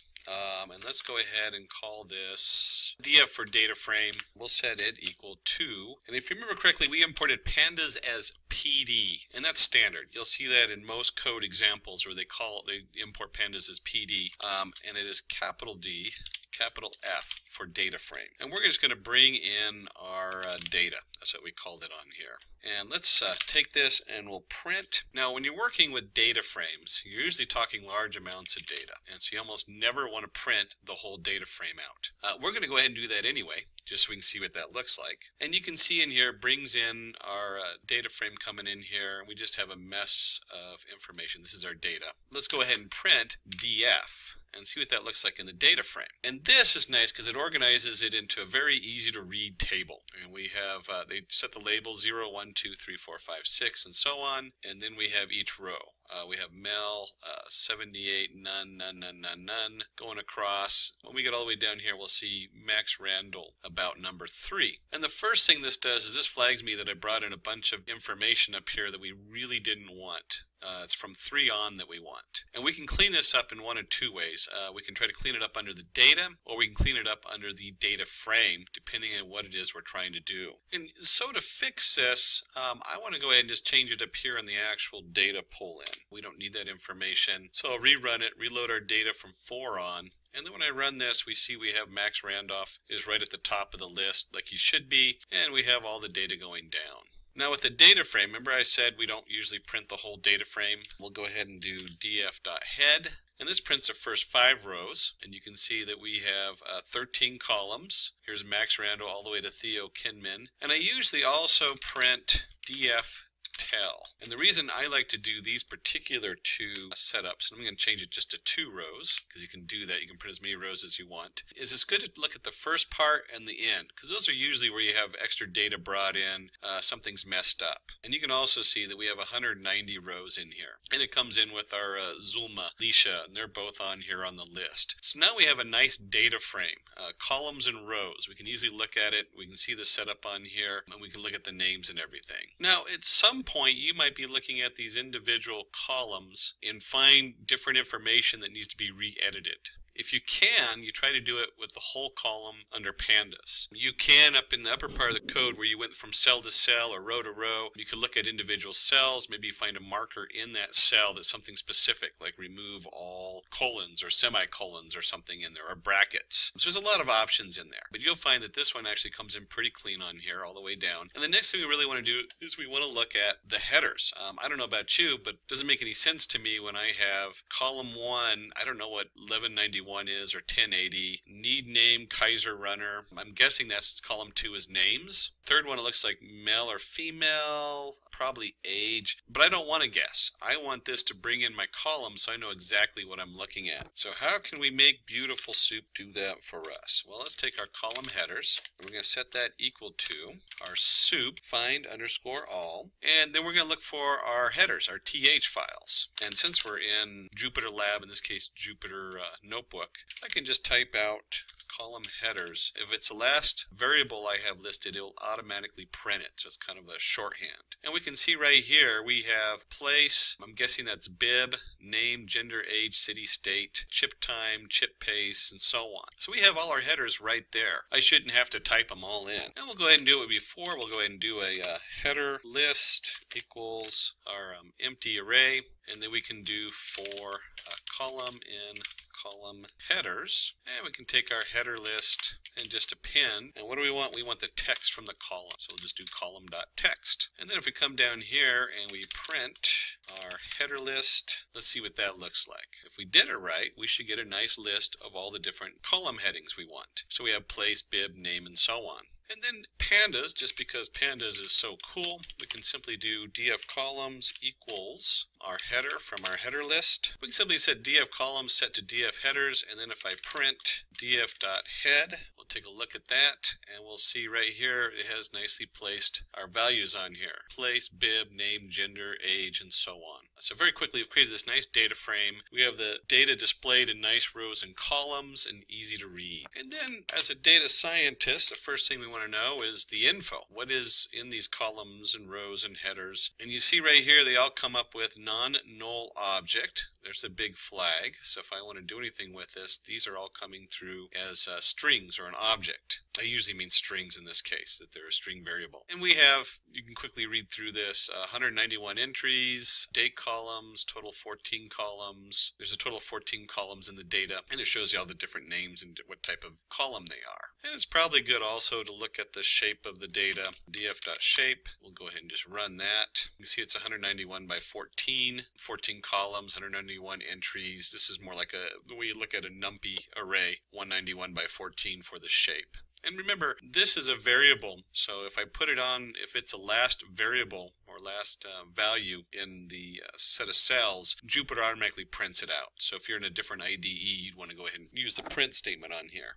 And then one of the things you'd want to also go through, we'll create a second one, df2 equals df.dropNA. Now the axes is automatically equal to 0. So a lot of times you'll see something like axes equals 0, comma, how equals any. Axes equals 0 is default. That means we're looking at going down the rows. You could look at the column going across. Let's remove the how any because that's just going to confuse you. The axes is whether you're going down the columns or if you're looking at it row by row by row by row. Or you could be looking at it by column by column by column. This would drop any column and it would drop off the NA in any column. And how equals, and we want any. I always confuse all and any because they both start with A. All means that all of them have to be non-value, where any means that any of them can be there to drop it. So this would drop any column with a null value in it. But we want 0, and it'll drop any value with a null value. And then because 0 is always the default, we'll just leave it out.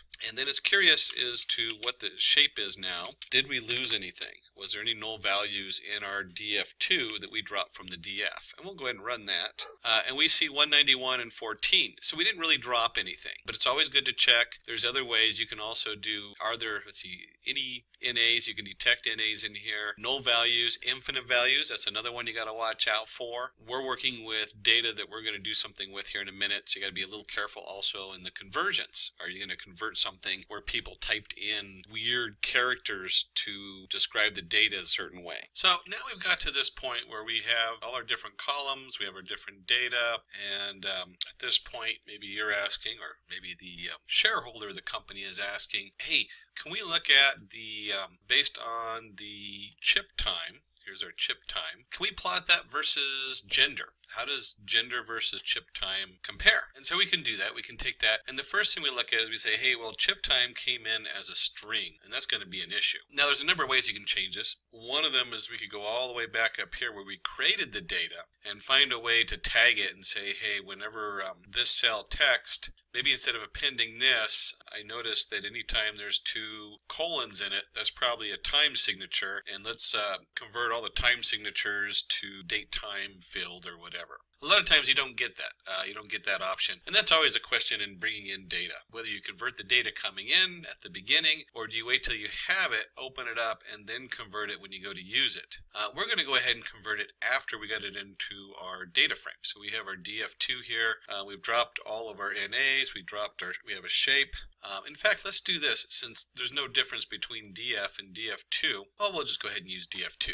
So let's go ahead and take our df2, and we want to take that specific field and convert it into some kind of numerical value we can use. And let's add another column. A lot of times this is something you want to do is where you want to go ahead and keep all the original columns and just add a new column in there. And this new column is going to be based on the, if we remember correctly, we had chip time. That's what we're going to look at. Okay, we want chip time versus gender. If we go into our pandas, we find out we have pandas to delta, and this is actually time delta. And then we just want to take our df2, and we're going to use the chip time column. So this is going to say, hey, let's look at, let's convert everything in df2 chip time into a time delta format. That's the data type we're going to put it as. And we can go ahead and just run this. And if we go in here and we do info, df2, and we'll keep our, we're going to look at this particular column, but we want to keep it as a data frame.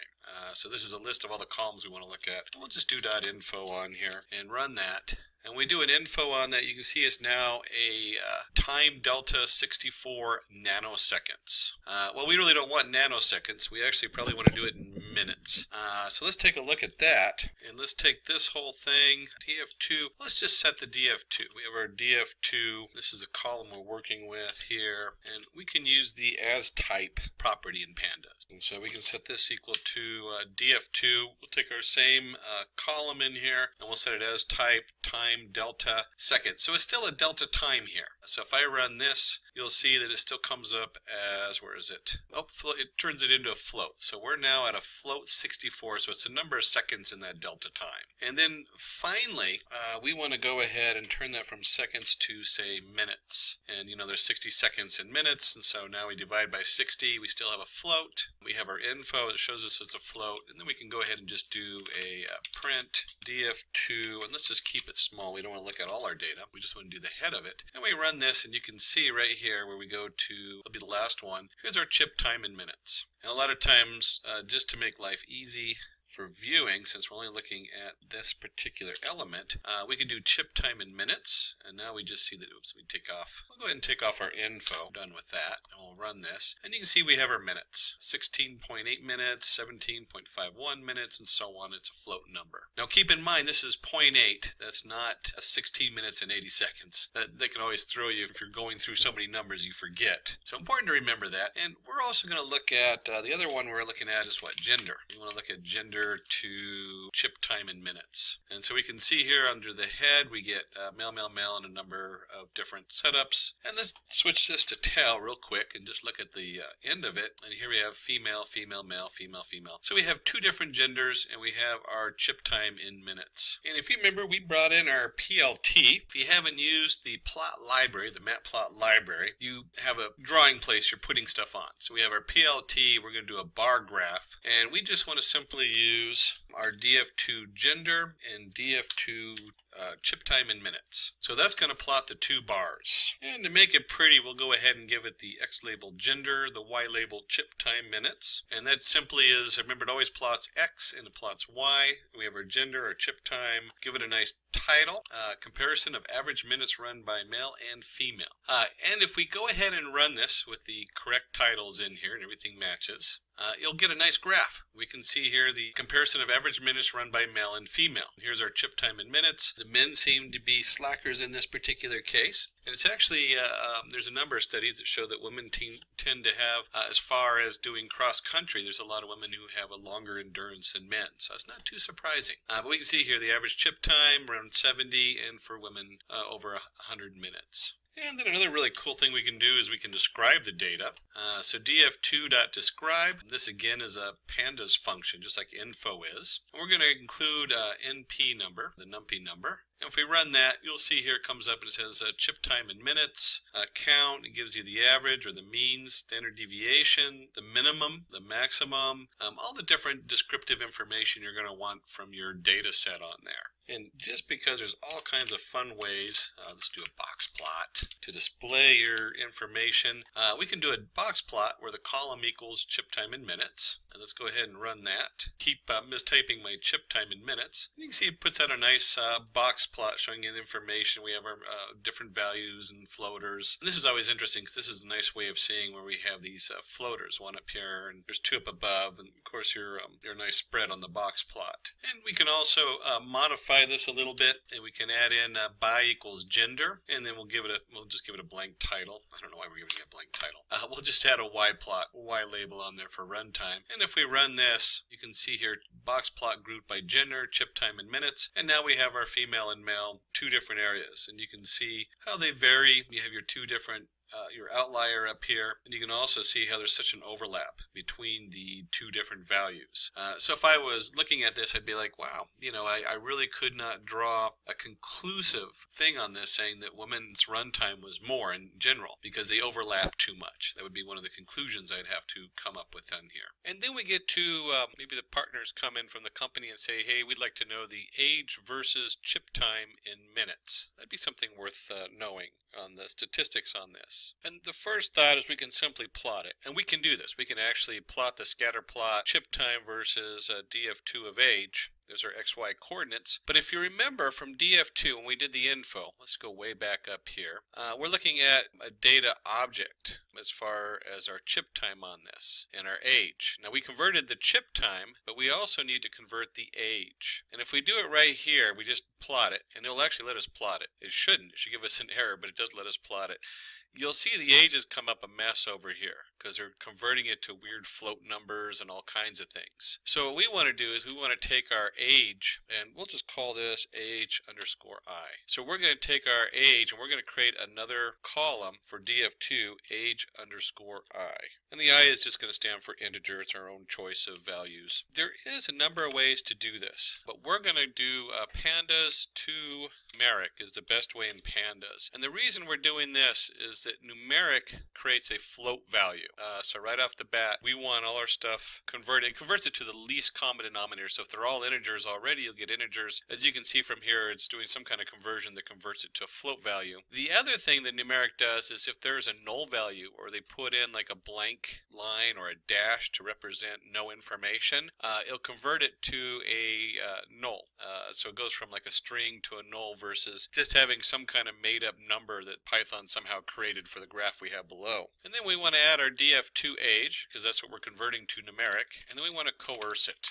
And there's a couple different options on this, like you can have it where it just doesn't process it in pandas, but coerce means that if it gets a weird value, that is a null value now. And since we're dealing with errors, this is what happens when you get an error converting it. We want to coerce it. There we go, and put the end bracket on there. And then finally we want to go ahead and round this off. So I'll put brackets around all the way around it, and this rounds off everything in this series. So what we've done here is I've taken df2 age, which is a d-type object, which in this case is mostly strings with a couple of blank ones in there, and we're going to convert it to a numeric, which will automatically go to float, and then we're going to take wherever there's an error, wherever it says, hey, this doesn't convert, and usually that's a blank string. Like I said, I've worked with so many databases where someone puts down none, someone types in space, some types in a dash to mean none, and you get this really weird conversion coming up. This covers all of that in pandas, so it's really a nice way of just coercing it and saying, hey, if we don't have a number in there, let's make it a null value, and then we're going to round it off. And then finally, let's go ahead and take our df, assign it to df2. So df2 now has rounded out, so it's rounded to the integer. We didn't do any places. The age, and it's going to be age I, and then we've dropped all our null values. That way we're not going to get any errors when we try to plot a null value. And it also makes sure that data, by deleting out the rows, because that's what this does, it automatically does axis 0, which is your rows, axis 1 is your columns. By doing this, it automatically removes all the rows with null values.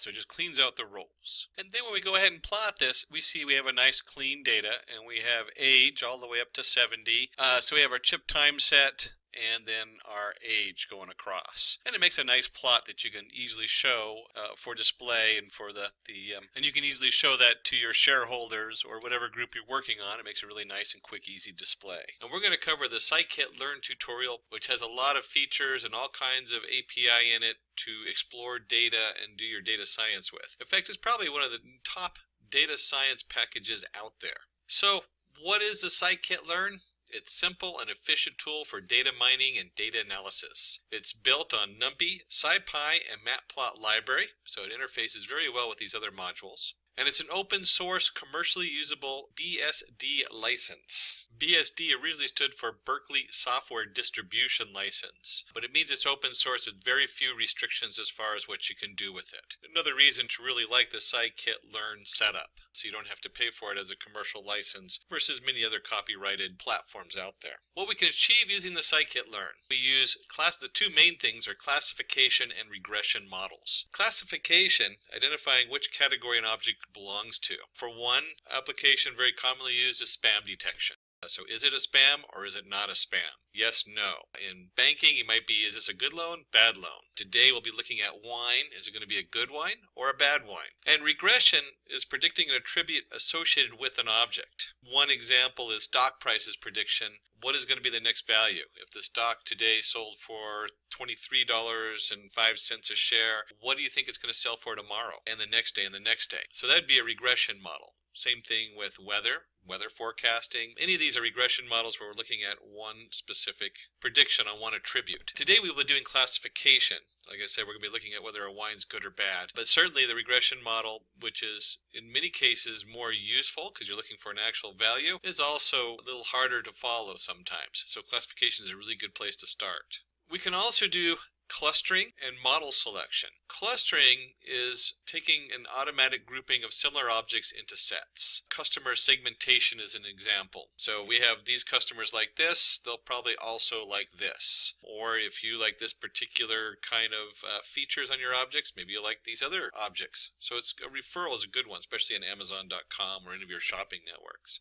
Model selection, comparing, validating, and choosing parameters and models. Now, this is actually a little bit deeper as far as a Scikit Learn. We're looking at different models for predicting the right course or the best course or what's the best solution. Today, like I said, we're looking at wines. So it's going to be, well, how do you get the best wine out of this? So we can compare different models, and we'll look a little bit at that, and improve the model's accuracy via different parameters and fine tuning. Now, this is only part one, so we're not going to do too much tuning on the models we're looking at, but I'll point them out as we go. Two other features: dimensionality reduction and pre-processing. Dimensionality reduction is we're reducing the number of random variables to consider. This increases the model efficiency. We won't touch that in today's tutorial, but be aware if you have, thousands of columns of data coming in, thousands of features, some of those are going to be duplicated, or some of them you can combine to form a new column. And by reducing all those different features into a smaller amount, you can increase the efficiency of your model. It can process faster, and in some cases you'll be less biased, because if you're weighing it on the same feature over and over again, it's going to be biased to that feature. And pre-processing. These are both pre-processing, but pre-processing is feature extraction and normalization. So we're going to be transforming input data such as text for use with machine learning algorithms. We'll be doing a simple scaling in this one for our pre-processing, and I'll point that out when we get to that, and we can discuss pre-processing at that point. With that, let's go ahead and roll up our sleeves and dive in and see what we got here. Now, I like to use the Jupyter Notebook, and I use it out of the Anaconda Navigator. So if you install the Anaconda Navigator, by default it will come with the Jupyter Notebook, or you can install the Jupyter Notebook by itself. This code will work in any of your Python setups. I believe I'm running an environment of 3.7 setup on there. I'd have to go in here into environments and look it up for the Python setup. But it's one of the 3X's. And we go ahead and launch this, and this will open it up in a web browser. So it's kind of nice. It keeps everything separate. And in this Anaconda, you can actually have different environments, different versions of Python, different modules installed in each environment. So it's a very powerful tool if you're doing a lot of development. And the Jupyter Notebook is just a wonderful visual display. Certainly you can use, I know Spider is another one which is installed with the Anaconda. I actually use a simple Notepad++ when I'm doing some of my Python script. Any of your IDEs will work fine. Jupyter Notebook is Iron Python because it's designed for the interface, but it's good to be aware of these different tools. And when I launch the Jupyter Notebook, it'll open up, like I said, a web page in here. And we'll go over here to New and create a new Python setup. And like I said, I believe this is Python 3.7, but any of the three, the Scikit Learn works with any of the 3X's. There's even 2.7 versions. So it's been around a long time. So it's very big on the development side. And then the guys in the back, guys and gals, they went ahead and put this together for me. And let's go ahead and import our different packages. Now, if you've been reading some of our other tutorials, you'll recognize Pandas as PD. Pandas library is pretty widely used. It's a data frame setup, so it's just like columns and rows in a spreadsheet with a lot of different features for looking stuff up. Seaborn sits on top of Matplotlib libraries. This is for our graphing. And we'll see how quick it is to throw a graph out there to view in the Jupyter Notebook for demos and showing people what's going on. And then we're going to use the random forest, the SVC or support vector classifier, and also the neural network. So we're going to look at this. We're actually going to go through and look at 3 different classifiers that are most common, some of the most common classifiers, and let's show how those work in the Scikit Learn setup and how they're different. And then if you're going to do your setup on here, you'll want to go ahead and import some metrics. So the sklearn.metrics on here, and we're going to use the confusion metrics and the classification report out of that. And then we're going to use from the the sklearn pre-processing the standard scalar and label encoder. Standard scalar is probably the most commonly used pre-processing. There's a lot of different pre-processing packages in the sklearn. And then model selection for splitting our data up. It's one of the many ways we can split data into different sections. And the last line here is our percentage matplot library inline. Some of the Seaborn and Matplotlib will go ahead and display perfectly inline without this, and some won't. It's good to always include this when you're in the Jupyter Notebook. This is Jupyter Notebook, so if you're in IDE, when you run this, it will actually open up a new window and display the graphics that way. So you only need this if you're running it in a editor like this one, with specifically Jupyter Notebook. I'm not even familiar with other editors that are like this, but I'm sure they're out there. I'm sure there's a Firefox version or something. Jupyter Notebook just happens to be the most widely used out there. And we can go ahead and hit the run button, and this now has saved all this underneath the packages. So my packages are now all loaded. I've run them, whether you run it on top or you run it to the left, and all the packages are up there, so we now have them all available to us for our project we're working on. And I'm just going to make a little side note on that. When you're playing with these and you delete something out and add something in, even if I went back and deleted this cell and just hit the scissors up here, these are still loaded in this kernel. So until I go under kernel and restart and clear or restart and run all, I'll still have access to Pandas. Important to know, because I've done that before. I've loaded up, maybe not a module here, but I've loaded up my own code and then changed my mind and wondering, why does it keep putting out the wrong output? And then I realized it's still loaded in the kernel and you have to restart the kernel. Just a quick side note for working with a Jupyter Notebook and one of the troubleshooting things that comes up. And we're going to go ahead and load up our data set. We're using the Pandas, so if you haven't yet, go look at our Pandas tutorial. A simple read the CSV with the separation on here. So let me go ahead and run that. And that's now loaded into the variable wine. And let's take a quick look at the actual file. I always like to look at the actual data I'm working with. In this case, we have wine quality-red. I'll just open that up. I have it in my open office setup. I'm separated by semicolons. That's important to notice. And we open that up, you'll see we have, go all the way down here. It looks like 1,600 lines of data minus the first one, so 1,599 lines. And we have a number of features going across. The last one is quality. And right off the bat, we see the quality is has different numbers in it, 5, 6, 7. It's not really, I'm not sure how high of a level it goes, but I don't see anything over a 7. So it's kind of 5 through 7 is what I see here. 5, 6, and 7. 4, 5, 6, and 7, looking to see if there's any other values in there. Looking through the demo to begin with, I didn't realize the setup on this. So you can see there's the different quality values in there: alcohol, sulfates, pH, density, total sulfur dioxide, and so on. Those are all the features we're going to be looking at. And since this is a Pandas, we'll just do wine head, and that prints the first 5 rows of data. And that's, of course, a Pandas command. And we can see that looks very similar to what we were looking at before. We have everything across here. It's automatically assigned an index on the left. That's what Pandas does if you don't give it an index. And for the column names, it has assigned the first row. So we have our first row of data pulled off our comma-separated variable file, in this case semicolon separated. And it shows the different features going across. And we have, 1, 2, 3, 4, 5, 6, 7, 8, 9, 10, 11 features. 12 including quality, but that's the one we want to work on and understand. And then because we're in Pandas data frame, we can also do wine.info. And let's go ahead and run that. This tells us a lot about our variables we're working with. You'll see here that there is 1,599. That's what I said from the spreadsheet, so that looks correct. Non-null float 64. This is very important information, especially the non-null. So there's no null values in here. That can really trip us up in pre-processing. And there's a number of ways to process non-null values. One is just to delete that data out of there. So if you have enough data in there, you might just delete your non-null values. Another one is to fill that information in with like the average or the most common values or other such means. But we're not going to have to worry about that. But we'll look at another way, because we can also do wine is null and sum it up. And this will give us a similar, it won't tell us that these are float values, but it will give us a summation. Oops, there we go, let me run that. It'll give us a summation on here, how many null values in each one. So if you wanted to, from here you would be able to say, okay, this is a null value, but it doesn't tell you how many are null values. This one would clearly tell you that you have maybe 5 null values here, 2 null values here. And you might just, if you had only 7 null values and all that different data, you'd probably just delete them out.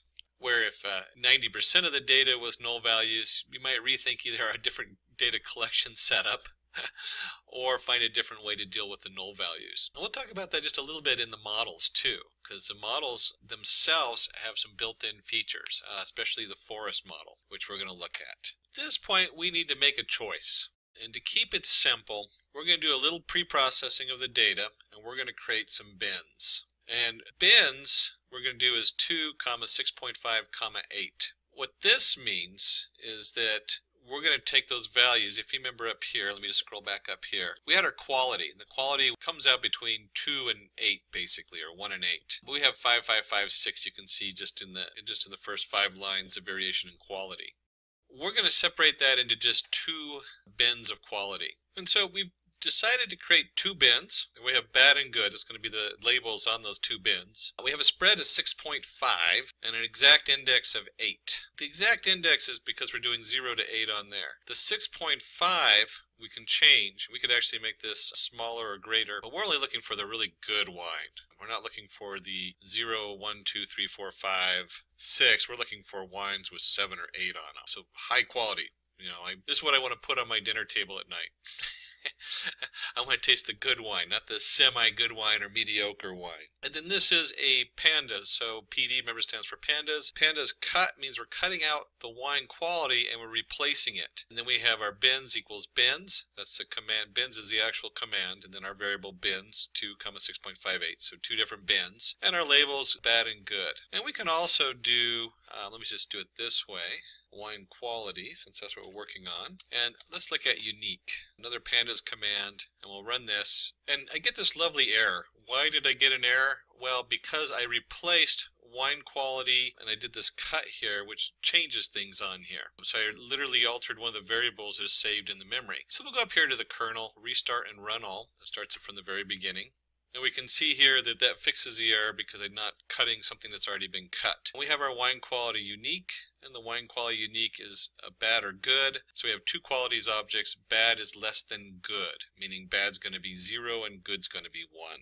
And to make that happen, we need to actually encode it. So we'll use the label quality equals label encoder. And the label encoder, let me just go back there since this is part of Scikit Learn. That was one of the things we imported, was a label encoder. You can see that right here from the sklearn.processing import standard scalar, which we're going to use in a minute, and label encoder.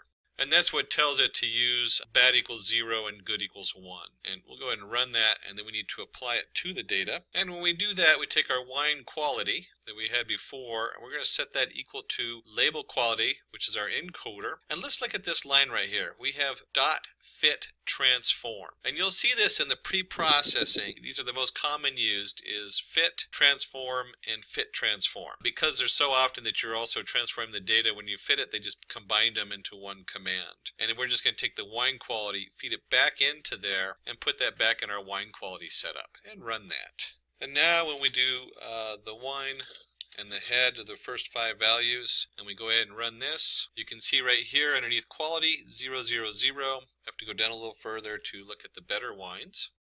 Let's see if we have some that are 1s. Yeah, there we go. There's some 1s down here. So when we look at 10 of them, you can see all the way down to 0 or 1. That's our quality. And again, we're looking at high quality. We're looking at the 7 and the 8s, or 6.5 and up. And let's go ahead and grab our, where was it? Here we go, wine quality. And let's take another look at what else, more information about the wine quality itself. And we can do a simple Pandas thing, value counts. Hopefully I typed that in there correctly. And we can see that we only have 217 of our wines which are going to be the higher quality. So 217, and the rest of them fall into the bad bucket, the 0, which is 1,382. So again, we're just looking for the top percentage of these. The top, what is that? It's probably about a little under 20% on there. So we're looking for our top wines, our 7 and 8s. And let's use our, let's plot this on a graph. So we take a look at this. And the SNS, if you remember correctly, that is, let me just go back to the top, that's our Seaborn. Seaborn sits on top of Matplotlib. It has a lot of added features, plus all the features of the Matplotlib, and it also makes it quick and easy to put out a graph. We'll do a simple bar graph, and they actually call it count plot. And then we want to just do count plot the wine quality. So let's put our wine quality in there. And let's go ahead and run this and see what that looks like. And nice inline. Remember, this is why we did the inline, so make sure it appears in here. And you can see the blue space, or the first space, represents low quality wine, and our second bar is a high quality line. And you can see that we're just looking at the top quality wine here. Most of the wine, we want to just give it away to the neighbors. No, maybe if you don't like your neighbors, maybe give them the good quality wine, and I don't know what you do with the bad quality wine. I guess use it for cooking. There we go. But you can see here it forms a nice little graph for us with the seaborn on there, and you can see our setup on that. So now we've done some pre-processing. We've described our data a little bit. We have a picture of how much of the wine, what we expect it to be, high quality, low quality. Checked out the fact that there's none, we don't have any null values to contend with or any odd values. Some of the other things you sometimes look at these is if you have like some values that are just way off the chart. So the measurement might be off, or miscalibrated equipment if you're in the scientific field. So the next step we want to go ahead and do is we want to go ahead and separate our data set, or reformat our data set. And we usually use capital X, and that denotes the features we're working with, and we usually use a lowercase y. That denotes what, in this case, quality, what we're looking for. And we can take this and we can go wine.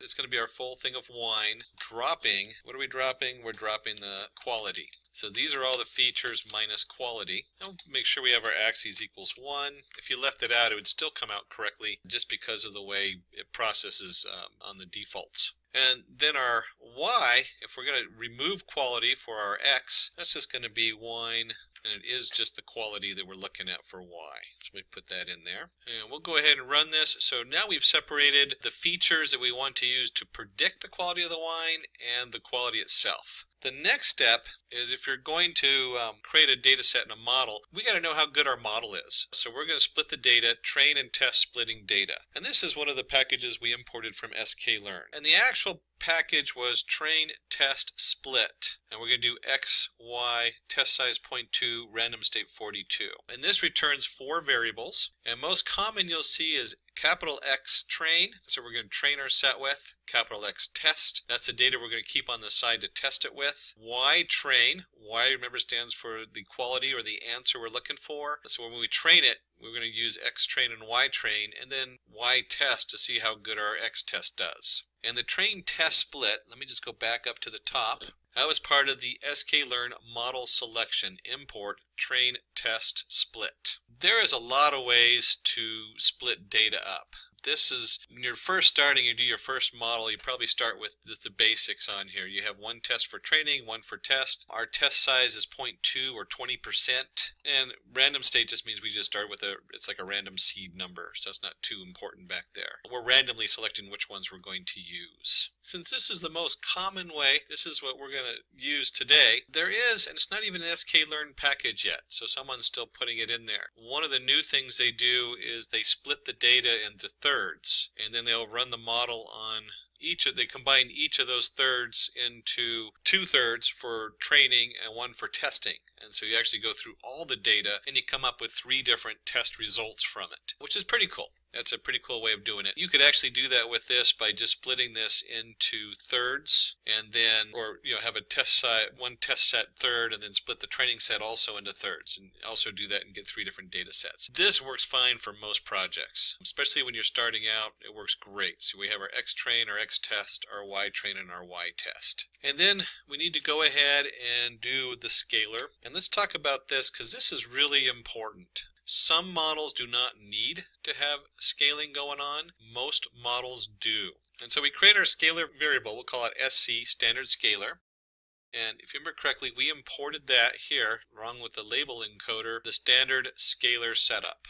So there's our scalar, and this is going to convert the values. Instead of having some values that go from 0, if you remember up here we had some values are 54, 60, 40, 59, 102. So our total sulfur dioxide would have these huge values coming into our model. And some models would look at that and they'd become very biased to sulfur dioxide. It'd have the hugest impact. And then a value that had 0.076, 0.098, or chlorides would have very little impact because it's such a small number. So when we take the scalar, we kind of level the playing field. And depending on our scalar, it sets it up between 0 and 1 a lot of times is what it does. Let's go ahead and take a look at that.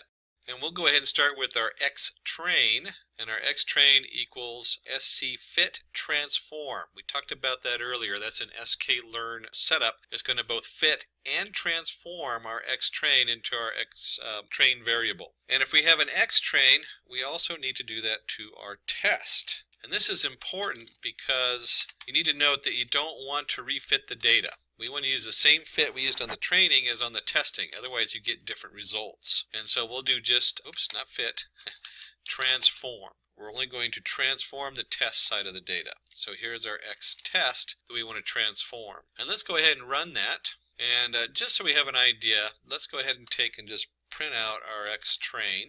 Oh, let's do first 10 variables, very similar to the way you do the head on a data frame. You can see here our variables are now much more uniform, and they've scaled them to the same scale, so they're between certain numbers. And with the basic scaler, you can fine-tune it. I just let it do its defaults on this, and that's fine for what we're doing. In most cases, you don't really need to mess with it too much. It does look like it goes between like probably -2 to 2 or something like that. That's just looking at the train variable. We'll go ahead and cut that one out of there. So before we actually build the models and start discussing the sklearn models we're going to use, we covered a lot of ground here. Most of when you're working with these models, you put a lot of work into prepping the data. So we looked at the data, noticed that it's separated, loaded it up. We went in there, we found out there's no null values. That's hard to say, no null values. We have, there's none null value. I can't say it. And of course we sum it up. If you had a lot of null values, this would be really important coming in here. So is there a null summary? We looked at pre-processing the data as far as the quality. And we're looking at the bins. So this would be something you might start playing with. Maybe you don't want super fine wine. You don't want the 7 and 8s. Maybe you want to split this differently. So certainly you can play with the bins and get different values and make the bins smaller or lean more towards the lower quality. So you then have like medium to high quality. And we went ahead and gave it labels. Again, this is all Pandas we're doing in here. Setting it up with unique labels and group names. Bad, good. Bad is less than good. That can be so important. You don't know how many times people go through these models and they have them reversed or something. And then they go back and they're like, why is this data not looking correct? So it's important to remember what you're doing up here and double check it. And we used our label encoder. So that was to set that up as quality 0, 1. Good, in this case we have bad, good, 0, 1. And we just double check that to make sure that's what came up in the quality there. And then we threw it into a graph because people like to see graphs. I don't know about you, but you start looking at all these numbers and all this text and you get down here and you say, oh, yes, you know, here, this is how much of the wine we're going to label as subpar, not good. And this is how much we're going to label as good. And then we got down here to finally separating out our data so it's ready to go into the models. And the models take X and a Y. In this case, X is all of our features minus the one we're looking for, and then Y is the features we're looking for. So in this case, we dropped quality, and in the Y case, we added quality.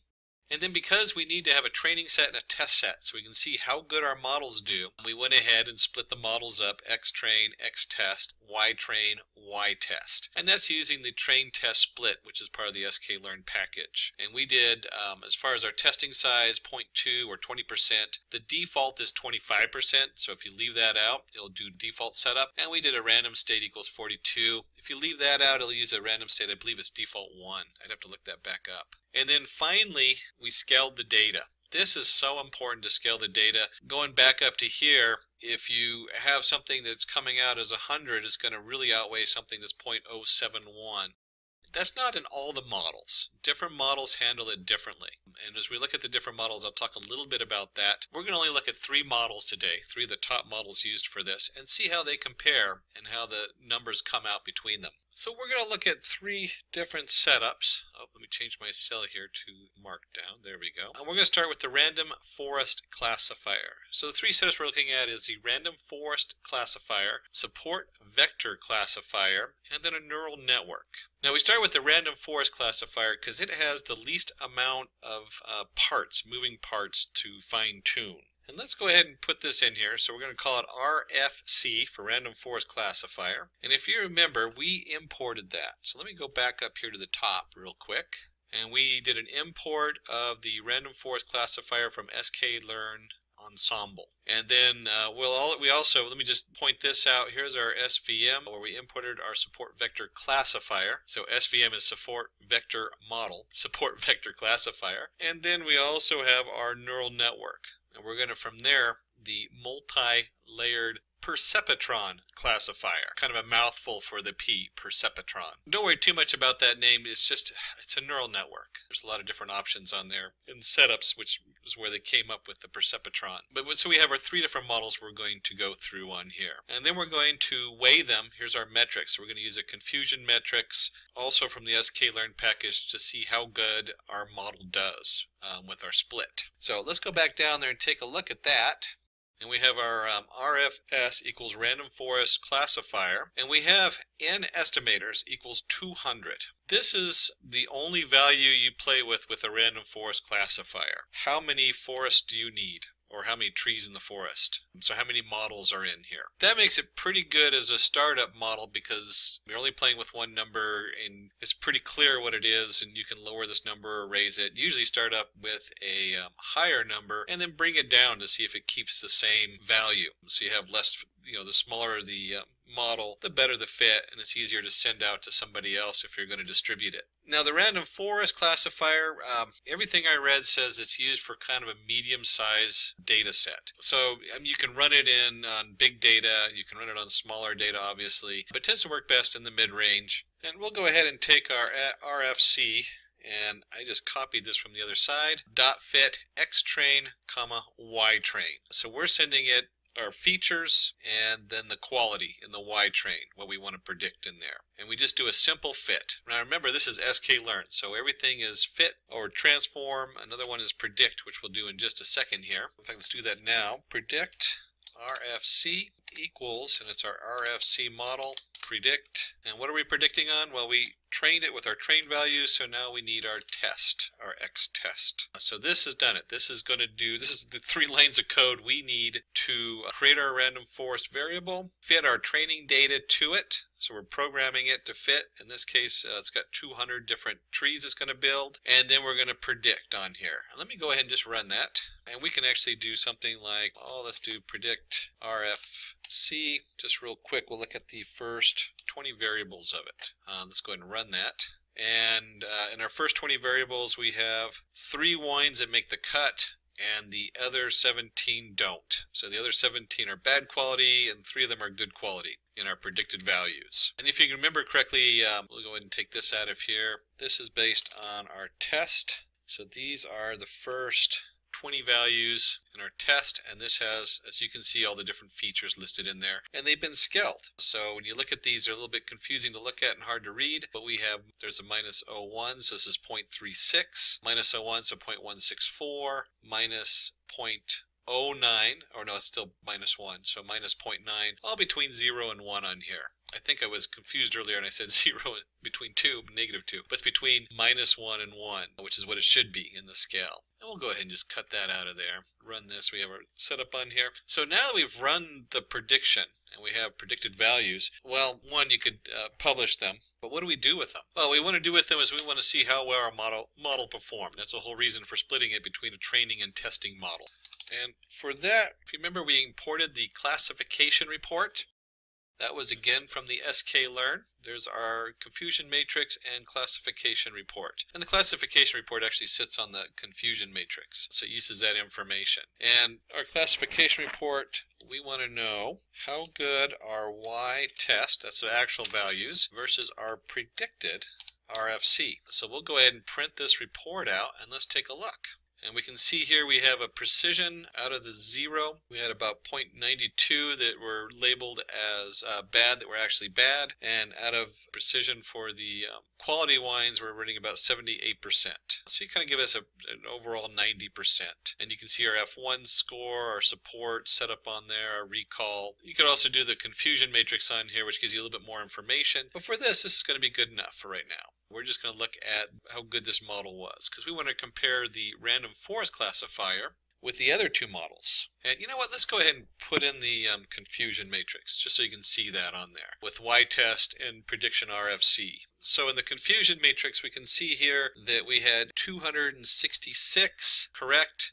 and 7 wrong. These are the mislabels for bad wine, and we had a lot of mislabels for good wine. So our quality labels aren't that good. We're good at predicting bad wine, not so good at predicting whether it's a good quality wine. Important to note on there. So that is our basic random forest classifier. And let me go ahead, change cell type to markdown and run that so we have a nice label. Let's look at our SVM classifier, our support vector model. And this should look familiar. We have our CLF we're going to create. We'll call it, just like we call this an RFC.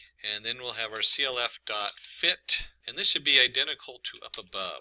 X train, comma, Y train. And just like we did before, let's go ahead and do the prediction. And here is our CLF predict. And it's going to equal the CLF.predict. And we want to go ahead and use X underscore test.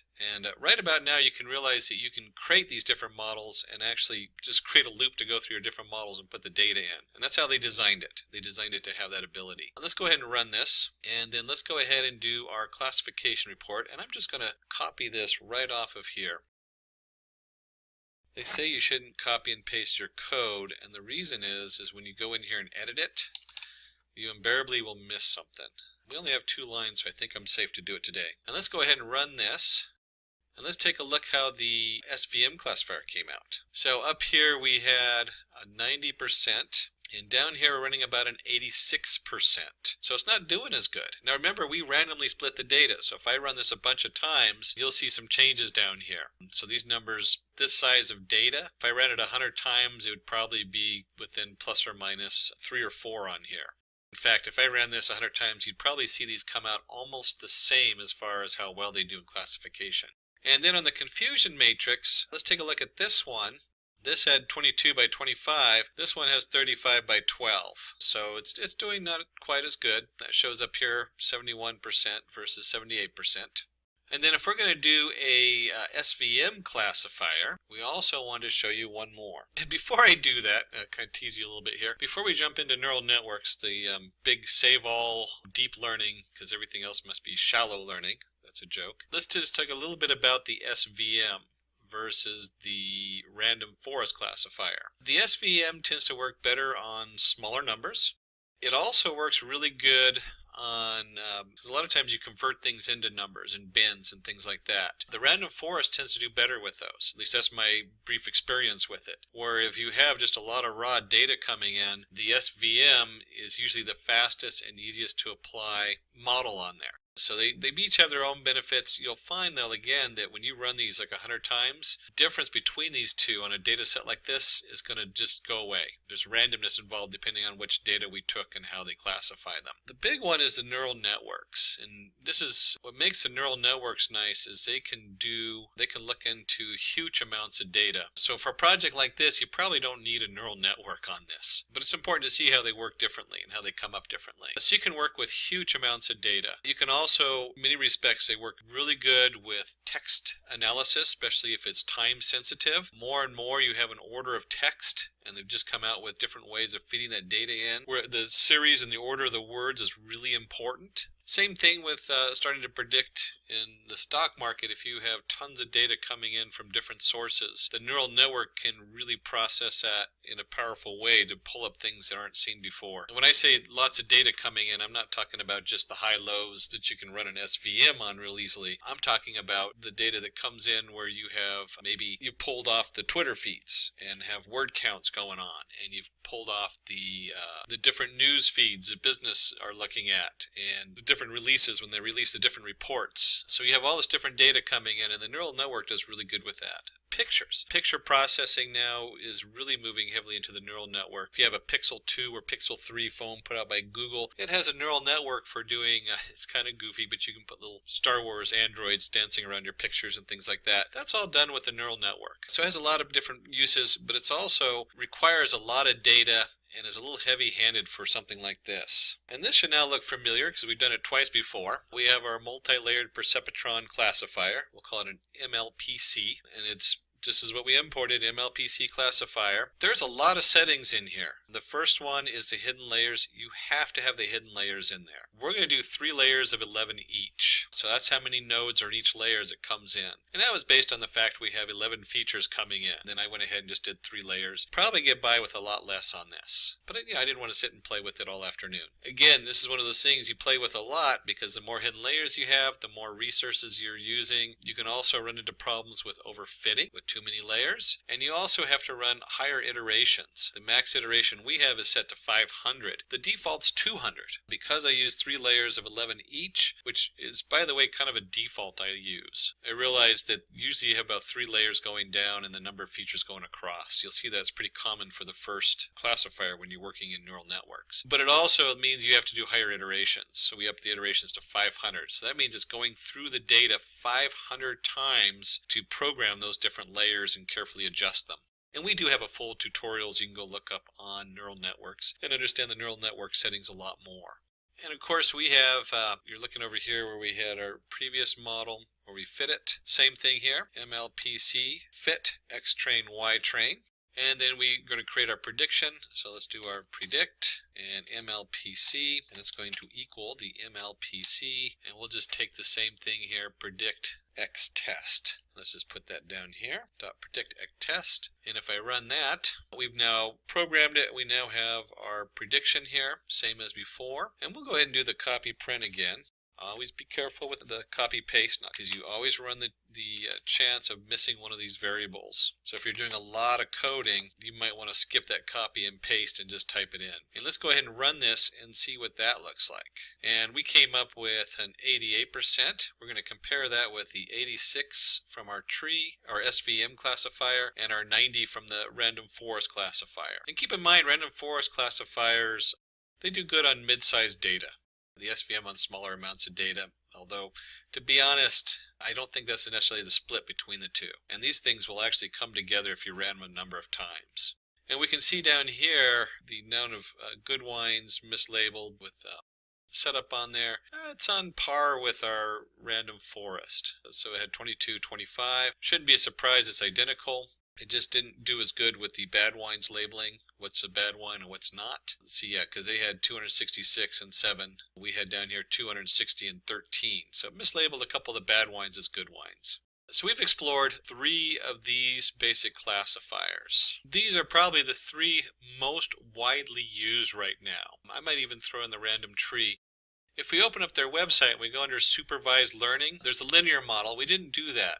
Most of the data usually just start with a linear model because it's going to process the quickest and use the least amount of resources. But you can see they have linear quadratic, they have kernel ridge. There's our support vector, stochastic gradient, nearest neighbors. Nearest neighbors is another common one that's used a lot. Very similar to the SVM. Gaussian process, cross decomposition, naive Bayes. This is more of an intellectual one that I don't see used a lot, but it's like the basis of a lot of other things. Decision tree, there's another one that's used a lot.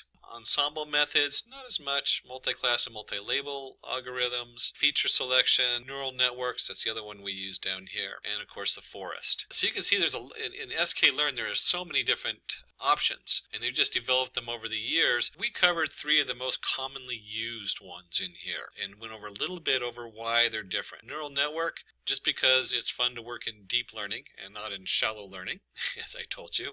That doesn't mean that the SVM is actually shallow. It covers a lot of things, and same thing with the decision tree, the random forest classifier. And we notice that there's a number of other different classifier options in there. These are just the 3 most common ones, and I'd probably throw the nearest neighbor in there and the decision tree, which is usually part of the decision forest depending on what the backend you're using. And since, as human beings, if I was in the shareholder's office, I wouldn't want to leave them with a confusion matrix. They need that information for making decisions, but we want to give them just one particular score. And so I would go ahead and we have our Scikit-Learn metrics. We're going to import the accuracy score, and I'm just going to do this on the random forest since that was our best model. And we have our CM accuracy score, and I forgot to print it. If you remember in Jupyter Notebook, we can just do the last variable we leave out there, it'll print. And so our CM accuracy score we get is 90%. And that matches up here. We should already see that up here in precision. So you could either quote that, but a lot of times people like to see it highlighted at the very end. This is our precision on this model. And then the final stage is we would like to use this for future. So let's go ahead and take our wine.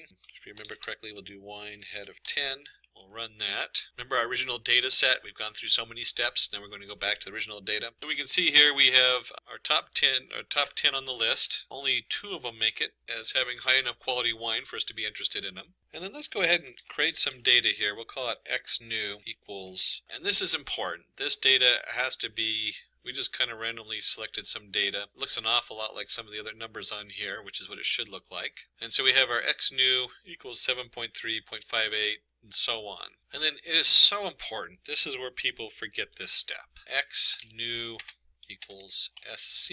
Remember sc? That was our standard scalar variable we created. If we go right back up here, before we did anything else, we created an sc, we fit it, and we transformed it, and then we need to do what? Transform the data we're going to feed in. So we're going to go back down here, and we're going to transform our xnew, and then we were going to go ahead and use the, where are we at? Here we go.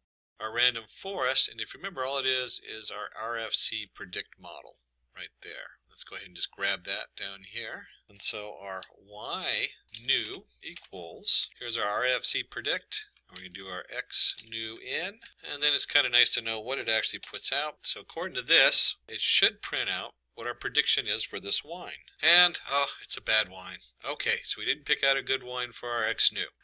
And that should be expected. Most of the wine, if you remember correctly, only a small percentage of the wine met our quality requirements. So we can look at this and say, oh, we'll have to try another wine out, which is fine by me because I like to try out new wines, and I certainly have a collection of old wine bottles, and very few of them match. But you can see here we've gone through the whole process. Just a quick rehash. We had our imports. We touched a lot on the Scikit Learn, our random forest, our SVM, and our MLP classifier. So we had our support vector classifier, we had our random forest, and we have our neural network, 3 of the top used classifiers in the Scikit Learn system. And we also have our confusion matrix and our classification report, which we used, our standard scalar for scaling it, and our label encoder. And of course we needed to go ahead and split our data up in our mplotline train. And we explored the data in here for null values. We set up our quality into bins. We took a look at the data and what we actually have and put a nice little plot to show our quality, what we're looking at. And then we went through our 3 different models. And it's always interesting because you spend so much time getting to these models, and then you kind of go through the models and play with them until you get the best training on there without becoming biased. That's always a challenge, is to not overtrain your data to the point where you're training it to fit the test value. And finally, we went ahead and actually used it and applied it to a new wine, which unfortunately didn't make the cut. It's going to be the one that we drink a glass out of and save the rest for cooking. Of course, that's according to the random forest on there because we used the best model that it came up with. Welcome to TensorFlow 2.0 tutorial. What's in it for you? We're going to cover today deep learning frameworks, what is TensorFlow, features of TensorFlow, TensorFlow applications, how TensorFlow works, TensorFlow 1.0 versus 2.0, TensorFlow 2.0 architecture, and then we'll go over a TensorFlow demo where we roll up our sleeves and dive right into the code. So let's start with deep learning frameworks. To start with, this chart doesn't even do the filled justice because it's just exploded. These are just some of the major frameworks out there. There's Keras, which happens to sit on TensorFlow, so they're very integrated. There's TensorFlow, PyTorch is out there, Caffe, Theano, DL4J, and Chainer. These are just a few of the deep learning frameworks. We're talking about neural networks. If you're just starting out and never seen a neural network, you can go into Python in the Scikit and do the neural network in there, which is probably the most simplest version I know. But the most robust version out there, the most top of the ladder as far as the technology right now, is TensorFlow. And that, of course, is changing from day to day, and some of these are better for different purposes. So let's dive into TensorFlow. Let's see, what is TensorFlow? What is TensorFlow? TensorFlow is a popular open source library released in 2015 by Google Brain Team for building machine learning and deep learning models. It is based on Python programming language and performs numerical computations using data flow graphs to build models. So let's take a look at some of the features of TensorFlow. It works efficiently with multi-dimensional arrays. If you've ever played with any of the simpler packages of neural networks, you're going to find that you have to pretty much flatten them and make sure your stuff is set in a flat model. TensorFlow works really good. So we're talking pictures here, where you have X and Y coordinates where the picture is, and then each pixel has 3 or 4 different channels. That's a very complicated array, a very multidimensional array. It provides scalability of computation across machines and large data sets. This is so new right now, and you might think that's a minor thing, but when Python is operating on one computer and it has a float value and it truncates it differently on each computer, you don't get the same results. And so your training model might work on one machine and then on another it doesn't. This is one of the things that TensorFlow addresses and does a very good job on. It supports fast debugging and model building. This is why I love TensorFlow. I can go in there and I can build a model with different layers. Each layer might have different properties. They have like the convolutional neural network, which you can then sit on top of a regular neural network with reverse propagation. There's a lot of tools in here and a lot of options, and each layer that it goes through can utilize those different options and stack differently. And it has a large community and provides TensorBoard to visualize the model. TensorBoard's pretty recent, but it's a really nice tool to have when you're working with other people or showing your clients or the shareholders in the company. You can give them a nice visual model so they know what's going on. What are they paying for? And let's take a glance at some of the different uses or applications for TensorFlow. When we talk about TensorFlow applications, clearly this is data analytics. We're getting into the data science. I like to use data science as probably a better term because this is the programming side.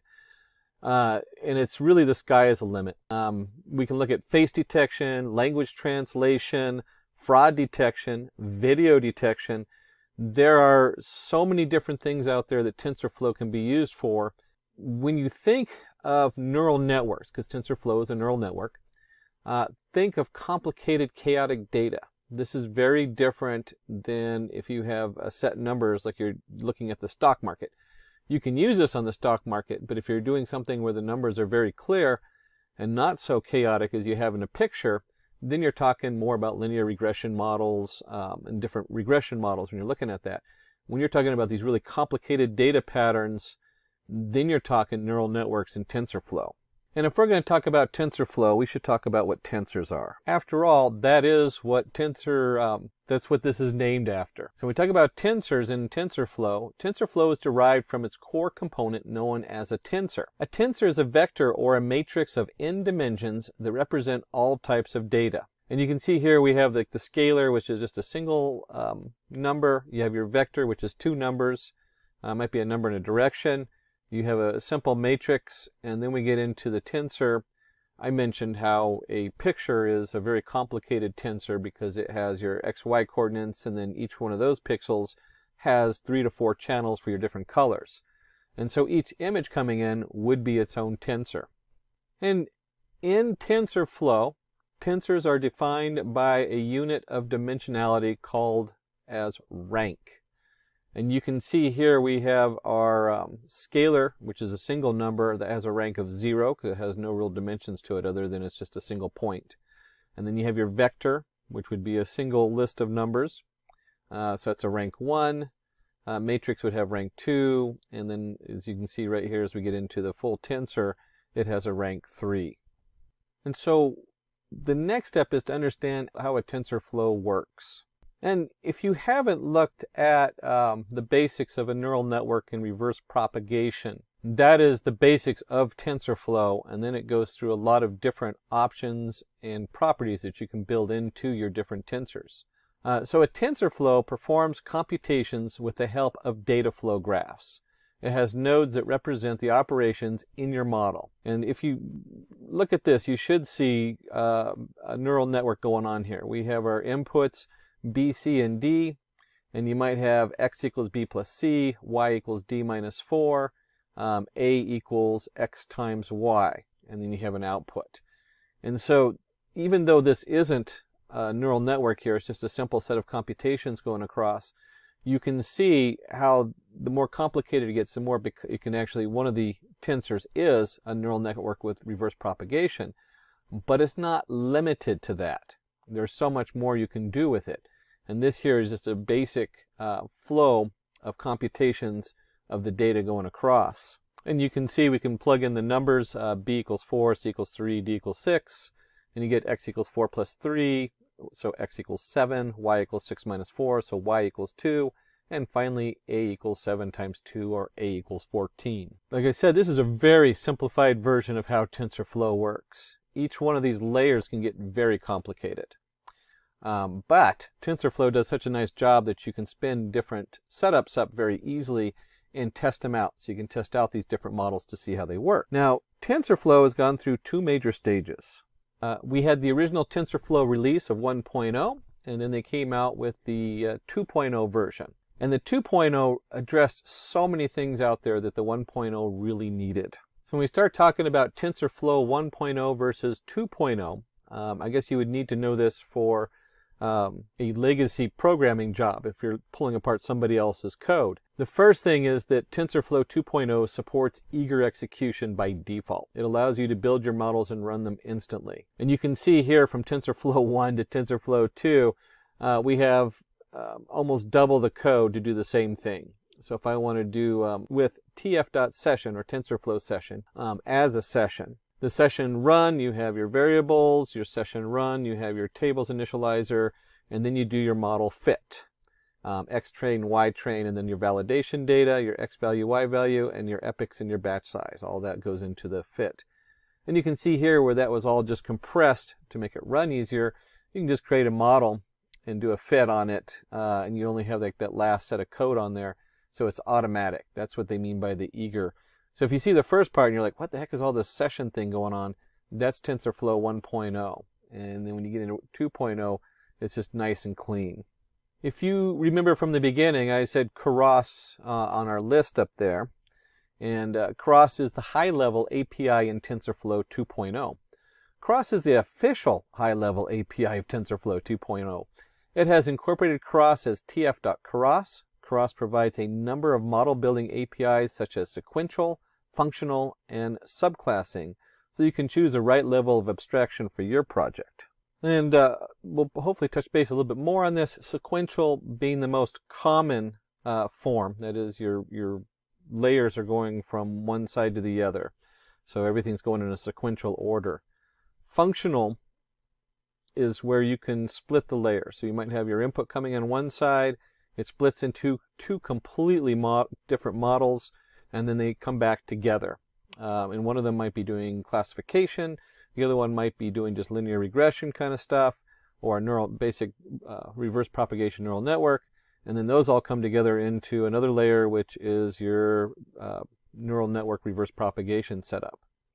Subclassing is the most complicated as you're building your own models, and you can subclass your own models into Keras. So very powerful tools here. This is all the stuff that's been coming out currently in the TensorFlow Keras setup. A third big change we're going to look at is that in TensorFlow 1.0, in order to use TF layers as variables, you would have to write TF variable block. So you'd have to predefine that. In TensorFlow 2, you just add your layers in under the sequential, and it automatically defines them as long as they're flat layers. Of course, this changes a little bit as the more complicated tensor you have coming in, but all of it's very easy to do, and that's what 2.0 does a really good job of. And here we have a little bit more on the scope of this, and you can see how TensorFlow 1 asks you to do these different layers and values. If you look at the scope and the default name, you start looking at all the different code in there to create the variable scope. That's not even necessary in Tensor 2.0. So you'd have to do one before you do what you see the code in 2.0. In 2.0, you just create your model. It's a sequential model, and then you can add all your layers in. You don't have to pre-create the variable scope. So if you ever see the variable scope, you know that came from an older version. And then we have the last two, which is our API cleanup and the autograph, In the API cleanup, TensorFlow 1, you could build models using tfgans, tfapp, tfcontrib, tflags, etc. In TensorFlow 2, a lot of APIs have been removed. And this is they just cleaned them up because people weren't using them and they've simplified them. And that's your tfapp, your tflags, and your tflogging are all gone. So those are 3 legacy features that are not in 2.0. And then we have our tf function and autograph feature.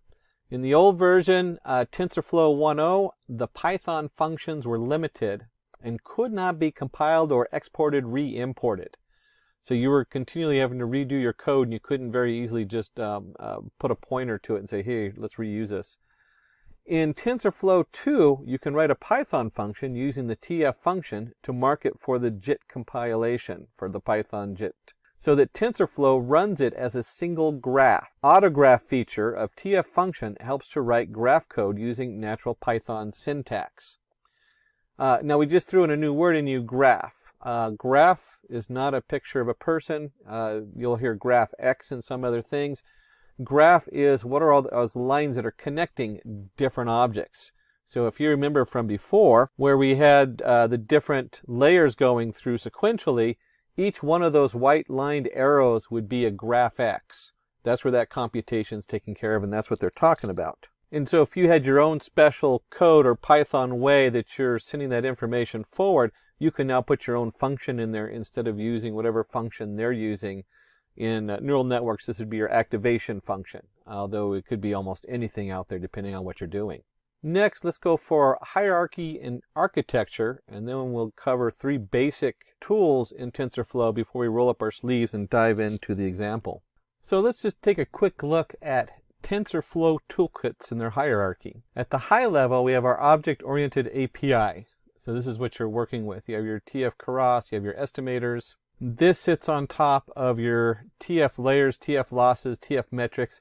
So you have your reusable libraries for model building. This is really where TensorFlow shines, is between the Keras, running your estimators, and then being able to swap in different layers. Your losses, your metrics, all of that is so built into TensorFlow. It makes it really easy to use. And then you can get down to your low-level TF API. You have extensive control over this. You can put your own formulas in there, your own procedures or models in there. You could have it split. We talked about that earlier. So with the 2.0, you can now have it split one direction where you do a linear regression model and then go to the other where it does a neural network. And maybe each neural network has a different activation set on it. And then it comes together into another layer, which is another neural network. So you can build these really complicated models. And at the low level, you can put in your own APIs. You can move that stuff around. And most recently, we have the TF code can run on multiple platforms. And so you have your CPU, which is basically like on the computer I'm running on, I have 8 cores and 16 dedicated threads. I hear they now have one out there that has over 100 cores. So you have your CPU running, and then you have your GPU, which is your graphics card. And most recently, they also include the TPU setup, which is specifically for TensorFlow models, neural network kind of setup. So now you can export the TF code and it can run on all kinds of different platforms for the most diverse setup out there. And moving on from the hierarchy to the architecture, in the TensorFlow 2.0 architecture, we have, you can see on the left, this is usually where you start out with, and 80% of your time in data science is spent pre-processing data, making sure it's loaded correctly and everything looks right. So the first level in TensorFlow is going to be your read and pre-processed data, your TF data feature columns. This is going to feed into your TF Keras or your pre-made estimators, and kind of you have your TensorFlow hub that sits on top of there so you can see what's going on. Once you have all that set up, you have your distribution strategy. Where are you going to run it? Are you going to be running it on just your regular CPU? Are you going to be running it with the GPU added in? Like I have a pretty high-end graphics card, so it actually grabs that GPU processor and uses it. Or do you have a specialized TPU set up in there that you paid extra money for? It could be if you're later on, when you're distributing the package, you might need to run this on some really high processors because you're processing at a server level for let's say you might be processing this at you're distributing it, not the distribution strategy, but you're distributing it into a server where that server might be analyzing thousands and thousands of purchases done every minute. And so you need that higher speed to give them a recommendation or a suggestion so they can buy more stuff off your website. Or maybe you're looking for data fraud analysis working with the banks. You want to be able to run this at a high speed so that when you have hundreds of people sending their transactions in, it says, hey, this doesn't look right. Someone's scamming this person and probably has their credit card. So when we're talking about all those fun things, we're talking about saved model. We were talking about that earlier, where it used to be when you did one of these models, it wouldn't truncate the float numbers the same. And so a model going from one, you build the model on your machine in the office, and then you need to distribute it. And so we have our TensorFlow serving cloud on premium. That's what I was talking about if you're like a banking or something like that. Now they have TensorFlow Lite, so you can actually run a TensorFlow on an Android or an iOS or Raspberry Pi, a little breakout board there. In fact, they just came out with a new one that has a built-in, it's this little mini TPU with the camera on it so it can pre-process a video. So you can load your TensorFlow model onto that. Talking about an affordable way to beta test a new product. You have the TensorFlow JS, which is for browser and node server. So you can get that out on the browser for some simple computations that don't require a lot of heavy lifting, but you want to distribute to a lot of endpoints. And now they also have other language bindings. So you can now create your TensorFlow backend, save it, and have it accessed from C, Java, Go, C#, Rust, R, or from whatever package you're working on. So we kind of have an overview of the architecture and what's going on behind the scenes, and in this case, what's going on as far as distributing it. Let's go ahead and take a look at 3 specific pieces of TensorFlow. And those are going to be constants, variables, and sessions. So very basic things you need to know and understand when you're working with the TensorFlow setup. So constants in TensorFlow. In TensorFlow, constants are created using the function constant. In other words, they're going to stay static the whole time, whatever you're working with. The syntax for constant value, dtype 9, shape equals none, name constant, verify shape equals false. That's kind of the syntax you're looking at. And we'll explore this with our hands on a little more in depth. And you can see here we do z equals tf.constant, 5.2, name equals x, dtype is a float. That means that we're never going to change that 5.2. It's going to be a constant value. And then we have our variables in TensorFlow. Variables in TensorFlow are in memory buffers that store tensors. And so we can declare a 2x3 tensor populated by ones. You could also do constants this way, by the way. So you can create an array of ones for your constants. I'm not sure why you do that, but you might need that for some reason. In here we have v equals tf.variables, and then in TensorFlow you have tf.ones, and you have the shape, which is 2, 3, which is then going to create a nice 2x3 array that's filled with ones. And then of course you can go in there and they're variables, so you can change them. It's a tensor, so you have full control over that. And then you of course have sessions in TensorFlow. A session in TensorFlow is used to run a computational graph to evaluate the nodes. And remember, when we're talking about graph or GraphX, we're talking about all that information then goes through all those arrows and whatever computations they have that take it to the next node. And you can see down here where we have import TensorFlow as TF. If we do x equals a TF.constant of 10, we do y equals a TF constant of 2.0 or 20.0, and then you can do z equals TF.variable, and it's a TF.add x comma y. And then once you have that set up in there, you go ahead and init your TF global variables initializer with TF session as session. You can do a session run init, and then you print the session run y. And so when you run this, you're going to end up with, of course, the 10 plus 20 is 30. And we'll be looking at this a lot more closely as we actually roll up our sleeves and put some code together.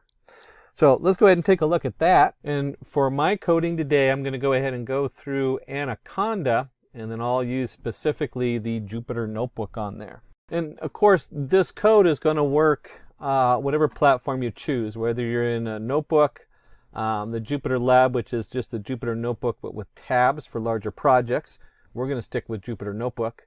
PyCharm, whatever it is you're going to use in here. You have your Spider and your Qt console for different programming environments. The thing to note, it's kind of hard to see, but I have my main Pi 3.6.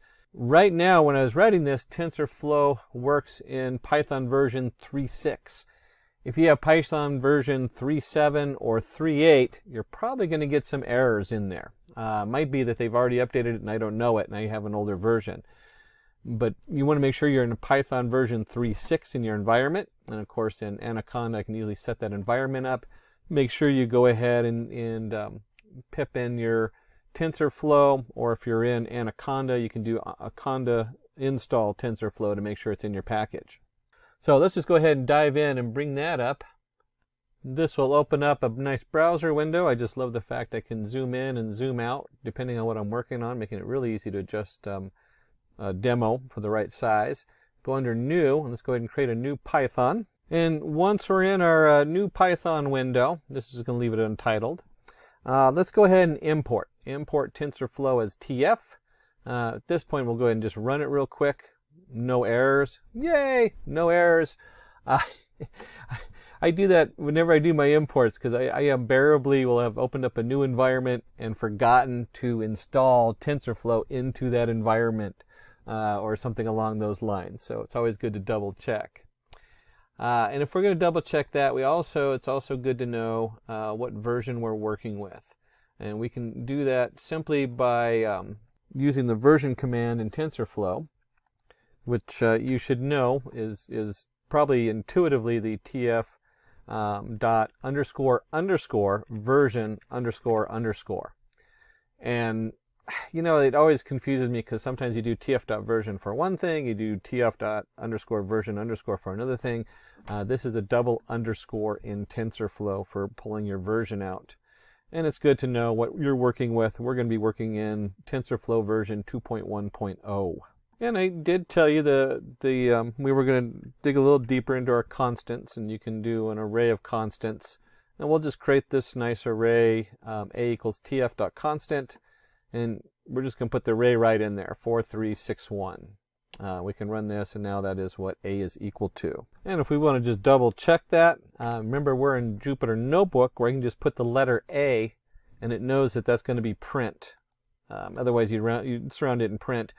And you can see it's a TF tensor. It has the shape, the type, and the array on here. It's a 2x2 array. And just like we can create a constant, we can go ahead and create a variable. And this is also going to be a 2x2 array. And if we go ahead and print the V out, we'll run that. And sure enough, there's our TF variable in here. Then we can also, let's just go back up here and add this in here.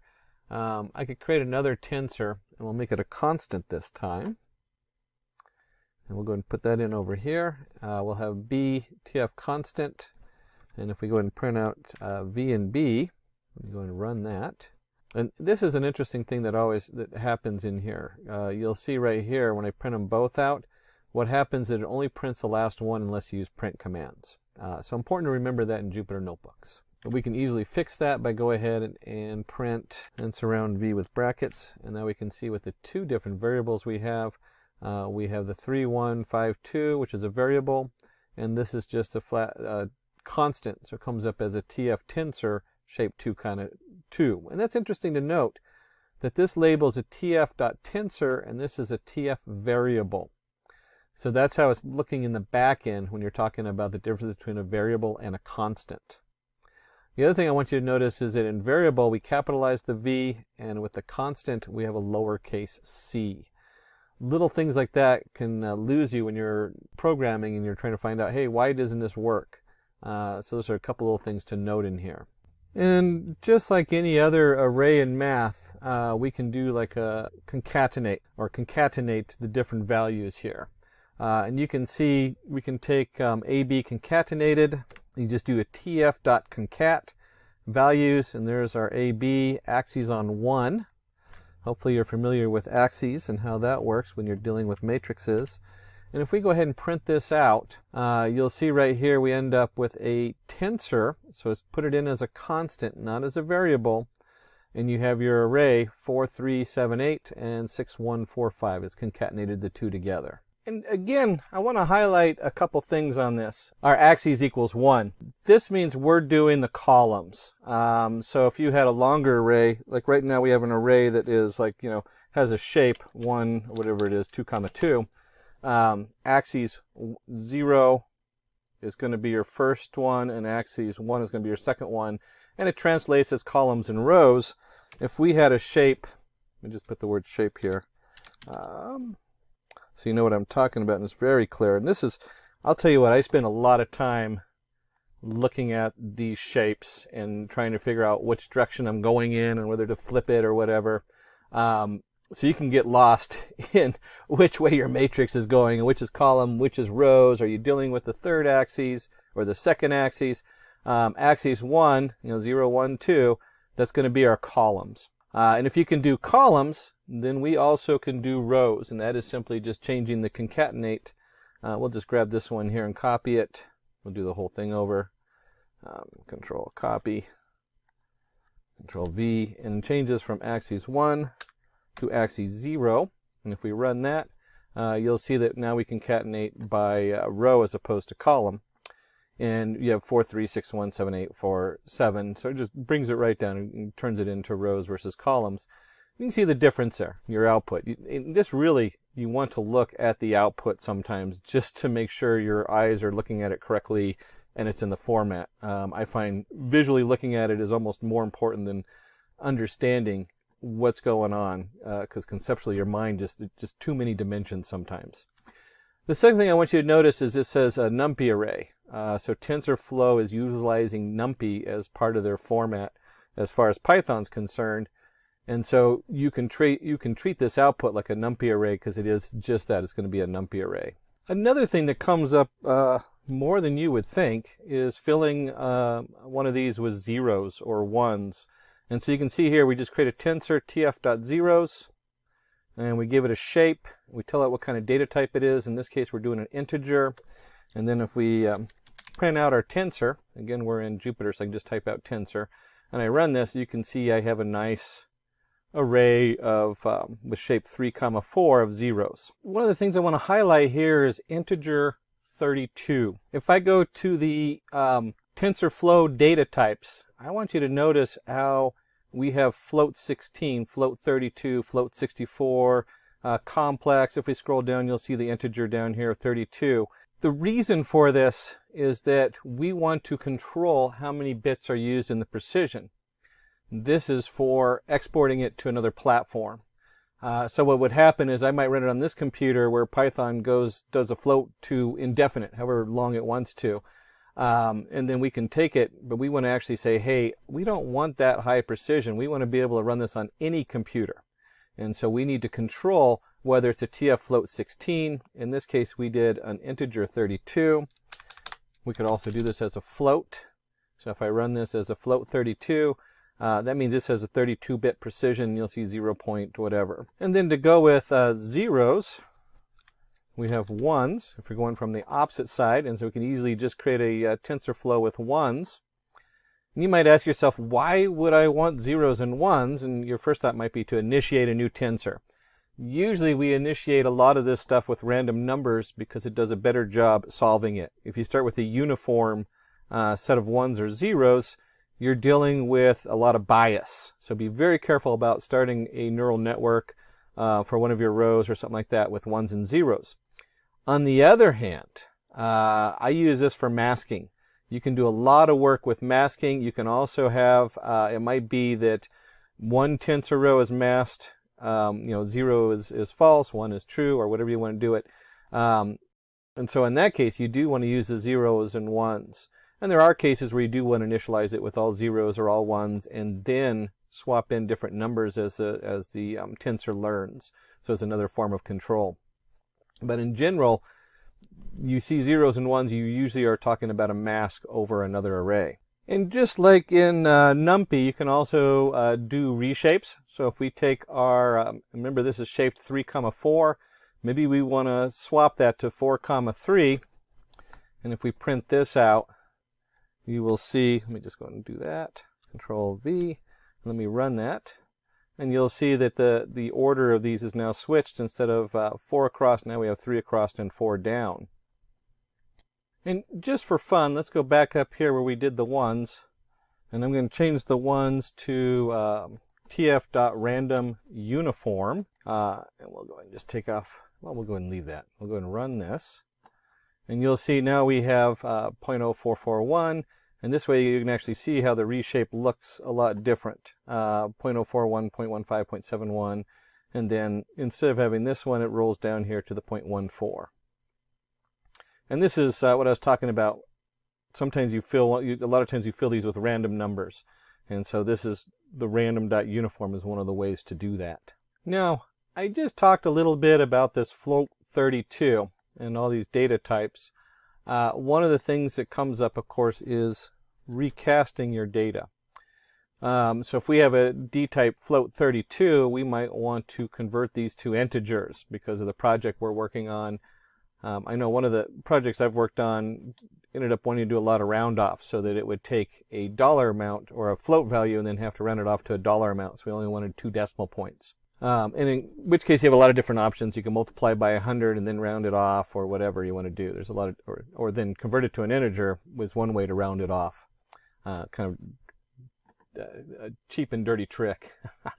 So we can take this and we can take the same tensor and we'll go ahead and create a as an integer. And so we're going to take this tensor, we're going to tf.cast it, and if we print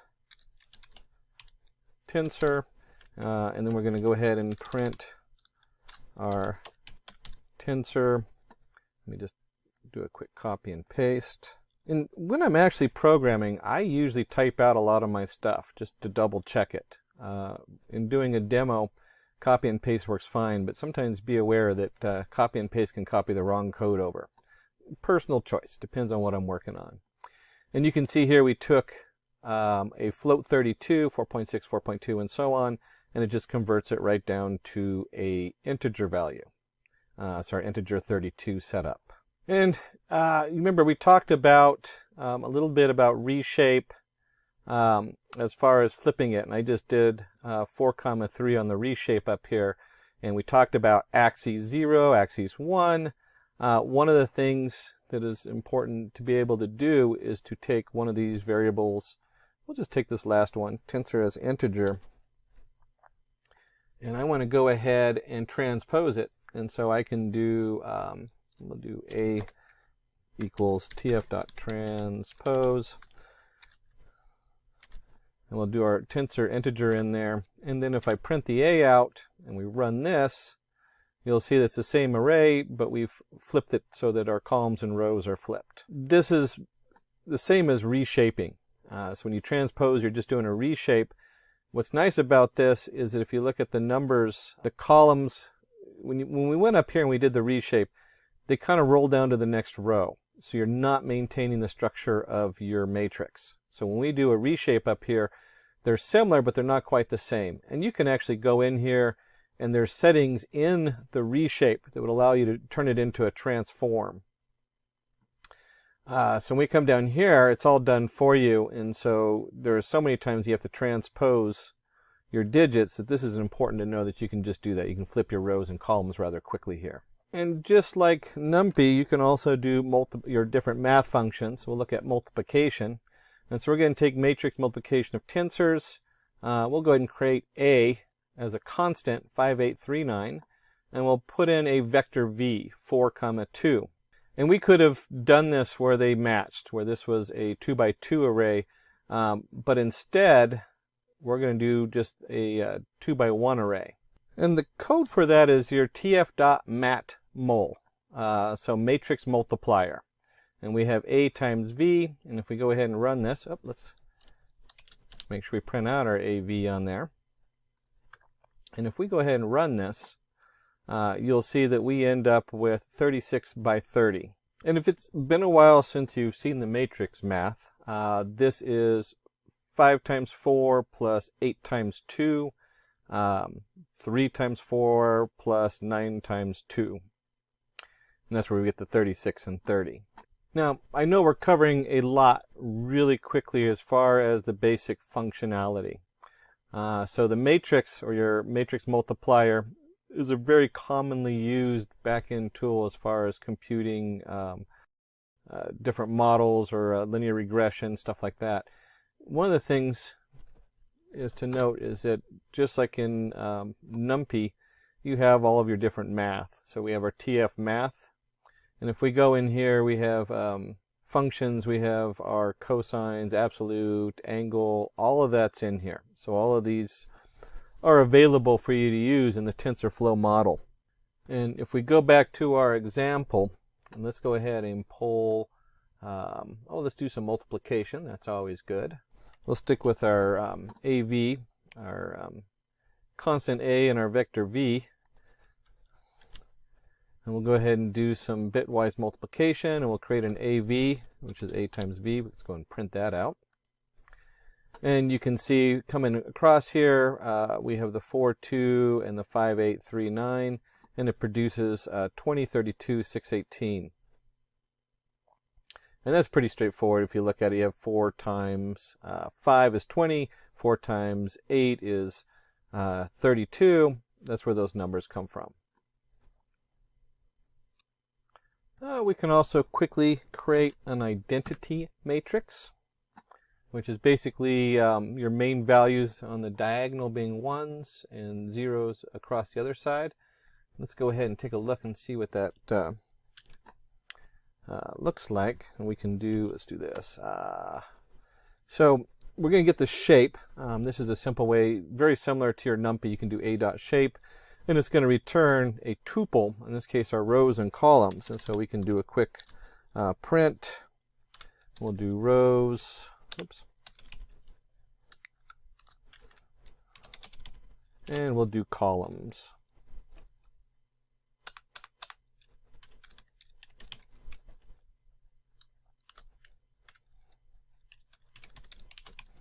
And if we run this, you can see we have 3 rows, 2 columns. And then if we go ahead and create an identity matrix, the script for that, got a wrong button there. The script for that looks like this, where we have the number of rows equals rows, the number of columns equals columns, and D type is a 32. And then if we go ahead and just print out our identity,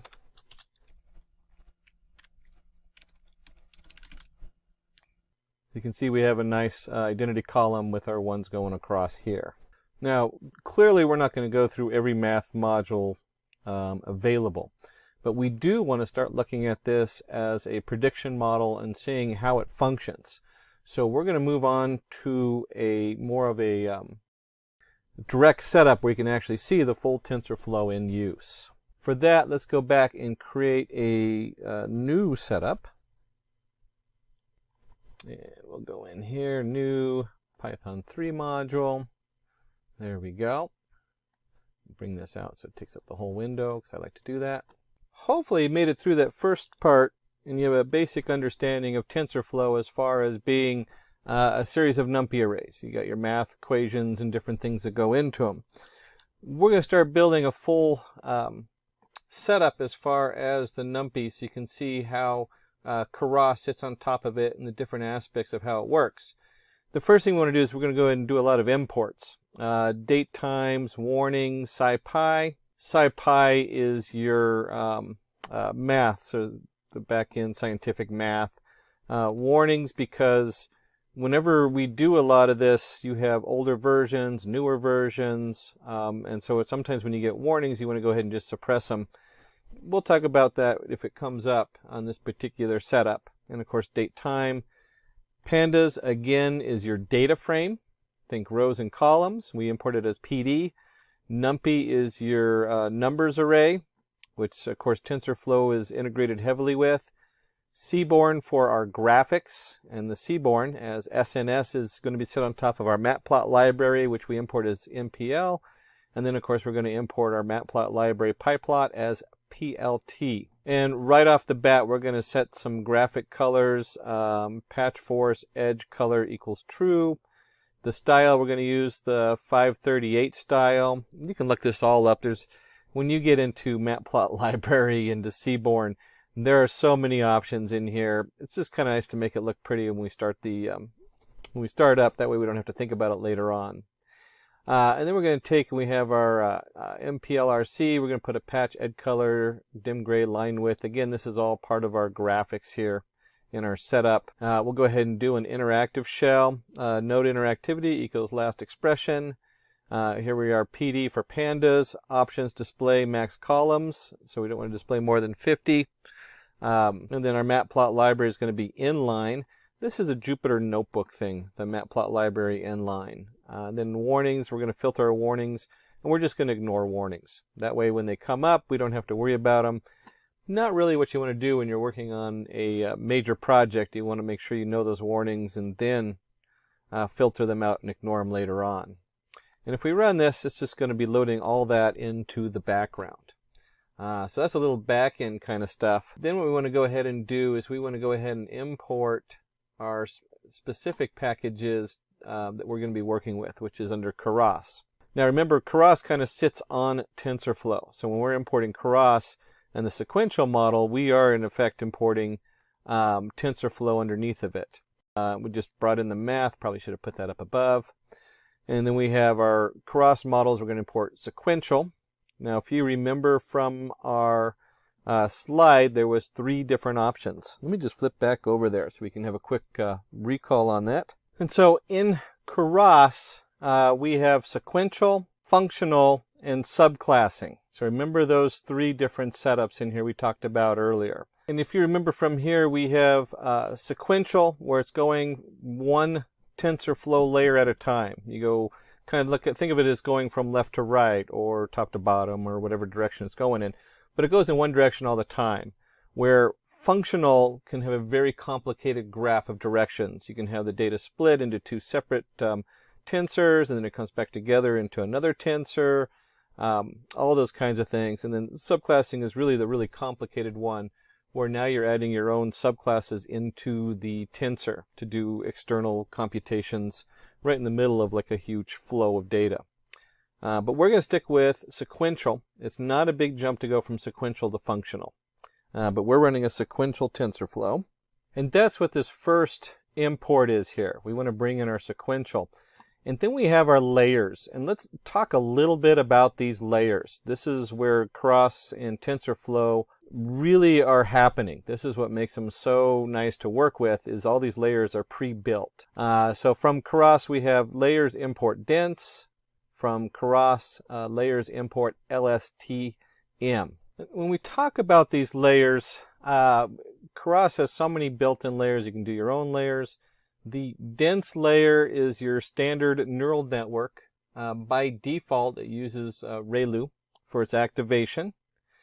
And then the LSTM is a long short-term memory layer. Since we're going to be looking probably at sequential data, we want to go ahead and do the LSTM. And if we go into Keras and we look at their layers, this is the Keras website, you can see as we scroll down for the Keras layers that are built in, we can get down here and we can look at, let's see, here we have our layer activation, our base layers. Activation, layer weight, so it's a lot of stuff in here. We had the ReLU, which is the basic activation that was listed up here for layer activations. You can change those. And here we have our core layers and our dense layers. So you have an input layer, a dense layer, and then we've added a more customized one with the long-term, short-term memory layer. And of course, you can even do your own custom layers in Keras. There's a whole functionality in there if you're doing your own thing. What's really nice about this is it's all built in. Even the convolutional layers, this is for processing graphics. There's a lot of cool things in here you can do. This is why Keras is so popular. It's open source and you have all these tools right at your fingertips.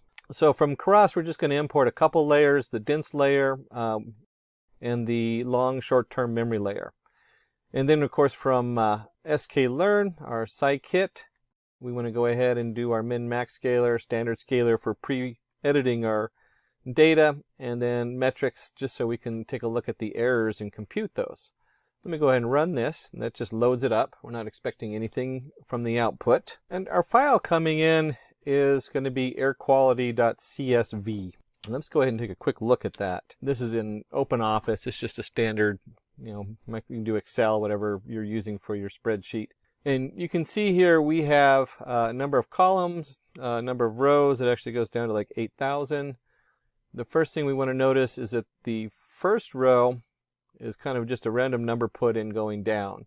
Probably not something we're going to work with. The second row is Bandung. I'm guessing that's a reference for the profile. If we scroll to the bottom, which I'm not going to do because it takes forever to get back up, they're all the same. The same thing with the status. The status is the same. We have a date, so we have a sequential order here. Here is the gem, which I'm going to guess is the timestamp on there. So we have a date and time. We have our O3, CO, NO2 reading, SO2, NO, CO2, VOC, and then some other numbers here, PM1, PM2.5, PM4, PM10. Without actually looking through the data, some of this I can guess is like temperature, humidity. I'm not sure what the PMs are. But we have a whole slew of data here. So we're looking at air quality as far as an area and a region, and what's going on with our date timestamps on there. And so code-wise, we're going to read this into a Pandas data frame. So our data frame, DF is a nice abbreviation commonly used for data frames, equals pd.read_csv, and then the path to it just happens to be on my D drive, separated by spaces. And so if we go ahead and run this, we'll print out the head of our data. And again, this looks very similar to what we were just looking at. Being in Jupyter, I can take this and go the other way. Make it real small so you can see all the columns going across and we can get a full view of it. Or we can bring it back up in size. That's pretty small on there. Overshot. But you can see it's the same data we were just looking at. We're looking at the number, we're looking at the profile, which is the Bandung, the date, we have a timestamp, our O3 count, CO, and so forth on here. And this is just your basic Pandas printing out the top 5 rows. We could easily have done 3 rows, 5 rows, 10, whatever you want to put in there. By default, that's 5 for Pandas. Now, I talk about this all the time, so I know I've already said it at least once or twice during this video. Most of our work is in pre-formatting data. What are we looking at? How do we bring it together? So we want to go ahead and start with our date time. It's come in 2 columns. We have our date here and we have our time, and we want to go ahead and combine that. And then we have, this is just a simple script in there that says combine date time. That's our formula we're building. We're going to submit our Pandas data frame and the tab name. When we go ahead and do this, that's all of our information that we want to go ahead and create. And then goes for I in range df shape 0. So we're going to go through the whole setup, and we're going to list tab append df location I. And here is our date going in there, and then return the NumPy array list tab dtypes date time 64. That's all we're doing. We're just switching this to a date timestamp. And if we go ahead and do df date time equals combine date time, and then I always like to print. We'll do df head just so we can see what that looks like. And so when we come out of this, we now have our setup on here, and of course it's edited on to the far right. Here's our date time. You can see the format's changed. So we've added in the date time column, and we've brought the date over, and we've taken this format here, and it's an actual variable with a 000 on here. Well, that doesn't look good. So we need to also include the time part of this, and we want to convert it into hourly data. So let's go ahead and do that. To do that, to finish combining our date time, let's go ahead and create a little script here to combine the time in there. Same thing we just did. We're just creating a NumPy array, returning a NumPy array, and forcing this into a date time format. And we can actually spend hours just going through these conversions. How do you pull it from the Pandas data frame? How do you set it up? So I'm kind of skipping through it a little fast because I want to stay focused on TensorFlow and Keras. Keep in mind, this is like 80% of your coding when you're doing a lot of this stuff is going to be reformatting these things, resetting them back up. so that it looks right on here. And it just takes time to get through all that. But that is usually what the companies are paying you for. That's what the big bucks are for. And we want to go ahead and a couple things going on here is we're going to go ahead and do our date time. We're going to reorganize some of our setup in here, convert into hourly data. We just put a pause in there. Now remember, we can select from DF our different columns we're going to be working with, and you're going to see that we actually dropped a couple of the columns. Those ones I showed you earlier, they're just repetitive data. So there's nothing in there that exciting. And then we want to go ahead and we'll create a second data frame here. Let me just get rid of the DF head. And DF2 is we're going to group by date time, and we're looking at the mean value. And then we'll print that out so you can see what we're talking about. We have now reorganized this, so we put in date time 03 CO.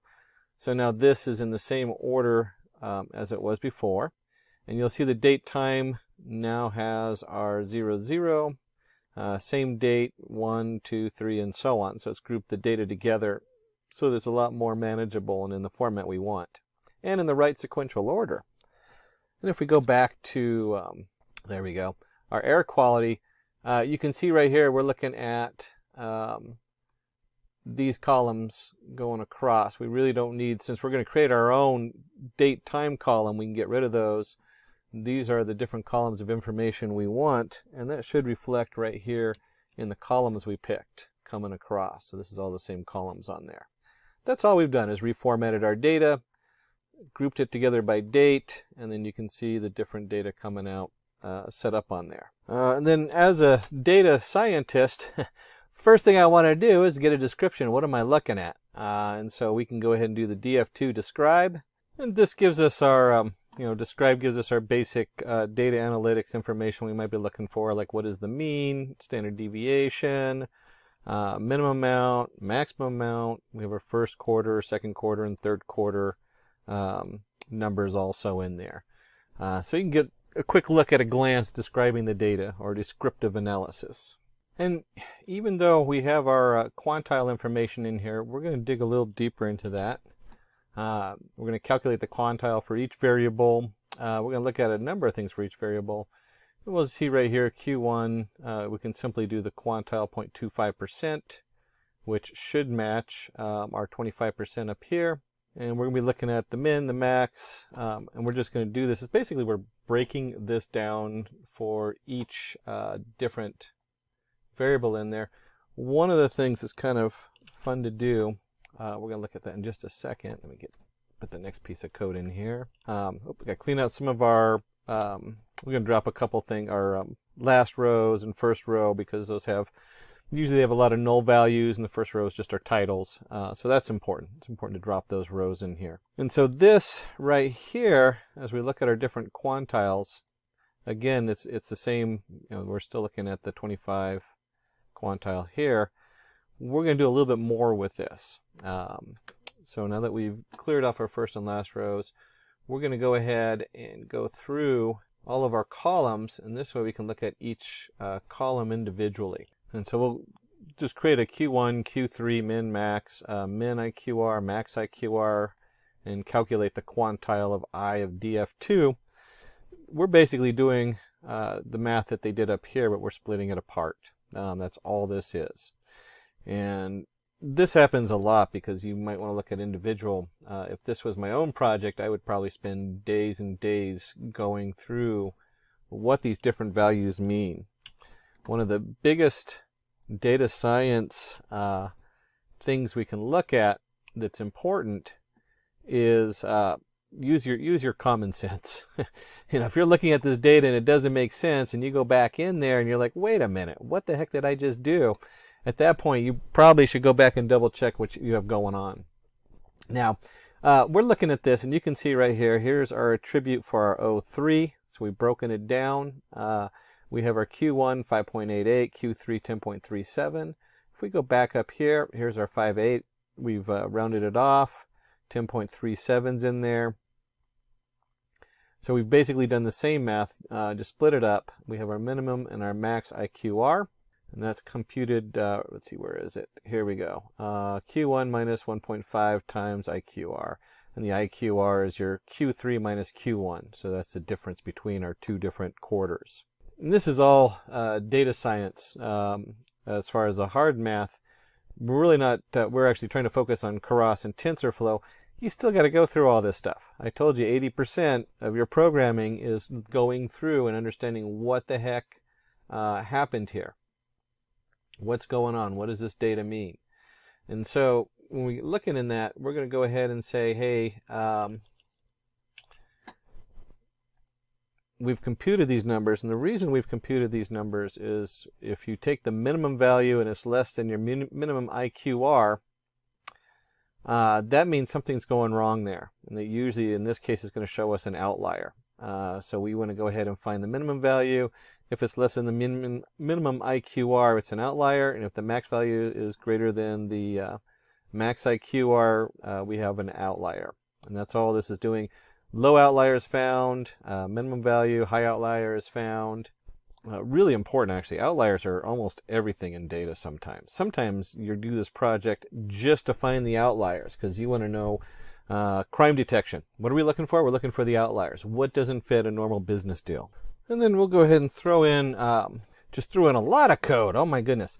So we have, if your max is greater than IQR, print outlier is found. What we want to do is we want to start cleaning up these outliers. And so we want to convert, create a convert nan, x max IQR equals max underscore IQR, min IQR equals min IQR. So this is just saying this is the data we're going to send. That's all that is in Python. And if x is greater than the max IQR and x is less than the min IQR, x equals null. We're going to set it to null. Why? Because we want to clear these outliers out of the data. Now, again, if you're doing fraud detection, you would do the opposite. You would be cleaning everything else that's not in that series so that you can look at just the outlier. And then we're going to convert the nan hum. Again, we have x, max IQR is 100%, min IQR is min IQR. If x is greater than max IQR and x is less than min IQR, again, we're going to return a null value. Otherwise, it's going to remain the same value x equals x. And you can see as we go through the code, if I equals our HUM, then we go ahead and do, that's a column specific to humidity. That's your HUM column. Then we're going to go ahead and convert, run a map on there and convert the non-HUM. You can see here this is just cleanup. We found out that humidity probably has some weird values in it. We have our outliers. That's all this is. And so when we go ahead and finish this and we take a look at our outliers and we run this code here, we have a low outlier, 2.04. We have a high outlier, 99.06. Outliers have been interpolated. That means we've given them a new value. Chances are these days when you're looking at something like these sensors coming in, they probably have a failed sensor in there. Something went wrong. That's the kind of thing that you really don't want to do your data analysis on. So that's what we're doing, is we're pulling that out and then converting it over and setting it up method linear. So we interpolate method linear is it's going to fill that data in based on a linear regression model of similar data. Same thing with this up here with df2i interpolate. That's what we're doing. Again, this is all data prep. We're not actually talking about TensorFlow. We're just trying to get all our data set up correctly so that when we run it, it's not going to cause problems or have a huge bias. So we've dealt with outliers specifically in humidity. And again, this is one of these things where when we start running, we ran through this, you can see down here that we have our outliers found, high-low outliers, migrated them in. We also know there's other issues going on with this data. How do we know that? Some of it's just looking at the data, playing with it until you start understanding what's going on. Let's take the temp value, and we're going to go ahead and use a logarithmic function on the temp value. And it's interesting because it's like, how do you heck do you even know to use logarithmic on the temp value? That's domain specific. We're talking about being an expert in air care. I'm not an expert in air care. It's not what I go look at. I don't look at air care data. In fact, this is probably the first air care data setup I've looked at. But the experts come in there and they come to you and say, hey, in data science, this is a exponentially variable on here, so we need to go ahead and do transform it and use a logarithmic scale on that. So at that point, that would be coming from your data. Here we go. Data science programmer overview, does a lot of stuff connecting the database and connecting in with the experts. Data analytics, a lot of times you're talking about somebody who is a data analysis, might be all the way usually a PhD level. Data science, programming level interfaces, database manager, that's going to be the person who's your admin working on it. So when we're looking at this, we're looking at something they've sent to me and they said, hey, domain, air care, this is a skew because the data just goes up exponentially and affects everything else. And we'll go ahead and take that data. Let me just go ahead and run this.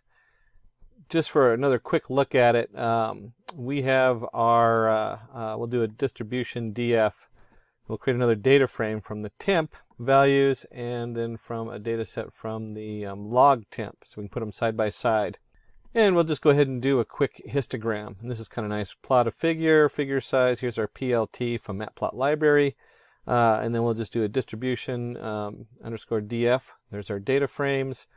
This is nice because it just integrates the histogram right into Pandas. Love Pandas. And this is a chart you would send back to your data analyst and say, hey, is this what you wanted? This is how the data is converting on here. As a data scientist, the first thing I note is we've gone from a 10, 20, 30 scale to 2.5, 3.0, 3.5 scale.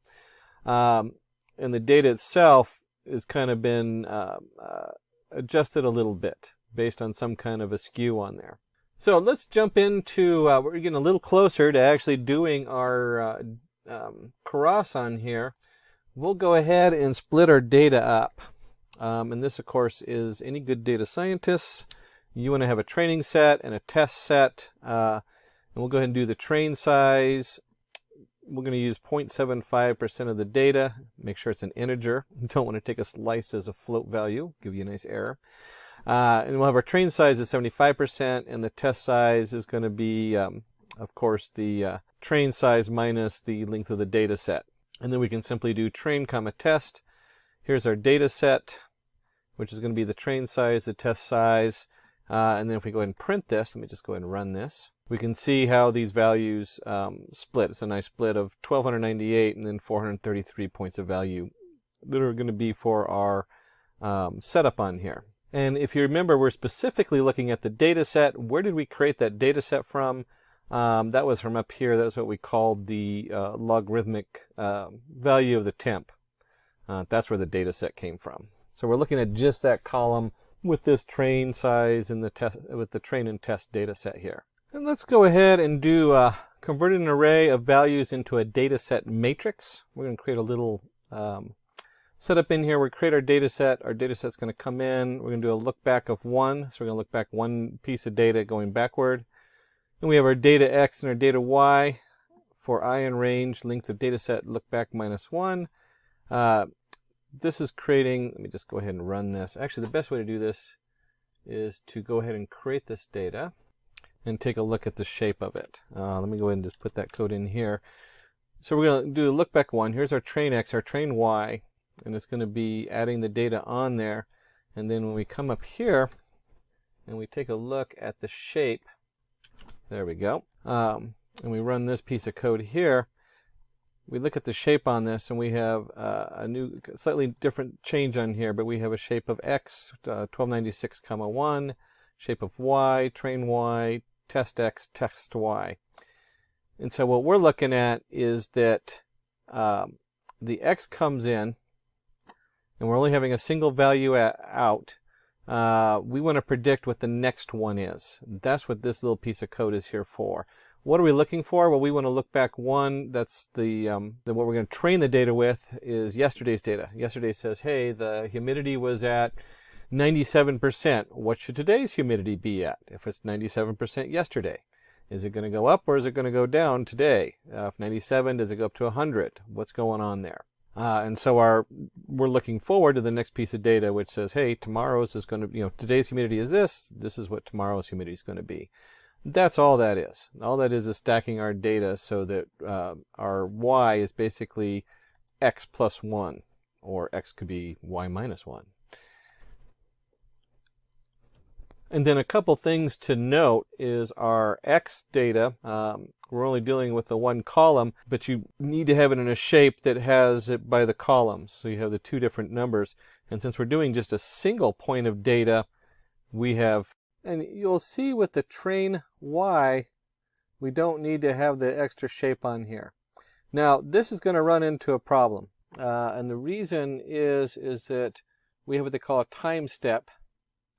And the time step is that long-term, short-term memory layer.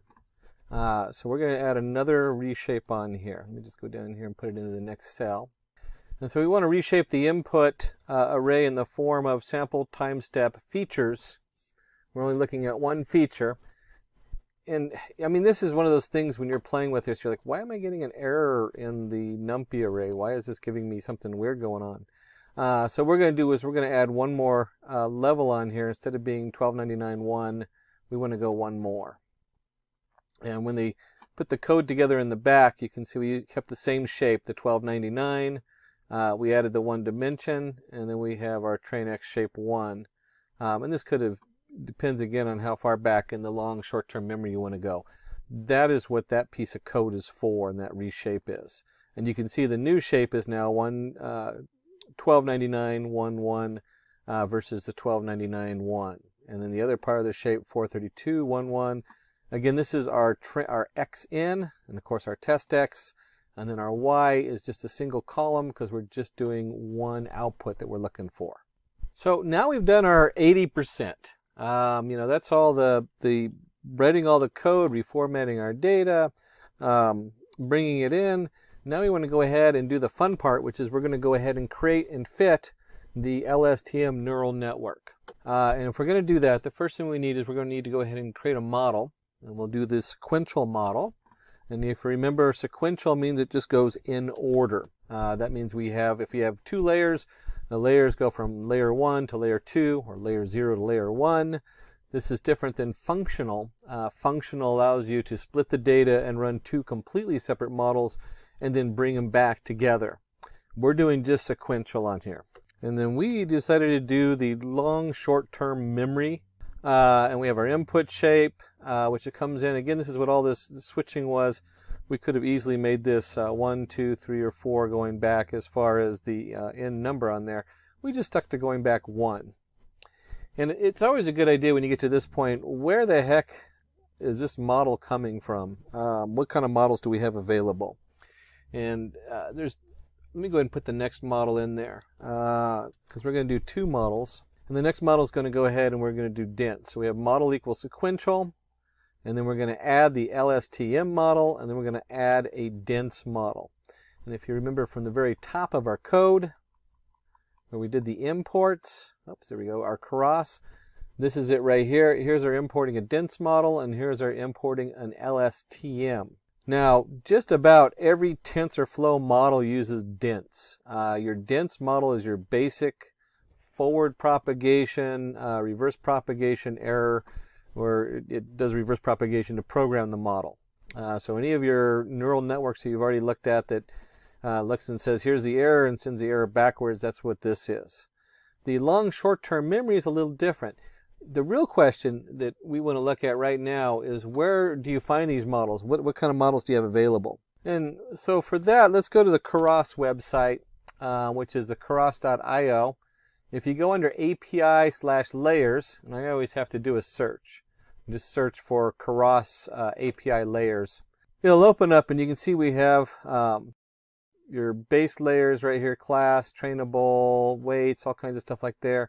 Your activation, so a lot of your layers you can switch how it activates.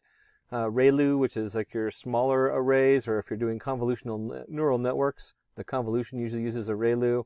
your sigmoid, all the way up to softmax, softplus, all these different choices as far as how those are set up. And what we want to do is we want to go ahead, and if you scroll down here, you'll see your core layers, and here is your dense layer. So you have an input object, your dense layer, your activation layer, embedding layer. This is your kind of your one setup on there that's most common. Convolutional neural networks or convolutional layers. These are like for doing image categorizing. So trying to find objects in a picture, that kind of thing.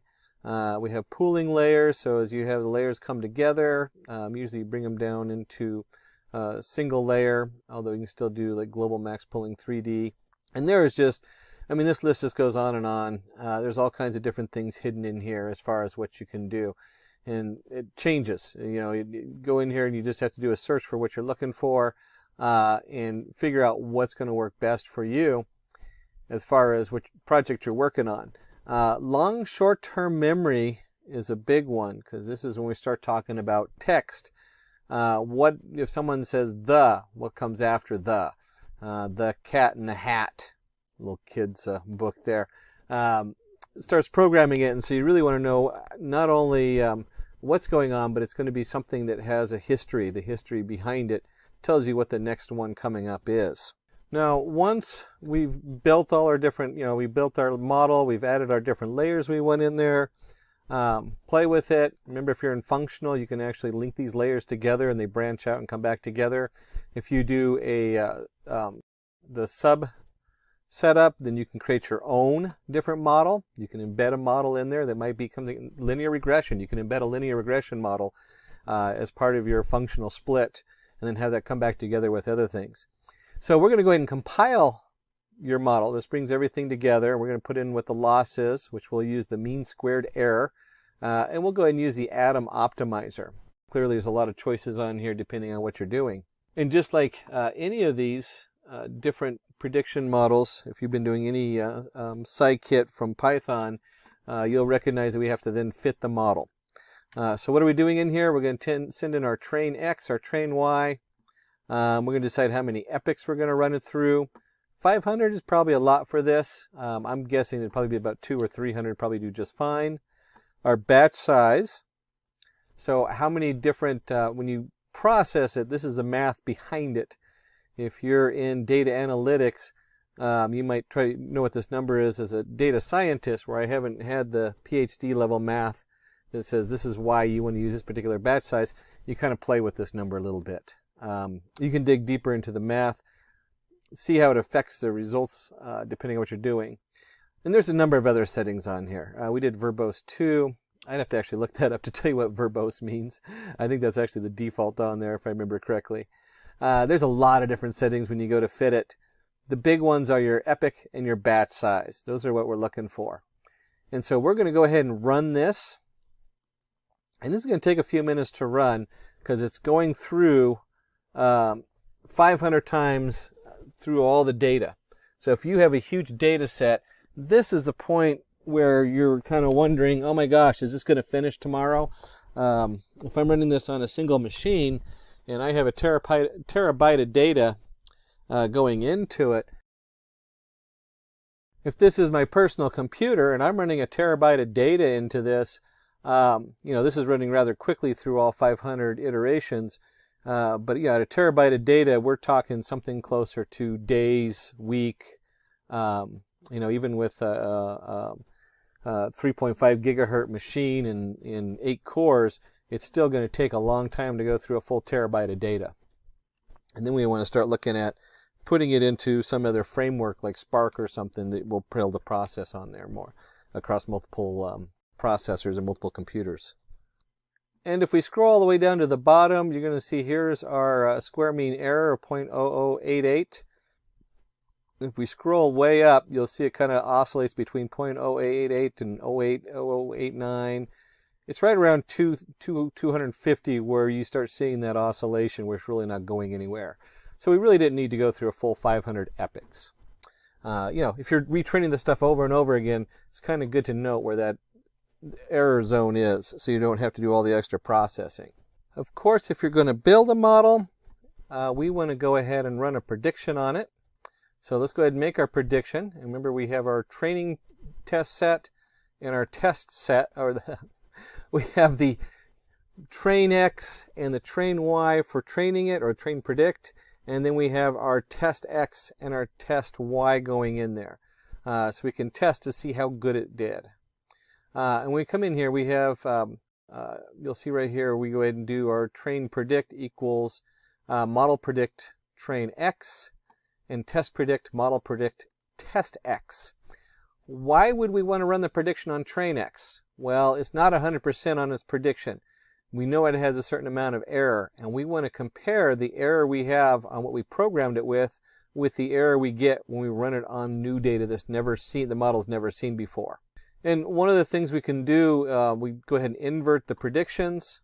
This helps us level it off a little bit more. Get rid of some of our bias. We have train predict equals an NP exponential M1, the train predict, and then train Y equals the exponential M1 for train Y, and then we do again that with train test predict and test Y. Again, reformatting the data so that we can, it all matches, and then we want to go ahead and calculate the root mean square error. So we have our train score, which is your math square root times the mean square root error, train Y and train predict. And again, we're just, this is just feeding the data through so we can compare it. And the same thing with the test. And let's take a look at that, because really the code makes sense if you're going through it line by line. You can see what we're doing, but the answer really helps to zoom in. So we have a train score, which is 2.40 of our root mean square error. And we have a test score of 3.16 of the root mean square error. If these were reversed, if our test score is better than our training score, then we've overtrained. Something's really wrong. At that point, you got to go back and figure out what you did wrong. Because you should never have a better result on your test data than you do on your training data. And that's why we put them both through. That's why we look at the error for both the training and the testing. When you're going out and quoting your, publishing this, and you're saying, hey, how good is my model? It's the test score that you're showing people. This is what it did on my test data that the model had never seen before. This is how good my model is. And a lot of times you actually want to put together like a little formal code where we actually want to print that out. And if we print that out, you can see down here, test prediction and standard deviation of data set 3.16 is less than 4.40. I have to go back, and we're up here. If you remember, we did the square means error. This is standard deviation. That's why these numbers are different. It's saying the same thing that we just talked about. 3.16 is less than 4.40. Model is good enough. We're saying, hey, this model is valid. We have a valid model here. So we can go ahead and go with that. And along with putting a formal print out of there, we want to go ahead and plot what's going on. And this, we just want a pretty graph here so that people can see what's going on. When I walk into a meeting and I'm dealing with a number of people, they really don't want these numbers. They don't want to say, hey, standard deviation, unless you know what statistics are. You might be dealing with a number of different departments. Head of sales might not work with standard deviation or have any idea what that really means number-wise. And so at this point, we really want to put it in a graph so we have something to display. And with displaying, you got to remember that we're looking at the data today going into it and what's going to happen tomorrow. So let's take a quick look at this. We're going to go ahead and shift the train predictions for plotting. We have our train predict plot, NP empty like data set, train predict plot, set it up with null values. You know, it's just kind of a weird thing where we're creating the data groups as we like them, and then putting the data in there is what's going on here. So we have our train predict plot, which is going to be our look back, our length, plus look back. Is going to equal train predict. So we're creating this, basically we're taking this and we're dumping the train predict into it. So now we have our nice train predict plot. And then we have the shift test predictions for the plotting. We're going to continue more of that. Oops, looks like I put it in here double. No, it's just, yeah, they put it in here double. Didn't mean to do that. We really only need to do it once. Oh, here we go. This is where the problem was, is because this is the test predict.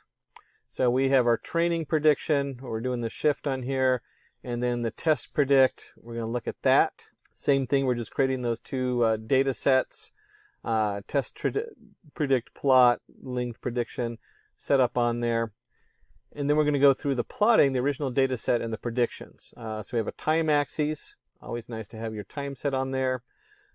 Set that to the time array, time axis lap. All this is setting up the time variable for the bottom.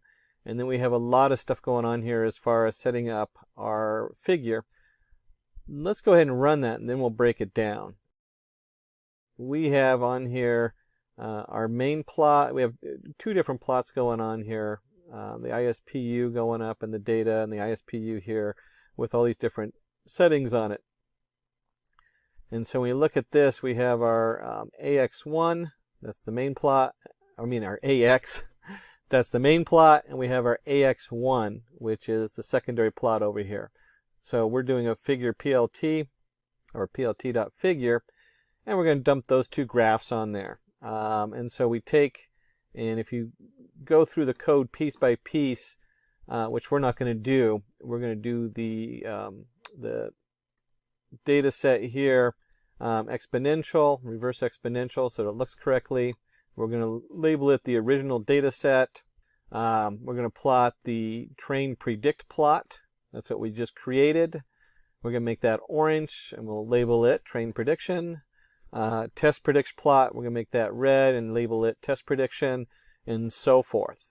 Set our ticks up. This actually just put ticks, time axis gets its ticks, the little marks there going along the axes, that kind of thing. And let's take a look and see what these graphs look like. And these are just kind of fun. You know, when you show up into a meeting and this is the final output and you say, hey, this is what we're looking at. Here's our original data in blue. Here's our training prediction. You can see that it trains pretty close to what the data is up there. I would also probably put a like a little timestamp and do just right before and right after, where we go from train to test prediction. And you can see with the test prediction, the data comes in red, and then you can also see what the original data set looked like behind it and how it differs. And then we can just isolate that here on the right. That's all this is just the test prediction on the right. And it's, you know, you'll see with the original data set, there's a lot of peaks we're missing and a lot of lows we're missing. But as far as the actual test prediction, it does pretty good. It's pretty right on. You can get a good idea of what to expect for your ISPU. And so from this, we would probably publish it and say, hey, this is what you expect, and this is our this is a range of error. That's the kind of thing I'd put out on a daily basis. Maybe we predict the cells are going to be this, or maybe weekly. So you kind of get a nice, you kind of flatten the data coming out, and you say, hey, this is what we're looking at. The big takeaway from this is that we're working with, let me go back up here. Whoops, oh, too far. There we go. Is this model here. This is what this is all about. We worked through all of those pieces, all the TensorFlows, and that is to build this sequential model. And we're only putting in the 2 layers. This can get pretty complicated. If you get too complicated, it never verges into a usable model. So if you have like 30 different layers in here, there's a good chance you might crash it, kind of thing. So don't go too haywire on that. And that you kind of learn as you go. Again, it's domain knowledge, and also starting to understand all these different layers and what they mean. The data analytics behind those layers is something that your data analysis professional would come in and say, this is what we want to try. But I tell you, as a data scientist, a lot of these basic setups are common, and I don't know how many times working with somebody and they're like, oh my gosh, if I only did a tangent H instead of a ReLU activation, I worked for 2 weeks to figure that out. Well, as a data science, I can run it through the model in 5 minutes instead of spending 2 weeks doing the math behind it. So that's one of the advantages of data scientists, is we do it from programming side, and a data analytics is going to look for it. How does it work in math? And this is really the core right here of TensorFlow and Keras, is being able to build your data model quickly and efficiently. And of course, with any data science, putting out a pretty graph so that your shareholders, again, we want to take and reduce the information down to something people can look at and say, oh, that's what's going on. They can see what's going on as far as the dates and the change in the ISPU. And with that, we have come to the end of this video tutorial on Python libraries for data science. I hope it was useful and interesting. If you enjoyed watching the video, then please feel free to like and share it. Don't forget to subscribe to the Simplilearn channel. Thank you for watching and keep learning.